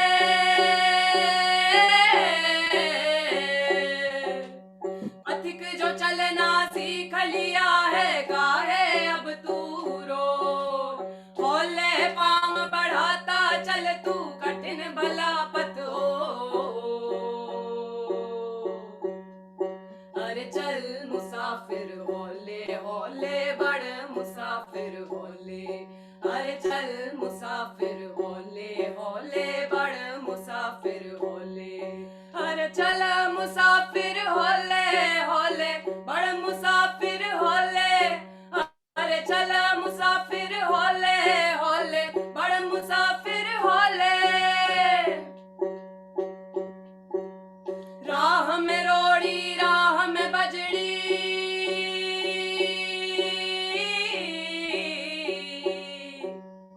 राह में रोड़ी राह में बजड़ी राह में कंकड़ कांटे राह सरल हो जाएगी यदि सुख ही तू बांटे अरे चल मुसाफिर होले होले बड़ मुसाफिर होले अरे चल मुसाफिर होले होले बड़ मुसाफिर होले प्रीत भाई जब दिन से गाड़ी आगे थे लगन में तर हो जाएगा छोड़ जगत के खेल अरे चल मुसाफिर होले होले बड़ मुसाफिर होले अरे चल मुसाफिर होले होले बड़ मुसाफिर होले अरे चल मुसाफिर होले होले बड़ मुसाफिर होले अरे चल मुसाफिर होले होले बड़ मुसाफिर होले Wow. I think this should be the anthem for educators, parents, and children, especially after the pandemic, where we are finding we're constantly talking about learning gaps, we're talking about mental health. तो ये कितना बढ़िया message एक है कि चलते रहो सब सॉर्ट आउट हो जाएगा. What is required is love. प्यार के साथ हर चीज हर मुश्किल आसान हो जाएगी. I think my second question comes from this, that how do you customize it to reaching out to children? How do you link it to academics, particular stories or particular concepts or the whole idea of storytelling about a particular academic subject, for example? Right. So I think what you said, ma'am, in the beginning, that storytelling in itself, stories are such fluid spaces that they're they're more like water. You find a vessel and they'll take that shape. Absolutely. So I understood much of history because of our Nanaji's stories, and he was a historian, but he would never sit us down and teach us anything. He was just always telling us stories, and so I had a very hard time giving exams. But what I retained stays with me even today.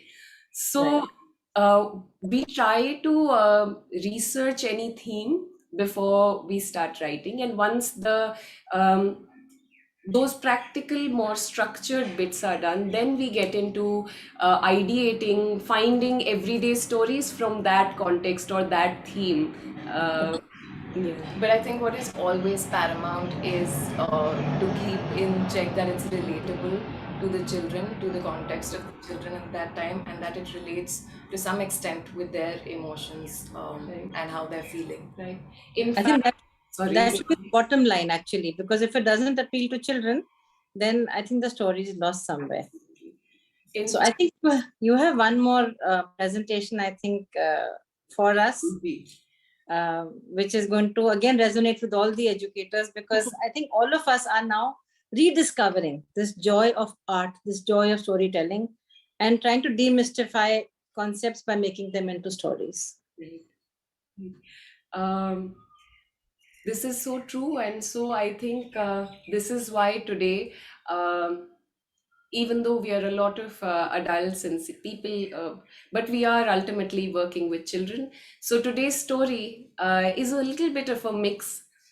We hope that it resonates with children, but also the children inside of all the adults.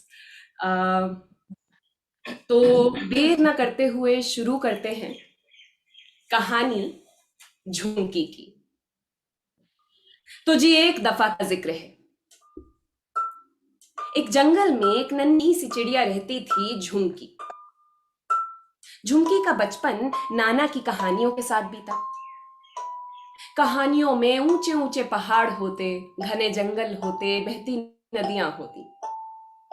कहीं कश्ती पे सवार Sinbad मिलता, तो कहीं नाना की अम्मी। किसी का अंत हीरे पन्नों से होता, तो किसी का नए रिश्तों से। पर हर कहानी के अंत में सबसे कीमती होता प्यार। हाँ, झुमकी प्यार का अर्थ अभी समझी नहीं थी शायद, पर समझ गई थी कि इस दुनिया में प्यार का मोल क्या है। As she came of age, she found the moment she'd been waiting for all her life. The time to go on her own quest. A quest to find love. As she bid adieu to her parents, they both held her worried sick. पड़ोसियों से लेकर दूर दूर तक के रिश्तेदारों ने रोका, पर झुमकी जानती थी कि अगर वो आज न निकली तो शायद कभी नहीं निकल सकेगी। तो बस्ता उठाया, सबसे विदा ली और हमारी झुमकी निकल पड़ी। शुरुआत में सब कुछ बहुत खूबसूरत रहा। As she traveled, she met the most amazing people. She got to have the most soul-touching conversations, but also got to see how easily we've forgotten our basic humanity. Under all the social learnings, the judgment coming from our own incapability to open our arms to anything that's new, that's different. She saw it but never understood it. Or she understood it but never had the time to really think. Imagine our eyes to be lenses and our head as the camera, brain being the hard drive.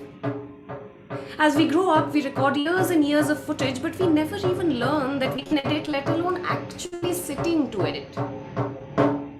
And so, with all that footage stuffed at the back of our hard drive, we lose some of the most important memories.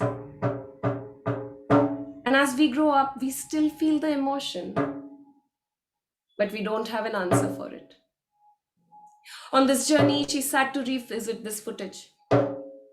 She felt overwhelmed, not knowing where to begin. She searched frantically for a guru or teacher. She didn't even need them to tell her the directions. Simply someone she could look at for a comforting smile. Heck, she'd even bargain for a nod. Basically, any form of validation. She went from village to village, city to city. She went to all the wise masters, to academics, religious, spiritual, all sorts of people. And with each one, she found some comfort, but just not enough. And in this moment of desperation, as she threw her hands in the air and gave in, the song came to life.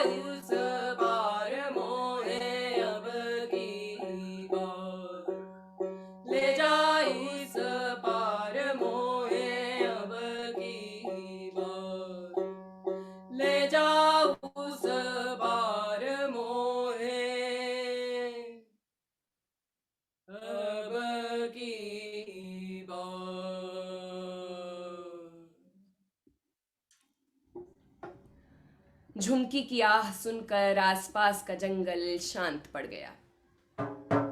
खुद के इस रूप से अपरिचित सकपकाई सी झुमकी अपना बोरिया बिस्तर उठाने लगी। हड़बड़ी में बस्ते की तनी से पैर अड़ा और झुमकी मुंह के बल जमीन पर जा गिरी। लहू लुहान परेशान जो वो उठी, सामने से लाठी टेकती एक बूढ़ी गिलहरी को आते देखा। बूढ़ी गिलहरी ने आते ही झुमकी के कंधे पे हाथ रख दिया। Having been through a rough, tedious journey, her eyes welled up. She began sobbing and struggled to speak. It was like 1,000 words, 1,000 thoughts were all fighting with one another, trying to come out all at once. बूढ़ी गिलहरी ने उसके sir पे हाथ फेरा, फिर उसको अपने घर बुलाया, नहाने के लिए पानी तैयार किया, घाव धोए, खाना खिलाया और फिर सोने का इंतजाम किया। जब झुमकी इत्मीनान से बिस्तर पे लेट गई तो बूढ़ी गिलहरी ने पूछा, किस खोज पे हो? हारी सी आवाज में झुमकी बोली, प्यार। मिला? इस दुनिया में प्यार? लगभग गुस्से से झुमकी बोली, जब घूमती हूं दादी तो बेहद खूबसूरत लोगों से दुनिया से परिचय होता है, फिर धीरे धीरे उस खूबसूरती को ढक देती है रोजमर्रा की भाग दौड़। राशन की लाइनें, स्कूल कॉलेज नौकरी, घर गाड़ी, फिर और बड़ी गाड़ी और बड़ा घर, खुद आगे बढ़ने से ज्यादा दूसरे को पीछे खींच लेने की इच्छा, सामाजिक दबाव और नफरत। नफरत दूसरों के लिए और नफरत खुद से। अपनी ही कुंठाएं और उन कुंठाओं के दलदल में फंसते हम। छुटपन में दादी मुझे हर नई चीज, हर नई बात में मजा आता था। उसे और जानने की कोशिश करती थी, लोगों से बतियाती, अपने सवालों के जवाब ढूंढती। पर अब देखती हूं कि कैसे मेरे ही डर मुझे रोक देते हैं। It's true, isn't it? When we are children, we have bare emotions. When we are happy, we are truly happy. When we are angry, we are really angry. And when we are sad, we are just sad. But as we grow older, we are taught to mask these emotions. We're told to hide them because this world might misuse them, misinterpret them. We are taught to fear expressing what we truly feel. Don't cry. They'll think you're weak. So we put on a brave face. Don't look so happy and bold. They'll take you for a snob. So we close in. And so, mask by mask, we build a wall of suspicion and hate around us. Not the hate that's out there on your face, but the hate that's so subtle that even we can't see it. And brick by brick, it becomes so strong over time that we forget who we really are or how we really feel. और बचपन से बड़े करते करते जो हमारे समाज के ठेकेदारों ने हमारे मुखौटे बनाए हैं, धीरे धीरे वही हमारी एकमात्र पहचान बन जाते हैं। और भेड़ से हम कभी जानते बूझते तो कभी अनजाने ही सामाजिक निंदा और नफरत का हिस्सा बन जाते हैं।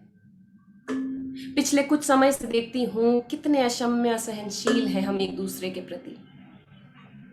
वजह ढूंढ रहे हैं एक दूसरे को काट खाने की, ऐसे जैसे दूसरों के पुर्जे तोड़कर किसी तरह जुड़ जाएंगे पंजर हमारे।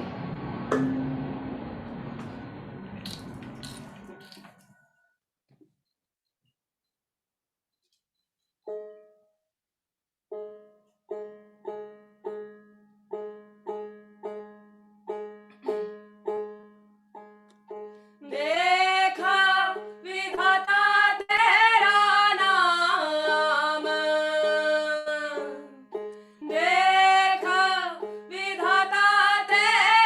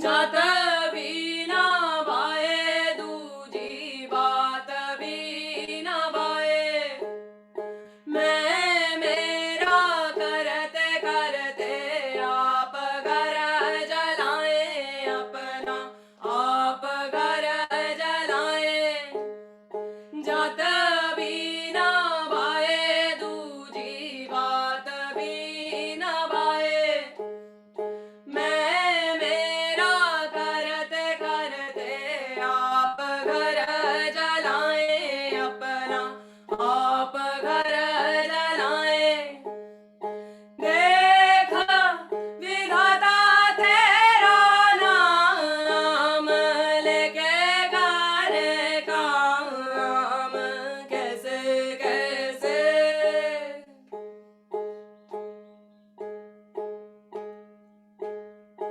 अपनी पीड़ा छोड़ के यहाँ पीड़ा दिखे ना कोई देख बाजार लुटेरों का ये अभागन रोई ये अभागन रोई अपनी पीड़ा छोड़ के यहाँ पीड़ा दिखे ना कोई देखा बाजार लुटेरों का ये अभागन रोई ये अभागन रोई देखा विधाता तेरा नाम लेके करे काम कैसे कैसे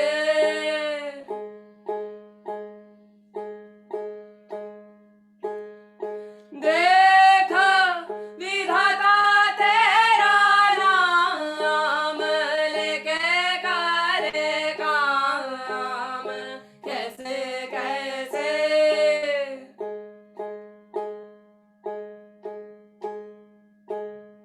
देखा विधाता तेरा नाम लेके करे काम कैसे कैसे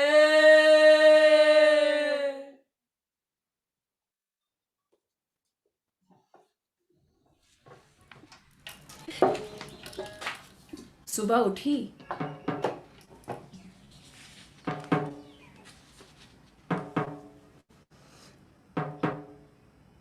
तो रोती बिसुरती झुमकी वहीं दादी की कोटर में सो गई। सुबह उठी तो कोटर में खूबसूरत सी शांति थी। शायद दादी कहीं गई हुई थी।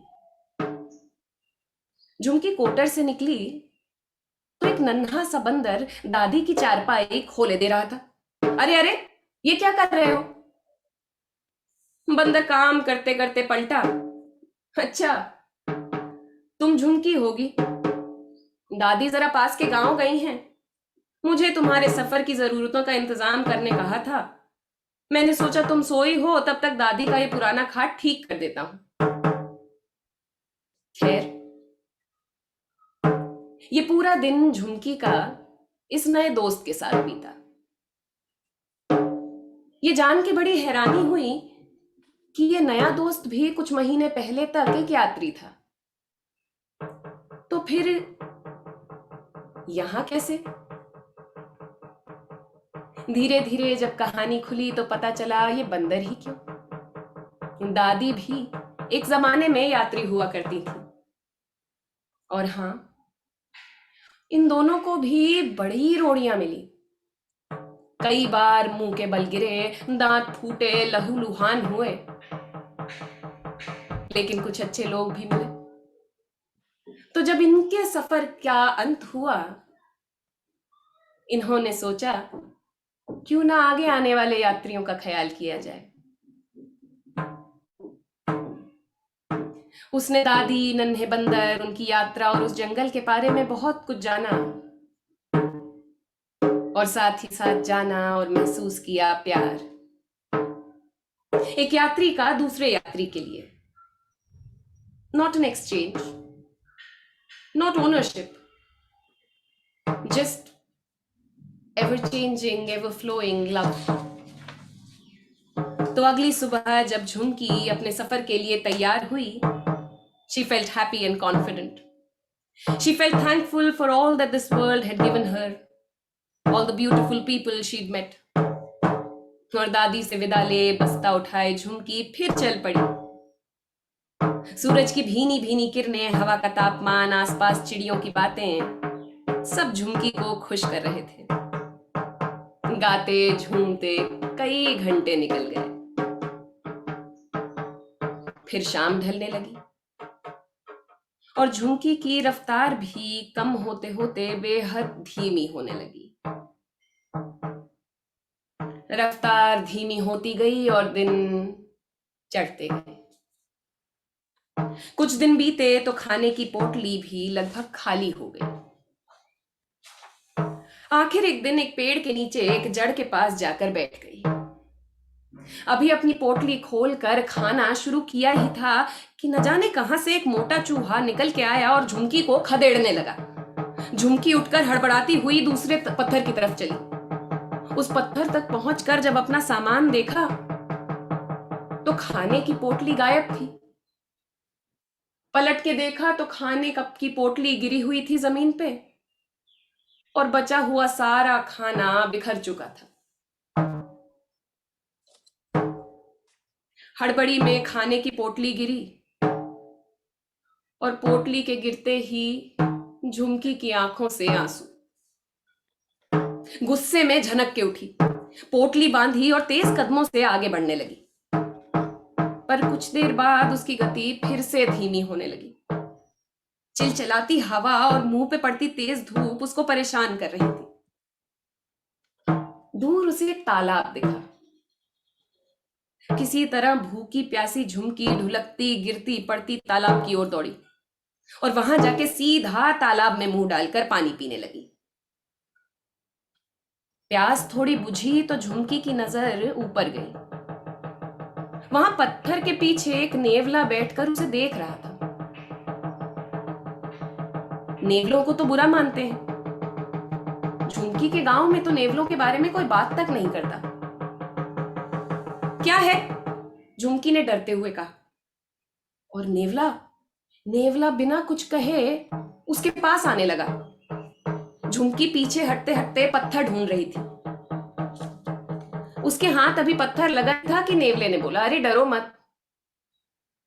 मुझे लगा या तो तुम यात्री हो या भिखारी. मैं तो मदद भर को पूछ रहा था क्योंकि अम्मा कहती हैं. मैं और मेरी अम्मा यहीं रहते हैं बगल में. और तुम?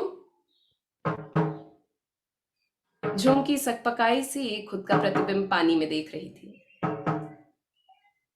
जिस शंका को वो छोड़ आई थी दादी के प्यार के कारण, उसी शंका को अपने अंदर वो लौटता पाती थी.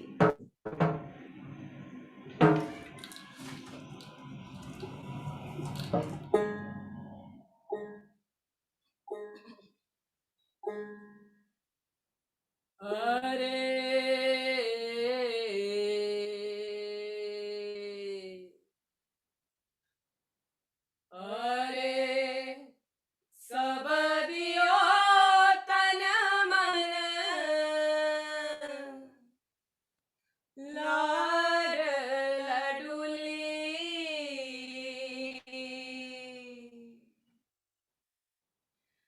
अपनी पीड़ संग लाड सब भूली लाड सब भूली. क्यों? कि मन का चक्का दिया चलाए, जीवन का चक्का दिया चलाए. आंख मूंद सब तान के चादर अपना सपना भाए. हाजी बस अपना सपना भाए के मन का चक्का दिया चलाए. जिन हाथन ने सान के मिट्टी सींचा हमको बीच, जिन हाथन ने सान के मिट्टी सींचा हमको बीच, उन हाथन पर फपक के बिखरा बड़ा हुआ जो बीज. उन हाथन पर फपक पे बिखरा बड़ा हुआ हुआ जो बीज, क्यों कि मन का चक्का दिया चलाए, जीवन का चक्का दिया चलाए। आंख मूंद सब तान के चादर, अपना सपना भाए, हाजी बस अपना सपना भाए, कि मन का चक्का दिया चलाए। हंसी खिलौना कौर बतासे बचपन माँ की गोद, हंसी खिलौना कौर बतासे बचपन माँ की गोद। आई जवानी हुआ सयाना, चला मैं सब घर छोड़, आई जवानी हुआ सयाना, चला मैं सब घर छोड़, क्यों के मन का चक्का दिया चलाए, जीवन का चक्का दिया चलाए। आंख मूंद सब तान के चादर, अपना सपना भाए, हाजी बस अपना सपना भाए, के मन का चक्का दिया चलाए। खेत जोत कर करी मजूरी, रात न देखी भोर, खेत जोत कर करी मजूरी, रात न देखी भोर।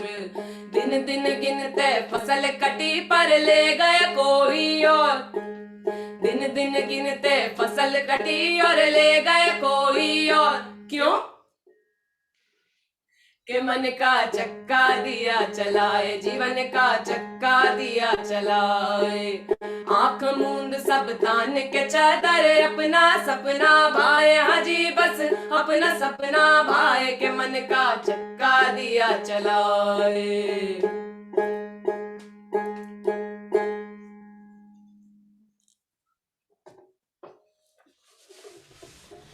As she looked at her reflection in the water, she realized something. We often find one another colored. Colored in love, colored in beauty, sometimes in jealousy or anger. But whenever we look outside, we assume another pedestal. It's always them and they that ruin everything. Always them and they that don't understand, and only them and they that are wrong. I, on the other hand, is always right, and no, that's not a grammatical error. I is always correct. And that she realized was what was pushing her back and forth was her own I, the I that knows best. And so we have a logic, a reasoning for each action of that I. And so while she judged the colors of others, she never realized that she was colored too, just like others. Colored with insecurities, colored with her biases, with her judgments. She just forgot to look at herself while she looked at others.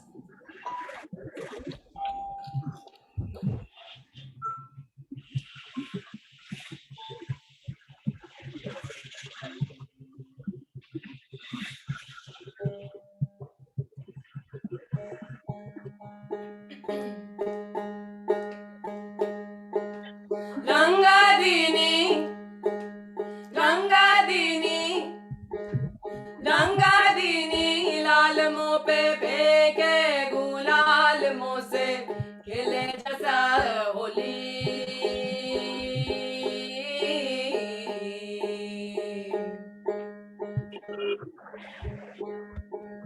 Rangadini, Rangadini, Rangadini, लाल मुँह पे फेंके गुलाल मुँह से खिले जैसा होली।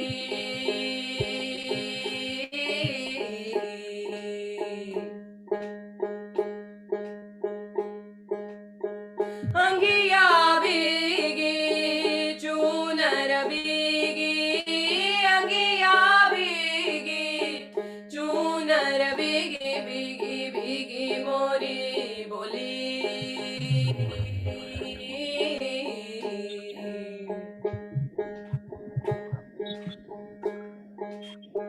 रंगादिनी भाया से, रंगादिनी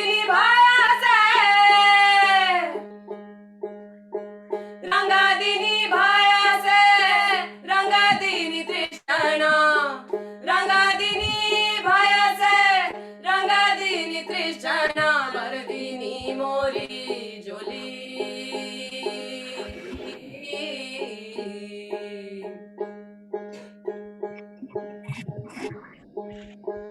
बढ़ता बेड़ा दारू लपटाए जड़त कभी कर पाठ पढ़ाए हुई बोर जब भया सवेरा कांपे थर थर डर लपटाए रंगादिनी रंगादिनी रंगादिनी लाल मुंह पे फेंके गुलाल मुंह से खेले जैसा होली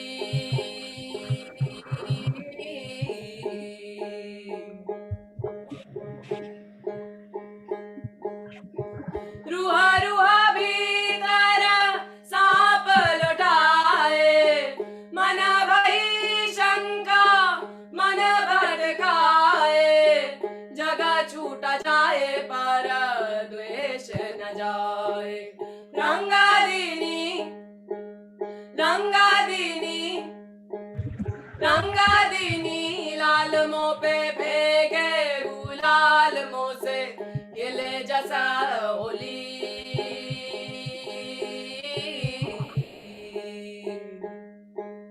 रंगादिनी रंगादिनी रंगादिनी लाल मुंह पे फेंके गुलाल मुंह से खेले जैसा Holi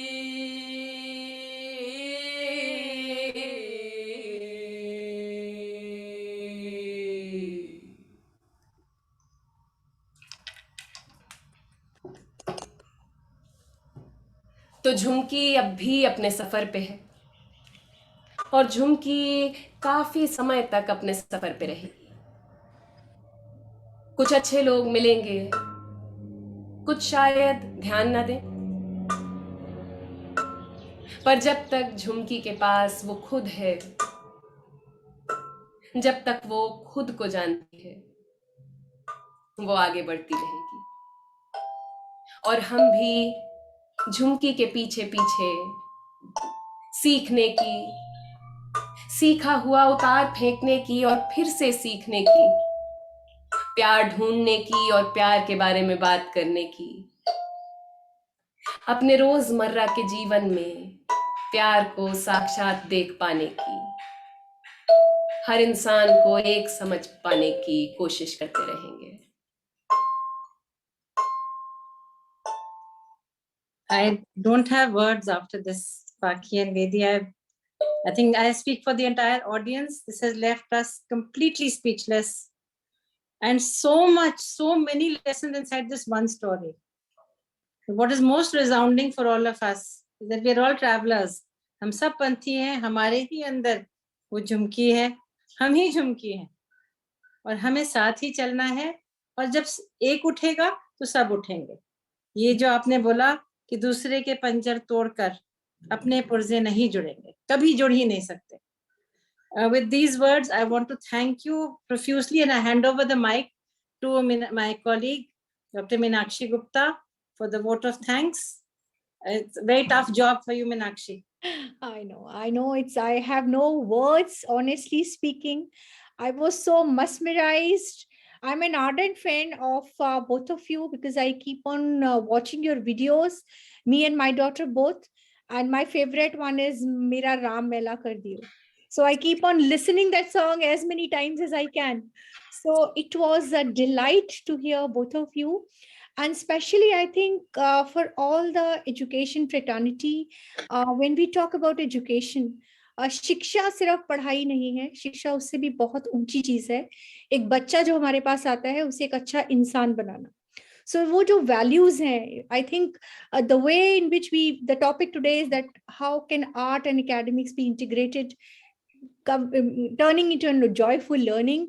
I think you people have given us the wonderful insight into that to how we can learn and of course unlearn what we have and then relearn, that how we have to go for our pedagogies in which we have to imbibe all these, when we talk about creating sensitive citizens, we talk about global citizens, we talk about compassion, we talk about empathy, all these skills that we want in our children to develop, to make them socially aware. I think you people are doing tremendously wonderful job, and I think you, for everybody over here, on behalf of everyone, on behalf of the entire NPSC team, I would just like to thank you. My words, I'm short of words to say thank you to all of you, to both of you, and it's a remarkable thing that at this young age you are contributing so much to. I mean, we people are learning from you that how we can make our education, our classroom processes more enjoyable for the children. Thank you so much. God bless. Thank you. Thank you so much for having us.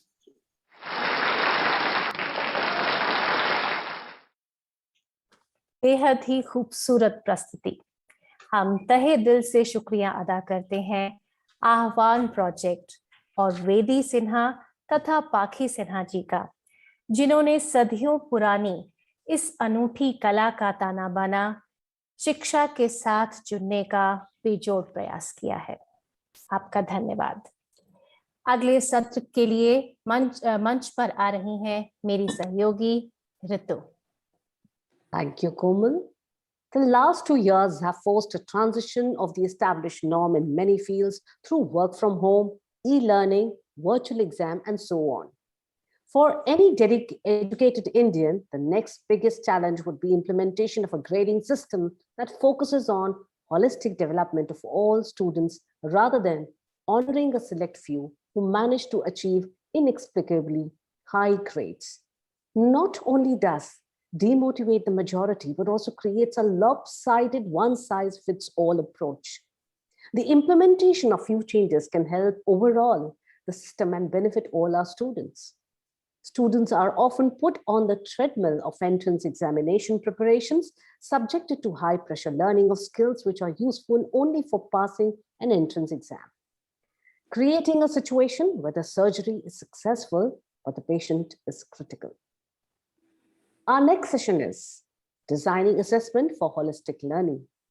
And for this, I extend a joyous welcome to our speakers, the distinguished Professor Bill Lucas, University of Winchester, United Kingdom, the much acclaimed Professor Sandra Milligan, Director, Assessment Research Centre, the University of Melbourne, Australia, the renowned Dr. Jayashree Oja, Senior Expert and International Consultant, Advisor, Central Square Foundation. I extend a hearty welcome to the moderators of the session who would take the discussion forward. For this, I request Ms. Meenakshi Kushwaha, Secretary NPSC and Principal Birla Vidyaniketan. We also have Ms. Anuradha Joshi, who unfortunately could not be part of this due to a family emergency. Ms. Tanya Joshi, Executive Member, NPSC, and Principal, the Indian School, has kindly consented to be the coordinator of this session. Over to you, ma'am.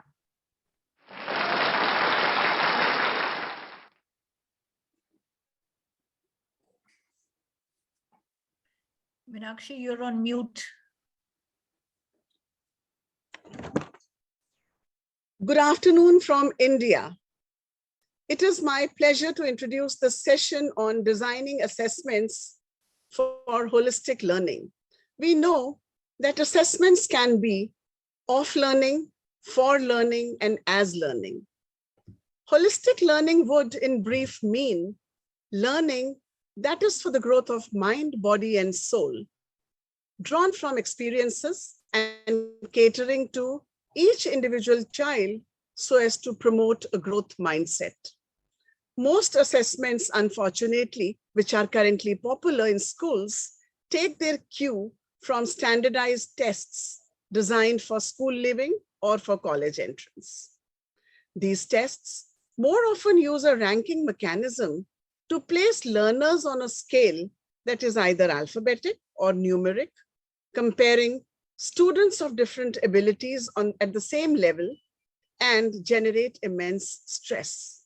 And they do not really tell us much about their growth. The pandemic has drawn greater attention to what and how schools assess and whether these assessments really serve in helping young people develop the 21st century skills. It's time for us educators to conduct assessments to know what children have learned and how well are they being prepared for life. As we sit here today, we have guests from very different time zones of the world discussing problems and solutions that appear to be universal. We are glad, Professor Bill Lucas, that you could join us from UK, where it's early morning, and Professor Sandra from Australia, where it is late evening, and Dr. Jayashri Oza in the afternoon in India. With this, I request Tanya to take the session forward. Thank you, Meenakshi. I think you started off the session that, yes, we've got all the, we've got the morning, we've got the afternoon, and we've got the late evening also with us. The thing is that, yes, we are discussing holistic learning. How is assessment going to be for holistic learning? And in fact, all our schools pride ourselves in saying that we cater to the holistic development of children. And I'm not going to take too much of time because I think we need to hear all three of you. So Professor Bill Lucas is actually the director of the Center for Real Learning, and he founded the CRL in 2008. But what, while reading your CV, what really, made me more interested in what you're doing is that it was very nicely written that you are not only an author, you're not only a director, but you're also a leader of movements. So Professor Lucas, I invite you to start with your interaction with all of us and tell us what or how do we really change our assessment patterns. Over to you. Thank you very much. Let me just share my screen and sure. Oh, I wonder if somebody could give me the screen sharing rights back, please. Thank you very much.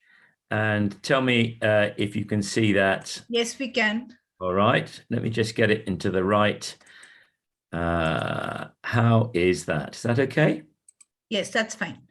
Thank you. Okay, so in my 12 minutes, I want to give you a quick tour of some of the very many exciting things that are happening in the world that are absolutely about finding assessment systems that will better acknowledge young people's strengths, what I'm calling expansive learning, and what you're calling holistic learning. I think we're in a very similar place across the world, whether we're in Wales or in the United States or in Australia, or closer to hand here in a combination of Australia and England. There are groups like ours, and the one you're going to hear from Sandra Milligan, who are getting much closer in thinking about the urgency of change in terms of assessment and in terms, of course, of curriculum. Whether you're looking at the World Economic Forum model, or indeed the Center for Curriculum Redesign, or 20 other models I could share with you, we're moving towards a world where, as well as foundationally literate young men and women, we want a lot of other things as well. I won't get distracted into the language here or in precisely the different ways in which these things can be laid out. It's interesting to see how much, when you look across the world, as the Brookings Institution has done recently, when it comes to pedagogy and assessment, we don't have answers. We may believe that we know what the curriculum should look like, but we haven't, at least in a formal sense, properly acknowledged and described the ways in which we might best teach and then best evidence progress in these areas. So it's in those sorts of areas, I think, that all of us need to be focusing at the moment. I'm delighted to see the way that the new Indian national curriculum is emerging. And I would say, wouldn't I, but it's very close in spirit to the kind of work I've been doing with my colleagues, Guy Claxon and Alan Spencer. And here, this is a collaboration with the Australian Council for Educational Research. I'm going to take you, as I said, on a very quick tour of some of the things that are exciting us from across the world. And this Rethinking Assessment overview is a partnership with the Centre for Strategic Education in Melbourne. And I'll just touch very, very lightly on some of the different ways in which educators are beginning to see that we can move beyond paper and pencil examinations, largely demanding memory, not exclusively, and very often taking place on just one particular time, possibly 2 times in any particular year. Before I embark on this tour, let me present to you some of the trends that we observe in the organization that I'm part of, Rethinking Assessment. We see, and there's always a danger when you have 2 sets of lists that people will think these are binary. Forgive me, they're not meant to be. They're meant to be indications of a direction of travel. On the left, you've got a number of things that many of us will recognize because in many countries, in many educational jurisdictions, they are the kind of things that are the status quo. On the right are the kind of directions of travel. And for me, it's the last 4 on this list that are giving me most cause for optimism and also challenge, that we need better to be able to describe individual progression, that we need to think more about students' roles in this. Of course, we need to recognize the accountability role, but there's an assessment for improvement role, or as a colleague said just now, assessment as learning role. And I think we've got to be just so much more subtle in the repertoire of assessment tools that we use. So, and I'm not suggesting that any busy teacher or principal would necessarily want to use all of these, but were you to want to try and track and evidence the development of some of the things that appeared in those earlier curriculum models, possibly under the headline of character or even metacognition, here are some very interesting tools that you might choose to use. Some of them are conventional self-report psychometric tests. Others are more electronic, like the very interesting Harvard Human Flourishing app. We used to think of multiple choice as rather dim, as rather dull, as rather simple. There are many other examples which are much more interested in evidencing lifelong learning capabilities, as well as the kind of more conventional uses of multiple choice tests. In PISA, which I'm sure you're familiar with, we're moving towards a very different world in the innovative domain. The test I've been involved in helping to develop is the PISA 2022 test of creative thinking, which will be happening in some countries in June this year. And earlier on, colleagues in Melbourne had led significant work on the thinking about collaborative problem solving, which was the focus of the 2015 test. I'm offering these to you because they're beginning to show how things that don't appear in schools, or certainly not on school timetables, are beginning to be seen to be important. And not just that, beginning to be seen as something you can get better at, and also that you can make a realistic, fair-minded, valid assessment of. Now, the act of assessment is not so important to me as all the processes it brings with us, the rigor and the better understanding, so that as we go forward formatively, we can evidence these kinds of things. We've always known that being an engineer or being a doctor, for example, required more than, if you like, book knowledge. And this is increasingly being recognized in schools, where we see the focus on extended investigations and projects. Here are just a few examples that are now part of formal assessed opportunities, mainly in this example drawn from England and from Australia. But you can see, interestingly too, that once you get out into higher education, these things are seen as very normal. Back to the engineer and doctor I just showed you, both of them would expect in their higher education experience to have a rigorous opportunity, not just a pencil and paper opportunity, to show what they can do and what they can do over time, and what they can do when they're being asked things that they've not necessarily specifically been prepared for. There is a movement as well, which is a helpful one in the main, to break bigger ideas down into smaller ideas and to take from the uniform groups such as the Scouts and the Guides across the world, what we used to think of as badges, and make these digital. And there are many, many companies and organizations exploring this. This is an example, interestingly, from teacher education. and from the United States, but I could have given you many other examples. My question to any educator here is, I wonder how we could use these to better evidence those things which aren't complete courses or maybe aren't on the formal curriculum in school. Somewhere in the middle of all this is a recognition that assessment plays so many different roles. We want to show our best work, we want to show work in progress, and sometimes we need those more formal moments where we look at how we're doing. And often, of course, it's a hybrid. And the digital portfolio, I think, which is a series of aggregated digital badges, is going to be the way that most schools begin to curate, or their students begin to curate progression as they go through their school life. It is very strange, isn't it, that when we're taking the driving test, we don't put people into a room and simply ask them to recall what they can remember about driving on the roads. Of course, I'm being silly. The very point of a driving test is that it combines theory and practice in the real world. Many countries across the world have musical tests taken on demand when you're ready.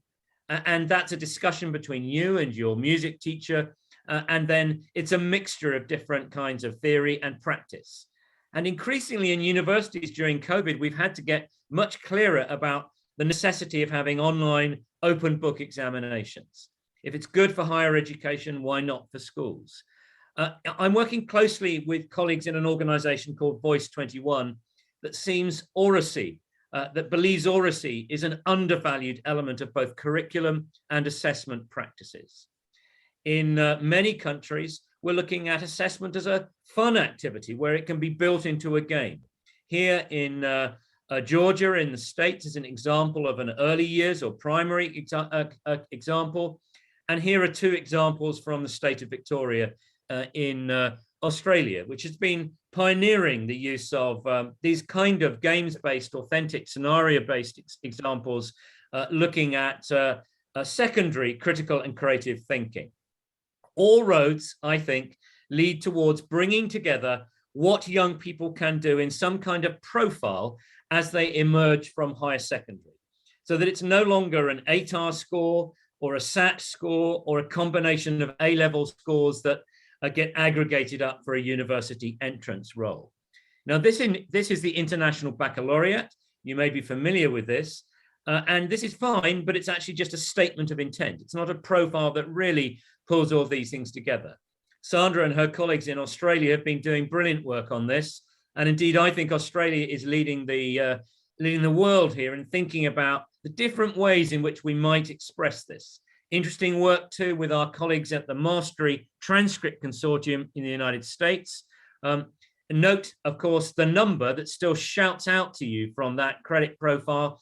Interestingly, that's not going to be the case in the next iteration of this particular approach. And another example from International Big Picture in Australia here, again, collaborating very strongly with Sandra and her group and raising all the issues that we need to be thinking about.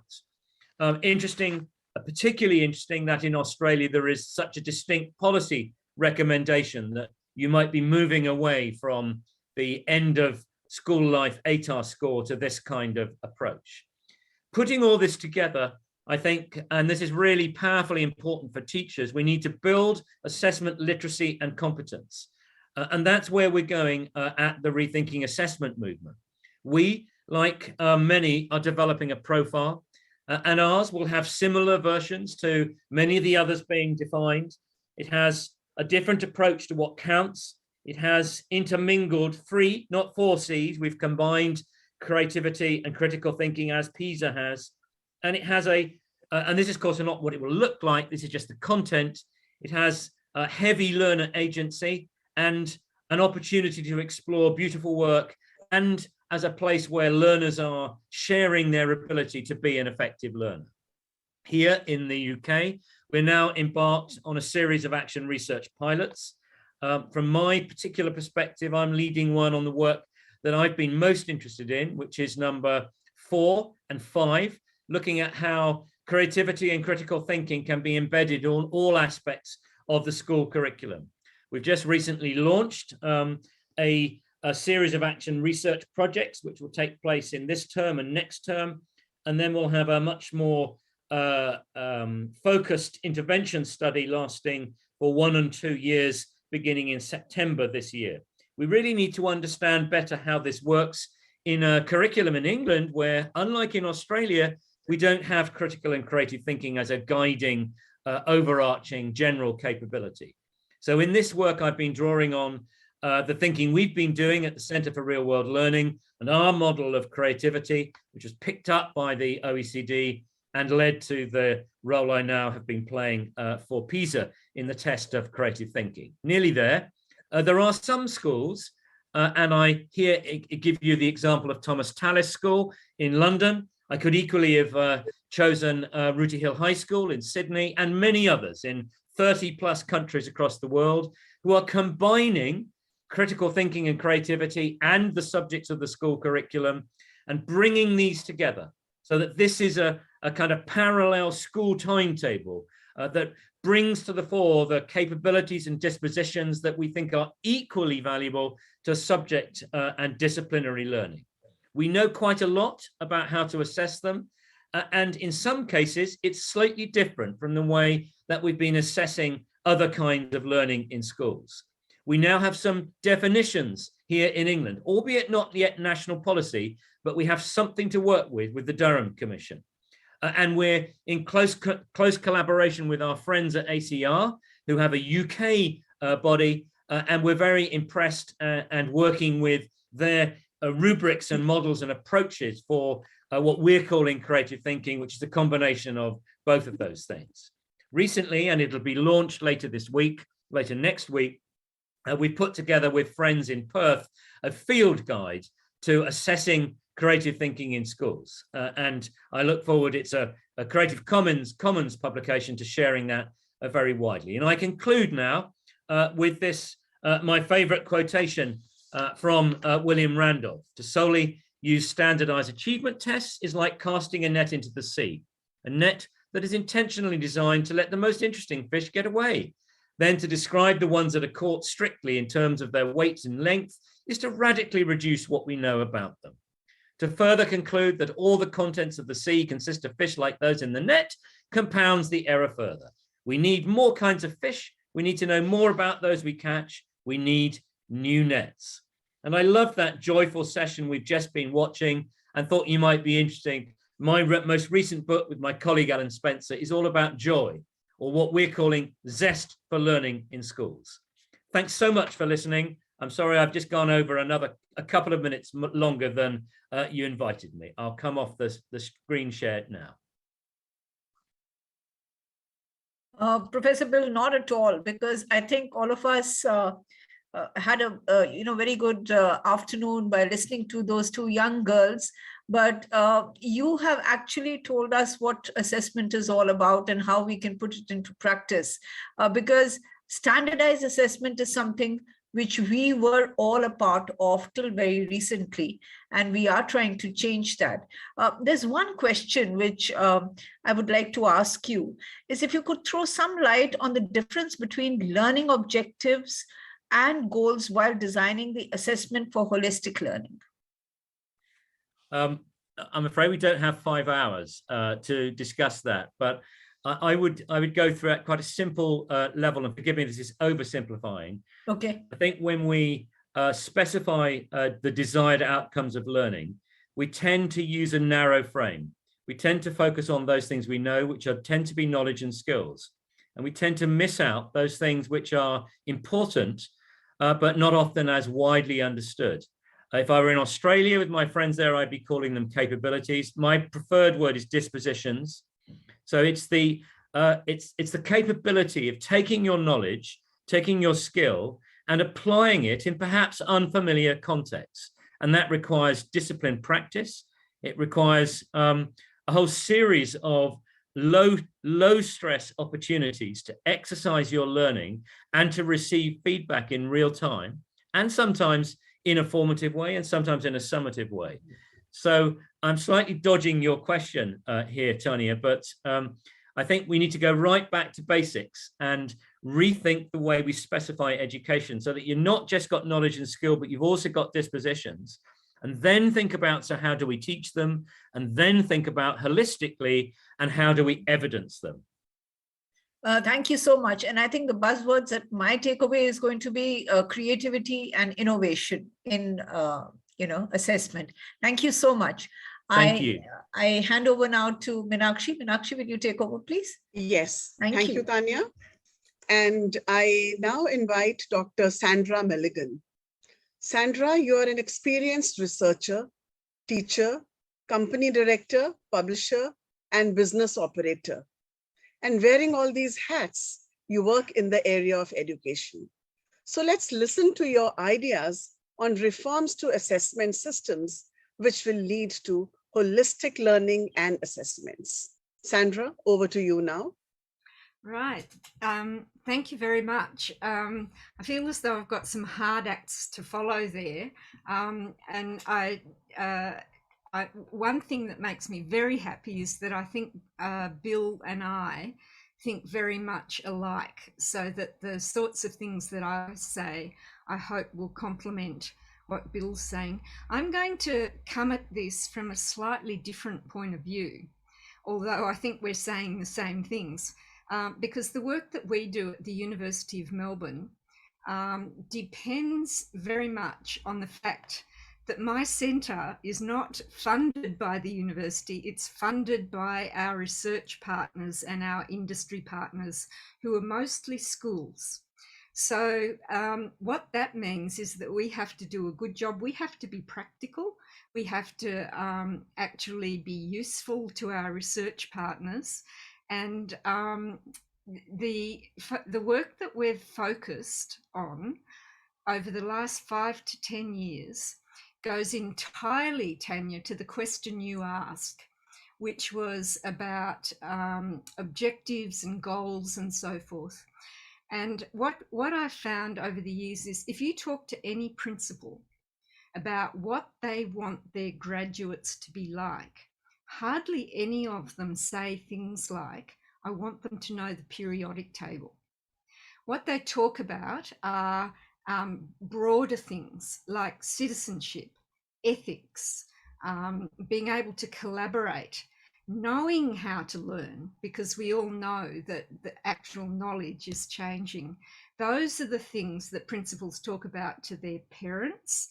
That's what I imagine. There are a lot of principals in the here today, so they will know what I'm talking about. When people put their children in schools, they want the school to look after the broad curriculum. Now, Bill called it they have an expansive view. I talk about, and he also talked about zest.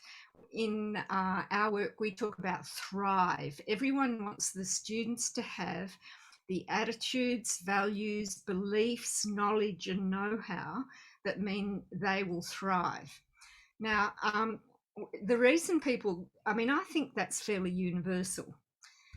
The reason people come to us is that eventually they put so much effort into their curriculum and their learning design and their marketing and everything to talk about this thrive. And then eventually they realize, but people actually value what you assess.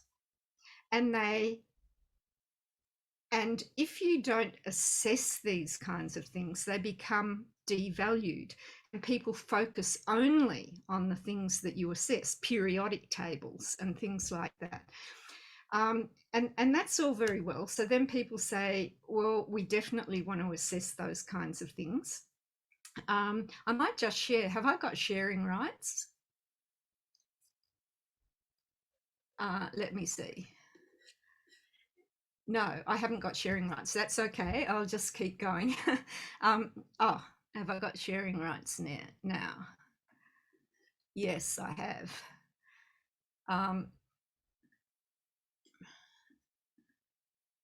Can you see that? So look, this slide, don't put too much attention onto it, but it's the kind of, so we now don't talk about curriculum, we talk about learning ambitions for Thrive. And these are the sorts of things teachers and principals want to assess so that they can assess what they value. Now, these things like know-how and knowledge, we can all do that. Things like basic literacies, we can all do that. We've been doing that for 50 to 100 years. But these things like learner agency, like connectivity to the school, to their friends, to the community, to the culture, to the place, and the learning staples, the creative thinking and communication, etc. These are really hard to assess. And people usually come to us and say, well, we know we can't assess these ones on the right-hand side using standardized assessments. You cannot assess them using pencil and paper tests. Bill, I'm not sure whether we'd agree here. I'm sort of like, can PISA really assess these kinds of things? I don't really know. We can have an argument about that if we ever get to meet face to face. But our view is you cannot assess them using traditional methods. You need a different method. You need a different method because these things like communication, like collaboration, like critical and creative thinking, they're not knowledge, they are competencies, which are a mixture of knowledge, skills, attitudes and values and beliefs that don't operate separately. They combine together. So the question in addressing how do you assess these kinds of things has to do with how you assess a person's competence to in these areas.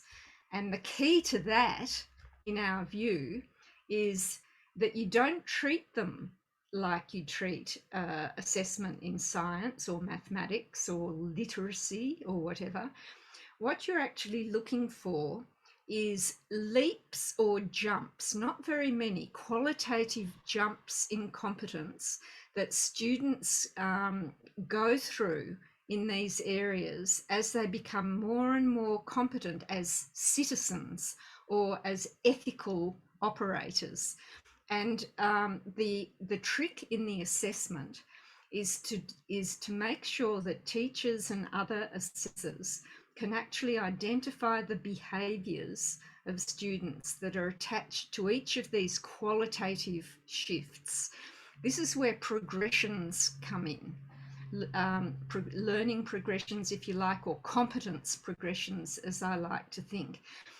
Here's a rough example of one that we used in the Philippines for citizenship.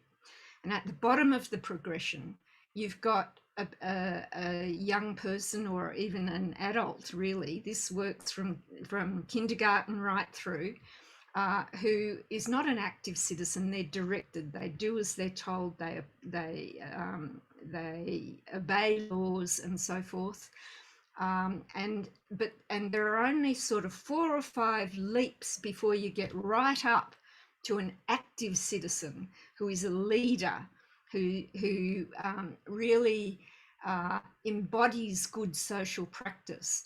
And the trick of assessment is to give teachers the tools to be able to position a learner on this sort of progression. At this stage, I know Bill's seen this before, he's probably bored with it, but the method of assessment that we use, I capture it in what I call my poem of assessment in complex competencies, because this is not like standardized testing. It's not like the assessments we do of the periodic table or science. It's developmental, standards reference, not standardized, multi-evidence, and I've captured it in these small number of lines. It's not a poem really, it's a definition of a new form of assessment.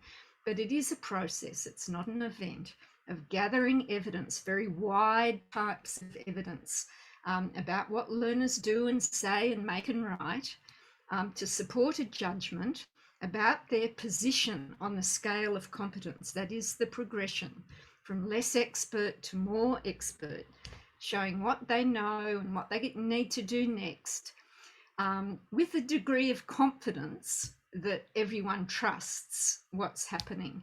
So that's the challenge for assessment of these broad competencies, or whatever you like to call them. I call them capabilities, as Bill said. That's the trick, but to be able to get a trusted position of a person on one of these progressions.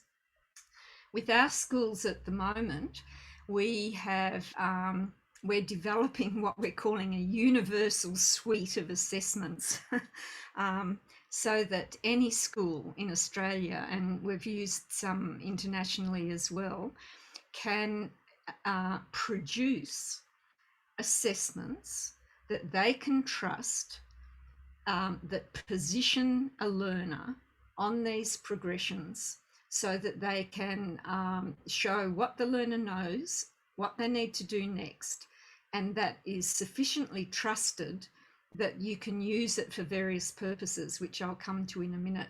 On the right-hand side, there are the progressions that we're working on at the moment. And we find, the thing is, we find, as Bill will no doubt know, that the progressions that develop in Britain, in India, in Australia, in America, they're all at essence the same, because we're all human and we all develop in these sort of areas in much the same way. So we're developing a set of instruments that will support teachers and schools to make these judgments about where people are positioned. And as Bill said, the best way for our schools to present that is in a learner profile. Now, I'm going to just finish there because, and I hope you've got a sense of what it means for schools who work with us. So they pick some areas, some learning ambitions that they've defined at their school. We help them develop the progression based on the universal sense of development that we know kids go through. We provide them with the resources they need so that they can make the judgments and present a profile, something like this. The really exciting thing in Australia is that now our universities, which up until now have used a single ranking ATAR academic performance system to get students in, they're saying, funny thing is that academic rankings, like our head of med school says, getting 99 rank on an academic scale does not mean you're going to be the greatest doctor that we produce. The architecture section says that doesn't produce the greatest architects. As long as you've got, say, 80% percentile in your ranking, the thing that makes the difference is the kind of things that are in these profiles, how tenacious you are, whether you can collaborate, whether you're creative. And so being able to do a profile like this is starting to become really of interest to the universities in Australia to figure out how they can predict the people that who will do really well in their top courses. So it's a very interesting time in Australia. It's a wonderful time to be working in this area. I'm so looking forward to the time when standardized tests are put in their proper place. I'm not against standardized tests. I'm against them being the only thing we look at, and we need to supplement them with other things. So I'm going to finish there. And thank you very much for having me. I feel great honour to be talking to you, and I sincerely wish I was with you in India. We're so sick of being trapped in Australia. So I'm so sorry that I'm not there in person. So thank you very much. Thank you, Sandra. It was a beautiful session and your presentation was so good.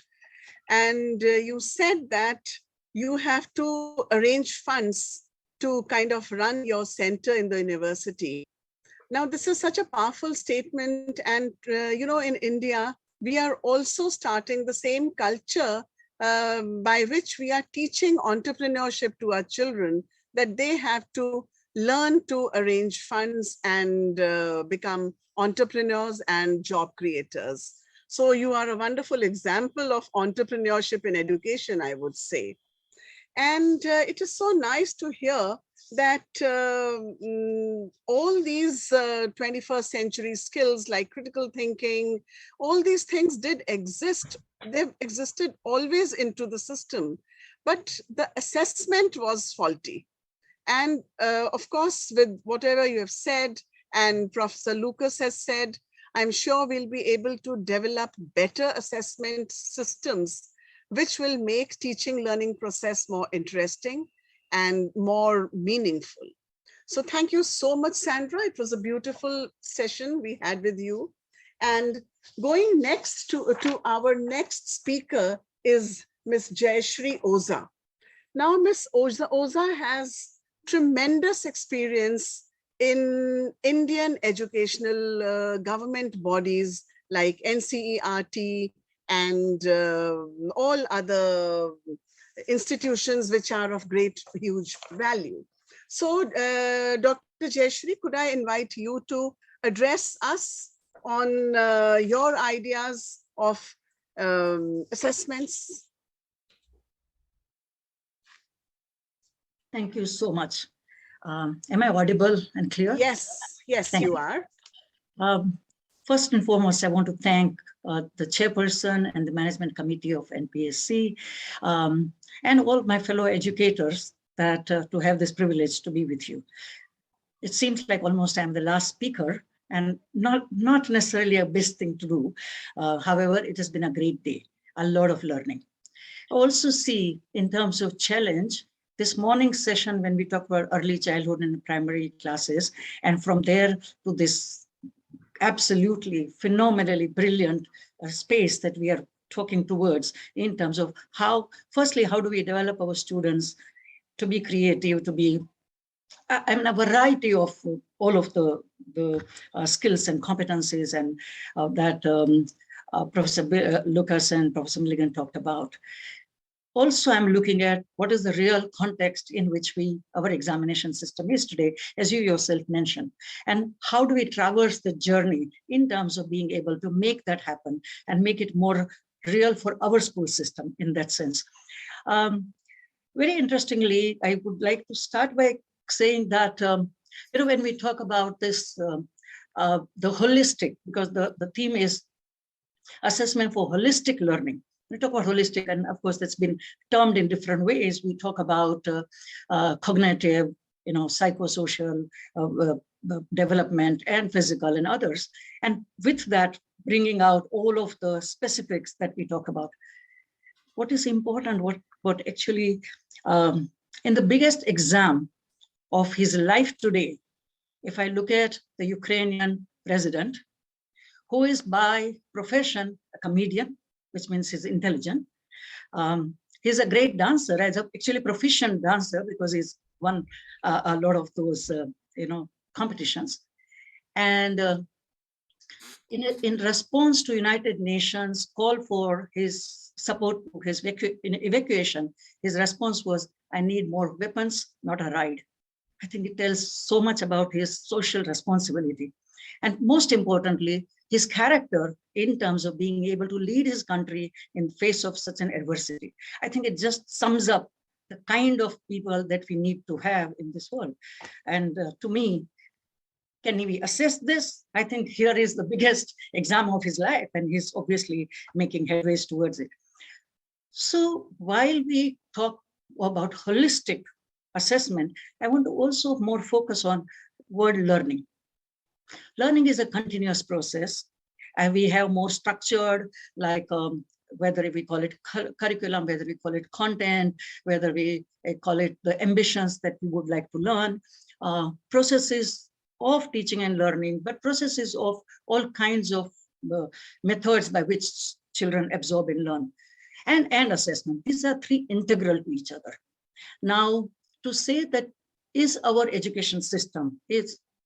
There are other areas. By osmosis, children are learning. The kind of learning materials they have, the quality of teachers that they teach, the quality of infrastructure available to them. We need to really be asking ourselves, are there opportunities for children to be able to grow physically, in dexterity? Do they have opportunities to be able to develop their socio-emotional skills and the kind of competencies that were just described by my learned panelists? More and more, so when we talk about what should be those learning outcomes, I think first and foremost, we need to define. I think Sandra said very clearly that talking to the principals and leaders, it clearly says we would like citizens who have great values. We want creative people. We want people who can innovate. You yourself talked about entrepreneurship. Are we able to, in a granular sense, are we able to put those into our systems is one of the questions that we need to ask, because we cannot be assessing children or students unless we have created an enabling environment for them to learn all these things. And I think that would be one of the most important points that I would like to raise. What is our current assessment system? When we're looking at our current, we probably pay more attention to one or the other, but I would say broadly 4 kinds of assessments that we have in our education system today. The formative assessment, I will be talking a little more about it in a while. The second is possibly where the mentors and like your department heads and principals and others who visits classrooms and look at children's work and look at teaching and learning, possibly even invite a couple of students out of the class and maybe test them. What is that data going to do? Once again, it is formative in nature. Are we using that to have meetings with the teachers to help them understand their own performances better? Are we able to do it? The third kind of assessment that we are fairly familiar with, which is end of the year board examinations, the ranking and the grading and all of that. There too, the purpose for those assessments is to say, have children achieved mastery of the competencies that we would expect them to have learned? Those competencies doesn't have to be just math and literacy. It could be all kinds of competencies that we could be talking about. Once again, have we created spaces for that in terms of the environment as well as in assessment? And the fourth kind of assessment, which my hope is that most of your schools participate, but it's more like National Achievement Survey type of assessments, or with TIMSS, PISA, and others, large-scale sample-based assessments. From those assessments, the idea is that as a system, can we learn in terms of are we teaching the right thing and are we testing the right thing? Should our programs be made different? Should our curriculum be made more wider, broader?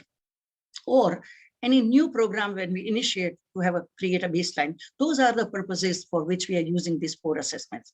My assumption is, and I hope I'm wrong, that most of the time, the assessment that we are using is end of the unit, end of the year, end of the course kind of examinations. I will be talking a little more because you referred to assessment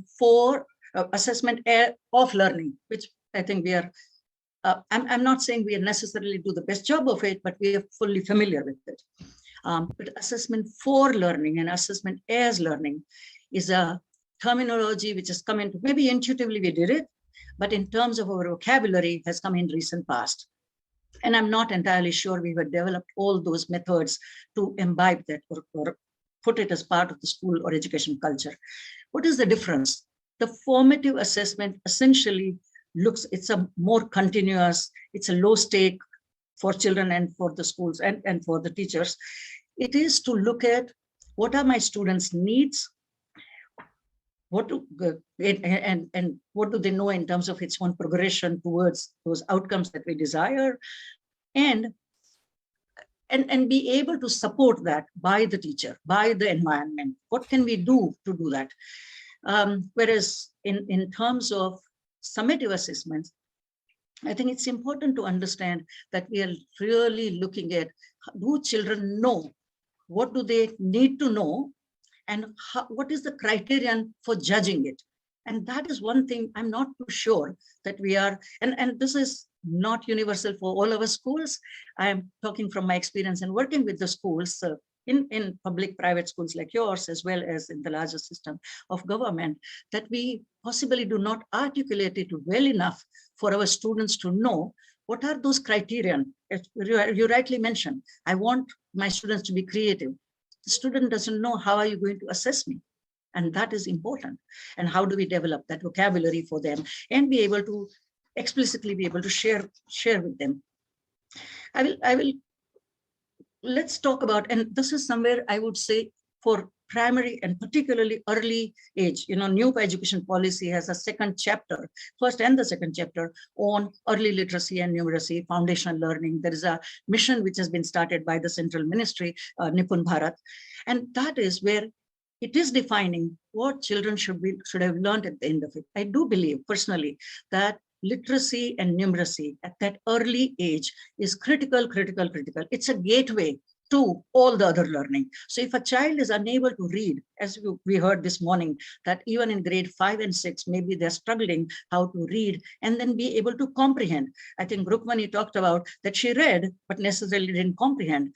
And I think ensuring that in early stages, by the time the child is in grade 3, that we have kind of ensured that. I'm going to talk about, in terms of how explicitly we can. Now, whether if we are talking about children making decisions, because I do believe that in terms of futuristic or 21st century, we are looking at how students can make choices and decisions based on the knowledge and information they have. How do they create relationship with the world around them, environment around them, with the other people, other culture, other dispositions, right? And be able to and make choices, and definitely learn how to learn, because all the content that they're learning today from those textbooks today is going to be absolutely obsolete. Today we heard about in the technology session that a lot of that is at the press of a button, even today. So what is it that they need to learn, which is new and different and which will keep changing constantly? I think those are the skills that they need to acquire, but they need to know what that is. I would like to talk about in terms of, because here is the audience, which is in leadership roles, I want to talk about how do we support and monitor the processes across all, in pedagogical and the environment that we create, all of that. But I will focus particularly on the cycle of assessments that we do. May I get a screen, because I want to share just a few quick slides in terms of how to. Thank you.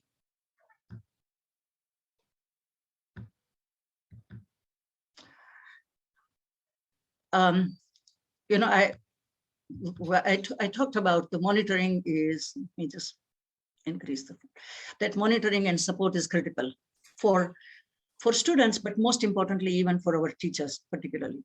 What gets not gets done, and we know that. And this is for good teachers who are brilliant, but they also would like to know that there is somebody watching and somebody's acknowledging. And certainly for those teachers who are either new or change subject or change the levels where they're teaching, and it's important. And how best do we do it? And I will come to that in a quick second, but I will focus particularly on the very quick. There are probably 14 different stages to the process steps for assessment. Are you able to see my screen? Yes, we are. Thank you so much. I would start with, all assessments need to have a purpose. And the purpose can be defined and can be articulated well with the assessment framework. When I talk about formative assessment, we are talking about the teachers being able to use the information emanating from those assessments, that the teachers are able to use that information to be able to guide groups of students. I will take one example, that in grade 3, if we are expecting students to do 3-digit subtraction, and I will stay with the grade 3 and the kind of hard learning outcomes that we are more familiar with, in order to exemplify this. If we know that, and at the end of the assessment, if we analyze the data, we will be able to see that some students will not be able to do calculation, probably. Some of them can they can borrow, but may not be able to do regrouping in a right manner. And some will be able to complete the sum, but in real life situation may not be able to use that.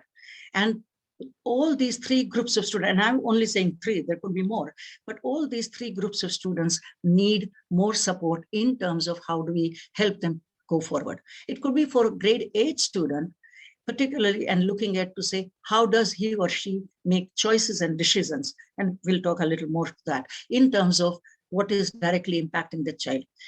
The next stage is high quality item and instrument design. And are we monitoring all these things? Are we making sure that we are doing the right thing? So I'm actually in a way pulling back from what my previous panelists talked about, and to saying, unless we really be good at these things, moment we broaden and expand this area, because what does it mean? High quality instrument and item. If I say instrument is your question paper and items are your test questions, but yes, we want to talk about many more types of assessment tools and instruments, right? What does it mean high quality? It is in terms of validity. And there are many technical points that I could raise, but one that I want to raise here, what does it mean by validity? That are we testing what we would like to know, what do children know and can do? Now that could be in mathematics in grade 3, it could be in terms of being able to be creative. What is it that our children can produce, right? By way of showing their creativity. That, do we have right instruments to be able to assess that? I think that is something we need to be looking for too. Standard operating procedures. We possibly know how to conduct examinations. I'm not entirely sure that we would know, and we need to expand on this. And this is where I mean that we educators, particularly progressive schools like yours, we could begin to expand with supported by Professor Luke, the people like Professor Lucas and Professor Milligan. But we need to develop our own knowledge in these areas. What does it, the standard operating procedures would talk about, how do we screen and look at those kinds of instruments that we develop? How do we manage data? How do we analyze? When you saw Sandra presenting the profile of the students, or also Bill, you looked at it in terms of when we analyze our data in a longitudinal manner, do we have child's profile being built as a result of that through our MS system and education management information system? Do we keep those plots ready so that we are able to slowly begin to enrich those? Reporting and dissemination. The school education system has many stakeholders and they have different needs. If we are able to report according to or in response to their needs, they will be able to support the system. And finally, and the most important part of all assessment, is planning of assessment data use. When we conduct assessment, it should be used to further student learning. And that's probably extremely important. I will be talking, I do want to share a little more about the formative assessment, as I mentioned, and what would the formative assessments look like? Formative assessment is ongoing, it's continuous.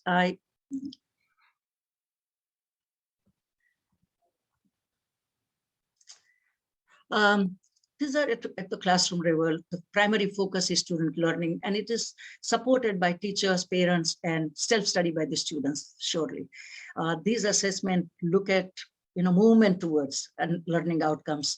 And whatever those learning outcomes would be, they don't need to be watertight, bound, defined, but needs to be some kind of descriptions, as even the descriptions of progression, which was shown by Sandra in terms of profile development. But that knowing where am I going, what is the future course of action, it motivates students. It creates an opportunity for teachers and students to interact in a constructive feedback processes. And the errors are as seen as learning opportunities, because these are not the scores to rank or to provide grades. What is important in terms of scope? I talked about frequency, that it should be frequently done.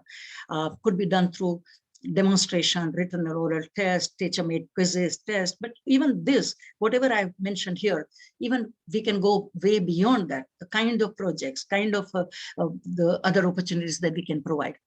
What is important when I say homework or assignments, many of you will tell me that we do this, and I'm sure that you do. Not only do you do, but you invest a huge amount of time and effort in correcting those. I think a while back in a prior session, Chris talked about him being an English teacher, and when he gave back the feedback after laboring hard over those assignments and gave it back, the student said, "Thank you," and walked away. And that's what often happens. What is important in formative assessment is, are we using the data emanating from those assessments into helping students learn further?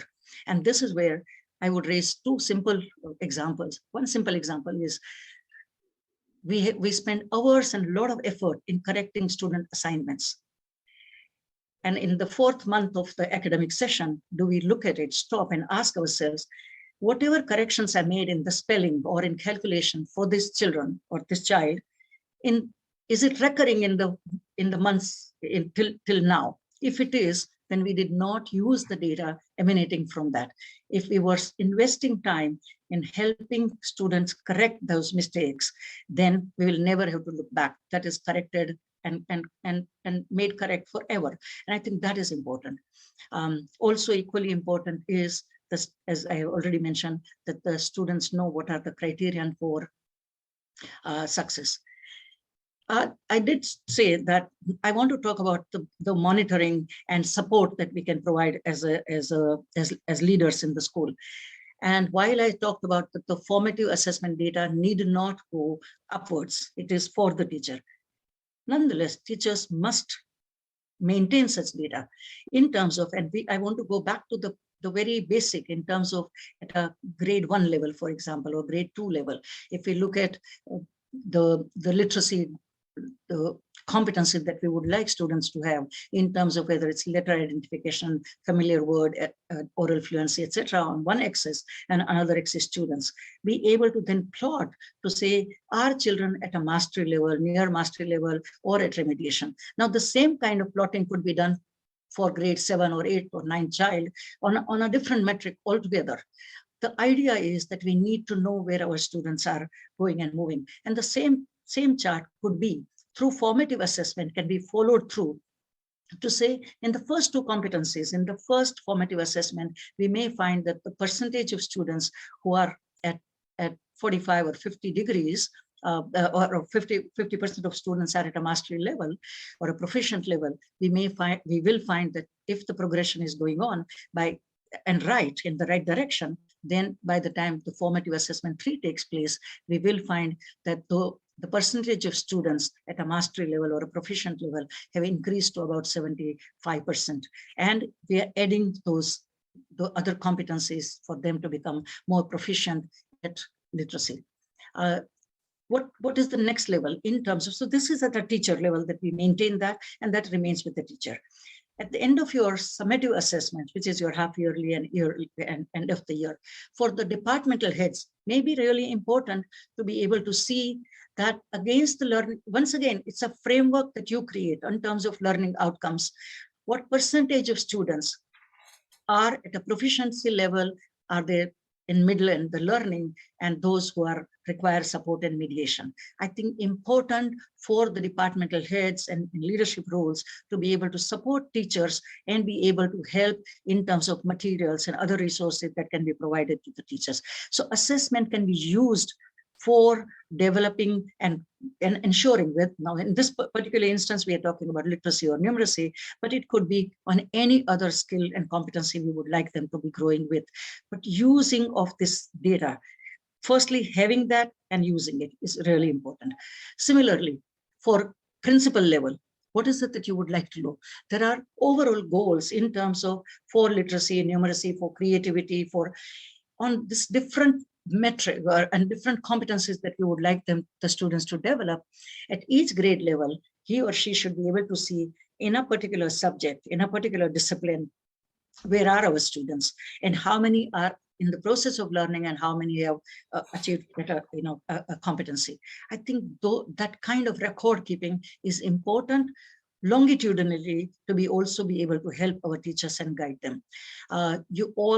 Your schools, I'm sure, have education management information system. What is important is, are we tracking each student and developing profiles in whatever learning metrics that we desire and we define. Are we having this kind of trajectory vis-a-vis what is it that the children would have, even their own ambition, what would they like to have learned and where are they in that? Are we having analysis by groups in terms of ethnic minority, gender, in terms of socioeconomic background, in terms of linguistic background in our classrooms? All of our classrooms are multilingual largely. And do we have those trends so that we can help students be able to further learn, be able to help teacher community to be able to take it forward? And such an information system and a digital platform will surely increase ability to monitor, support, and even at different points in time to hold stakeholders accountable. The last and significant point I want to make is all assessments, the data emanating from data which gets information that gets generated out of it must be used to further the student learning, further the school system, further the system. And this is like, weighing a cow. After that, if we do not change the diet of the cow or the daily routine, it is going to remain just where it is. We need to know, get this information and be able to utilize that. And in different ways it can be. So for improving learning, it is of course, firstly, encouraging students. We talked about assessment as learning. What that assessment, there is a high when you're performing and you get results from that. Promoting, assisting, fostering different ways of learning for the students. This is, of course, important for the classrooms, for the schools and the system.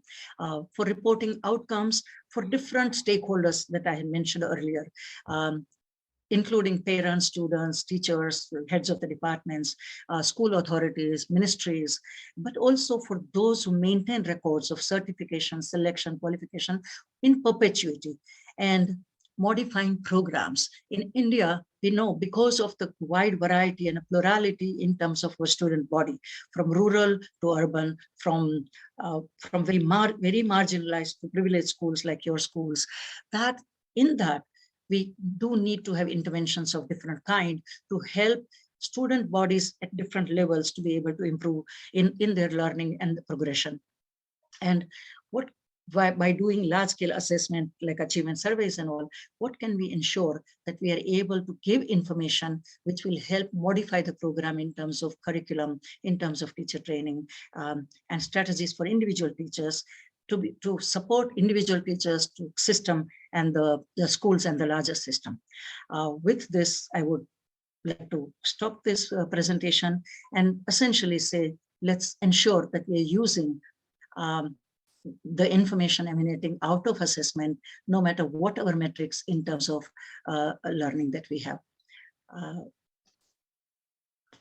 Thank you, Jayashree. Thank you so much. It was a wonderful session. And it was so good to note about the steps in assessment process, details about formative assessment, that the purpose for assessing should be very, very clear at all stages, and the importance of managing and analyze the data, and that data should be used for furtherance of education. Wonderful to know it all.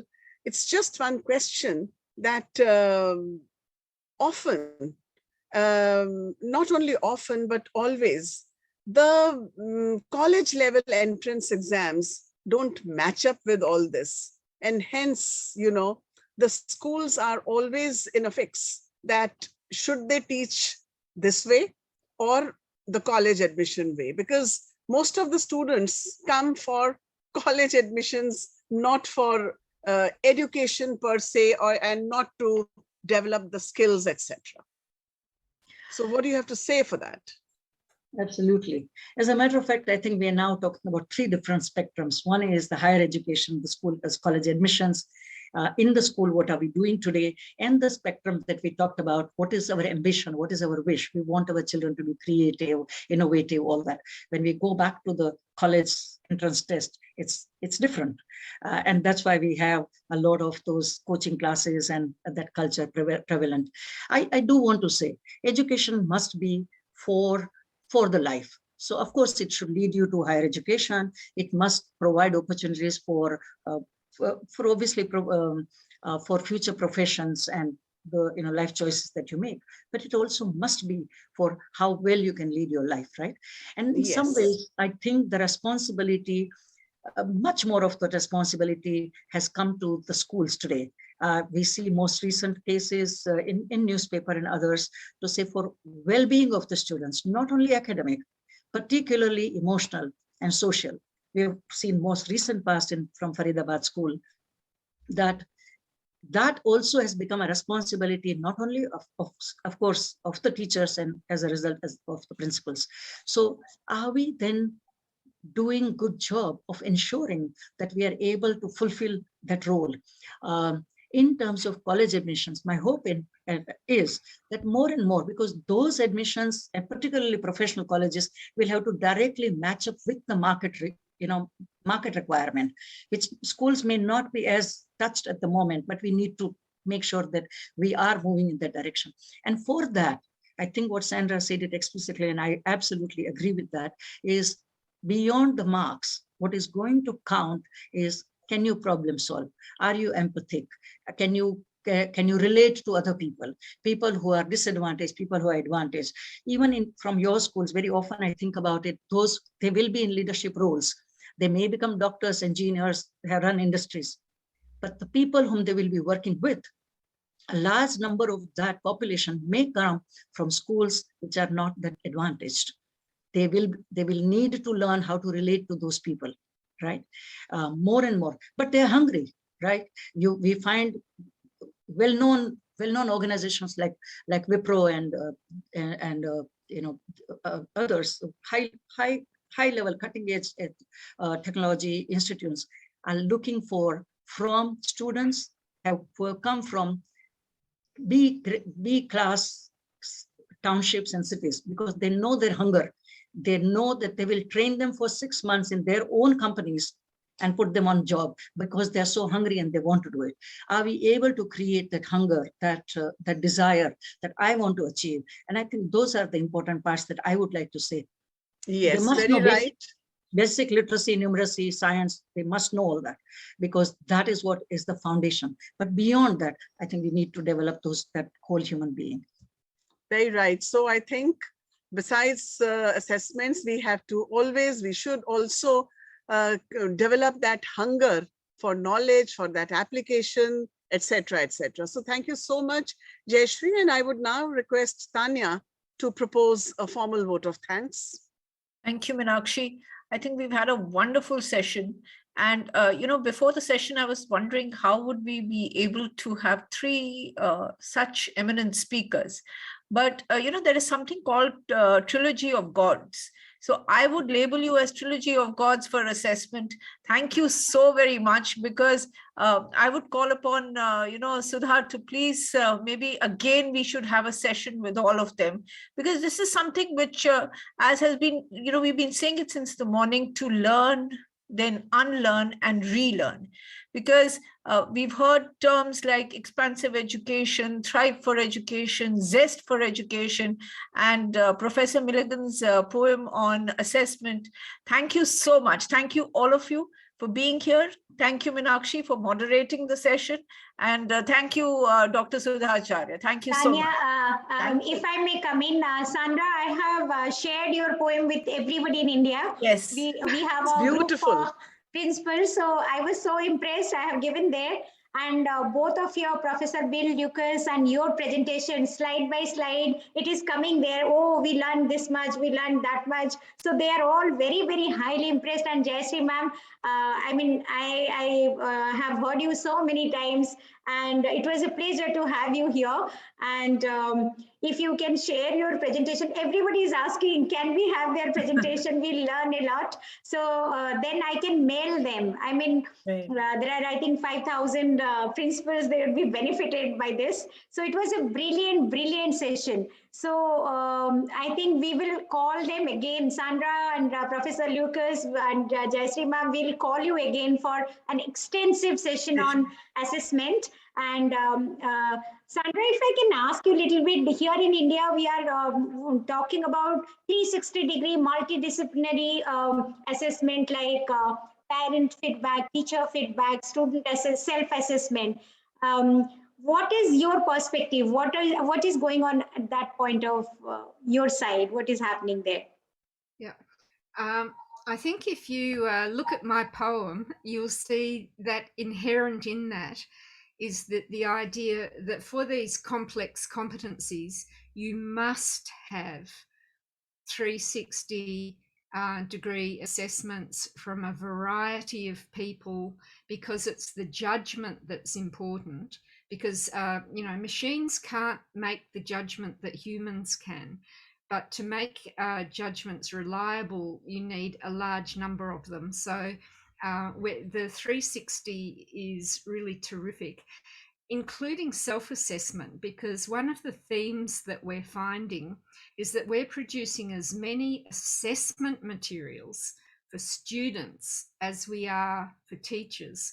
So students are getting more and more agency in saying what they want to be assessed on. In other words, we're not only looking for how good is this student, but how is this student good? It's a bit of a twist.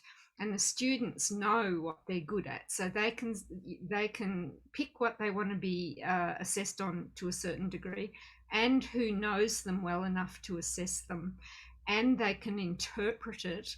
They can become the data analysts and run their own formative assessment.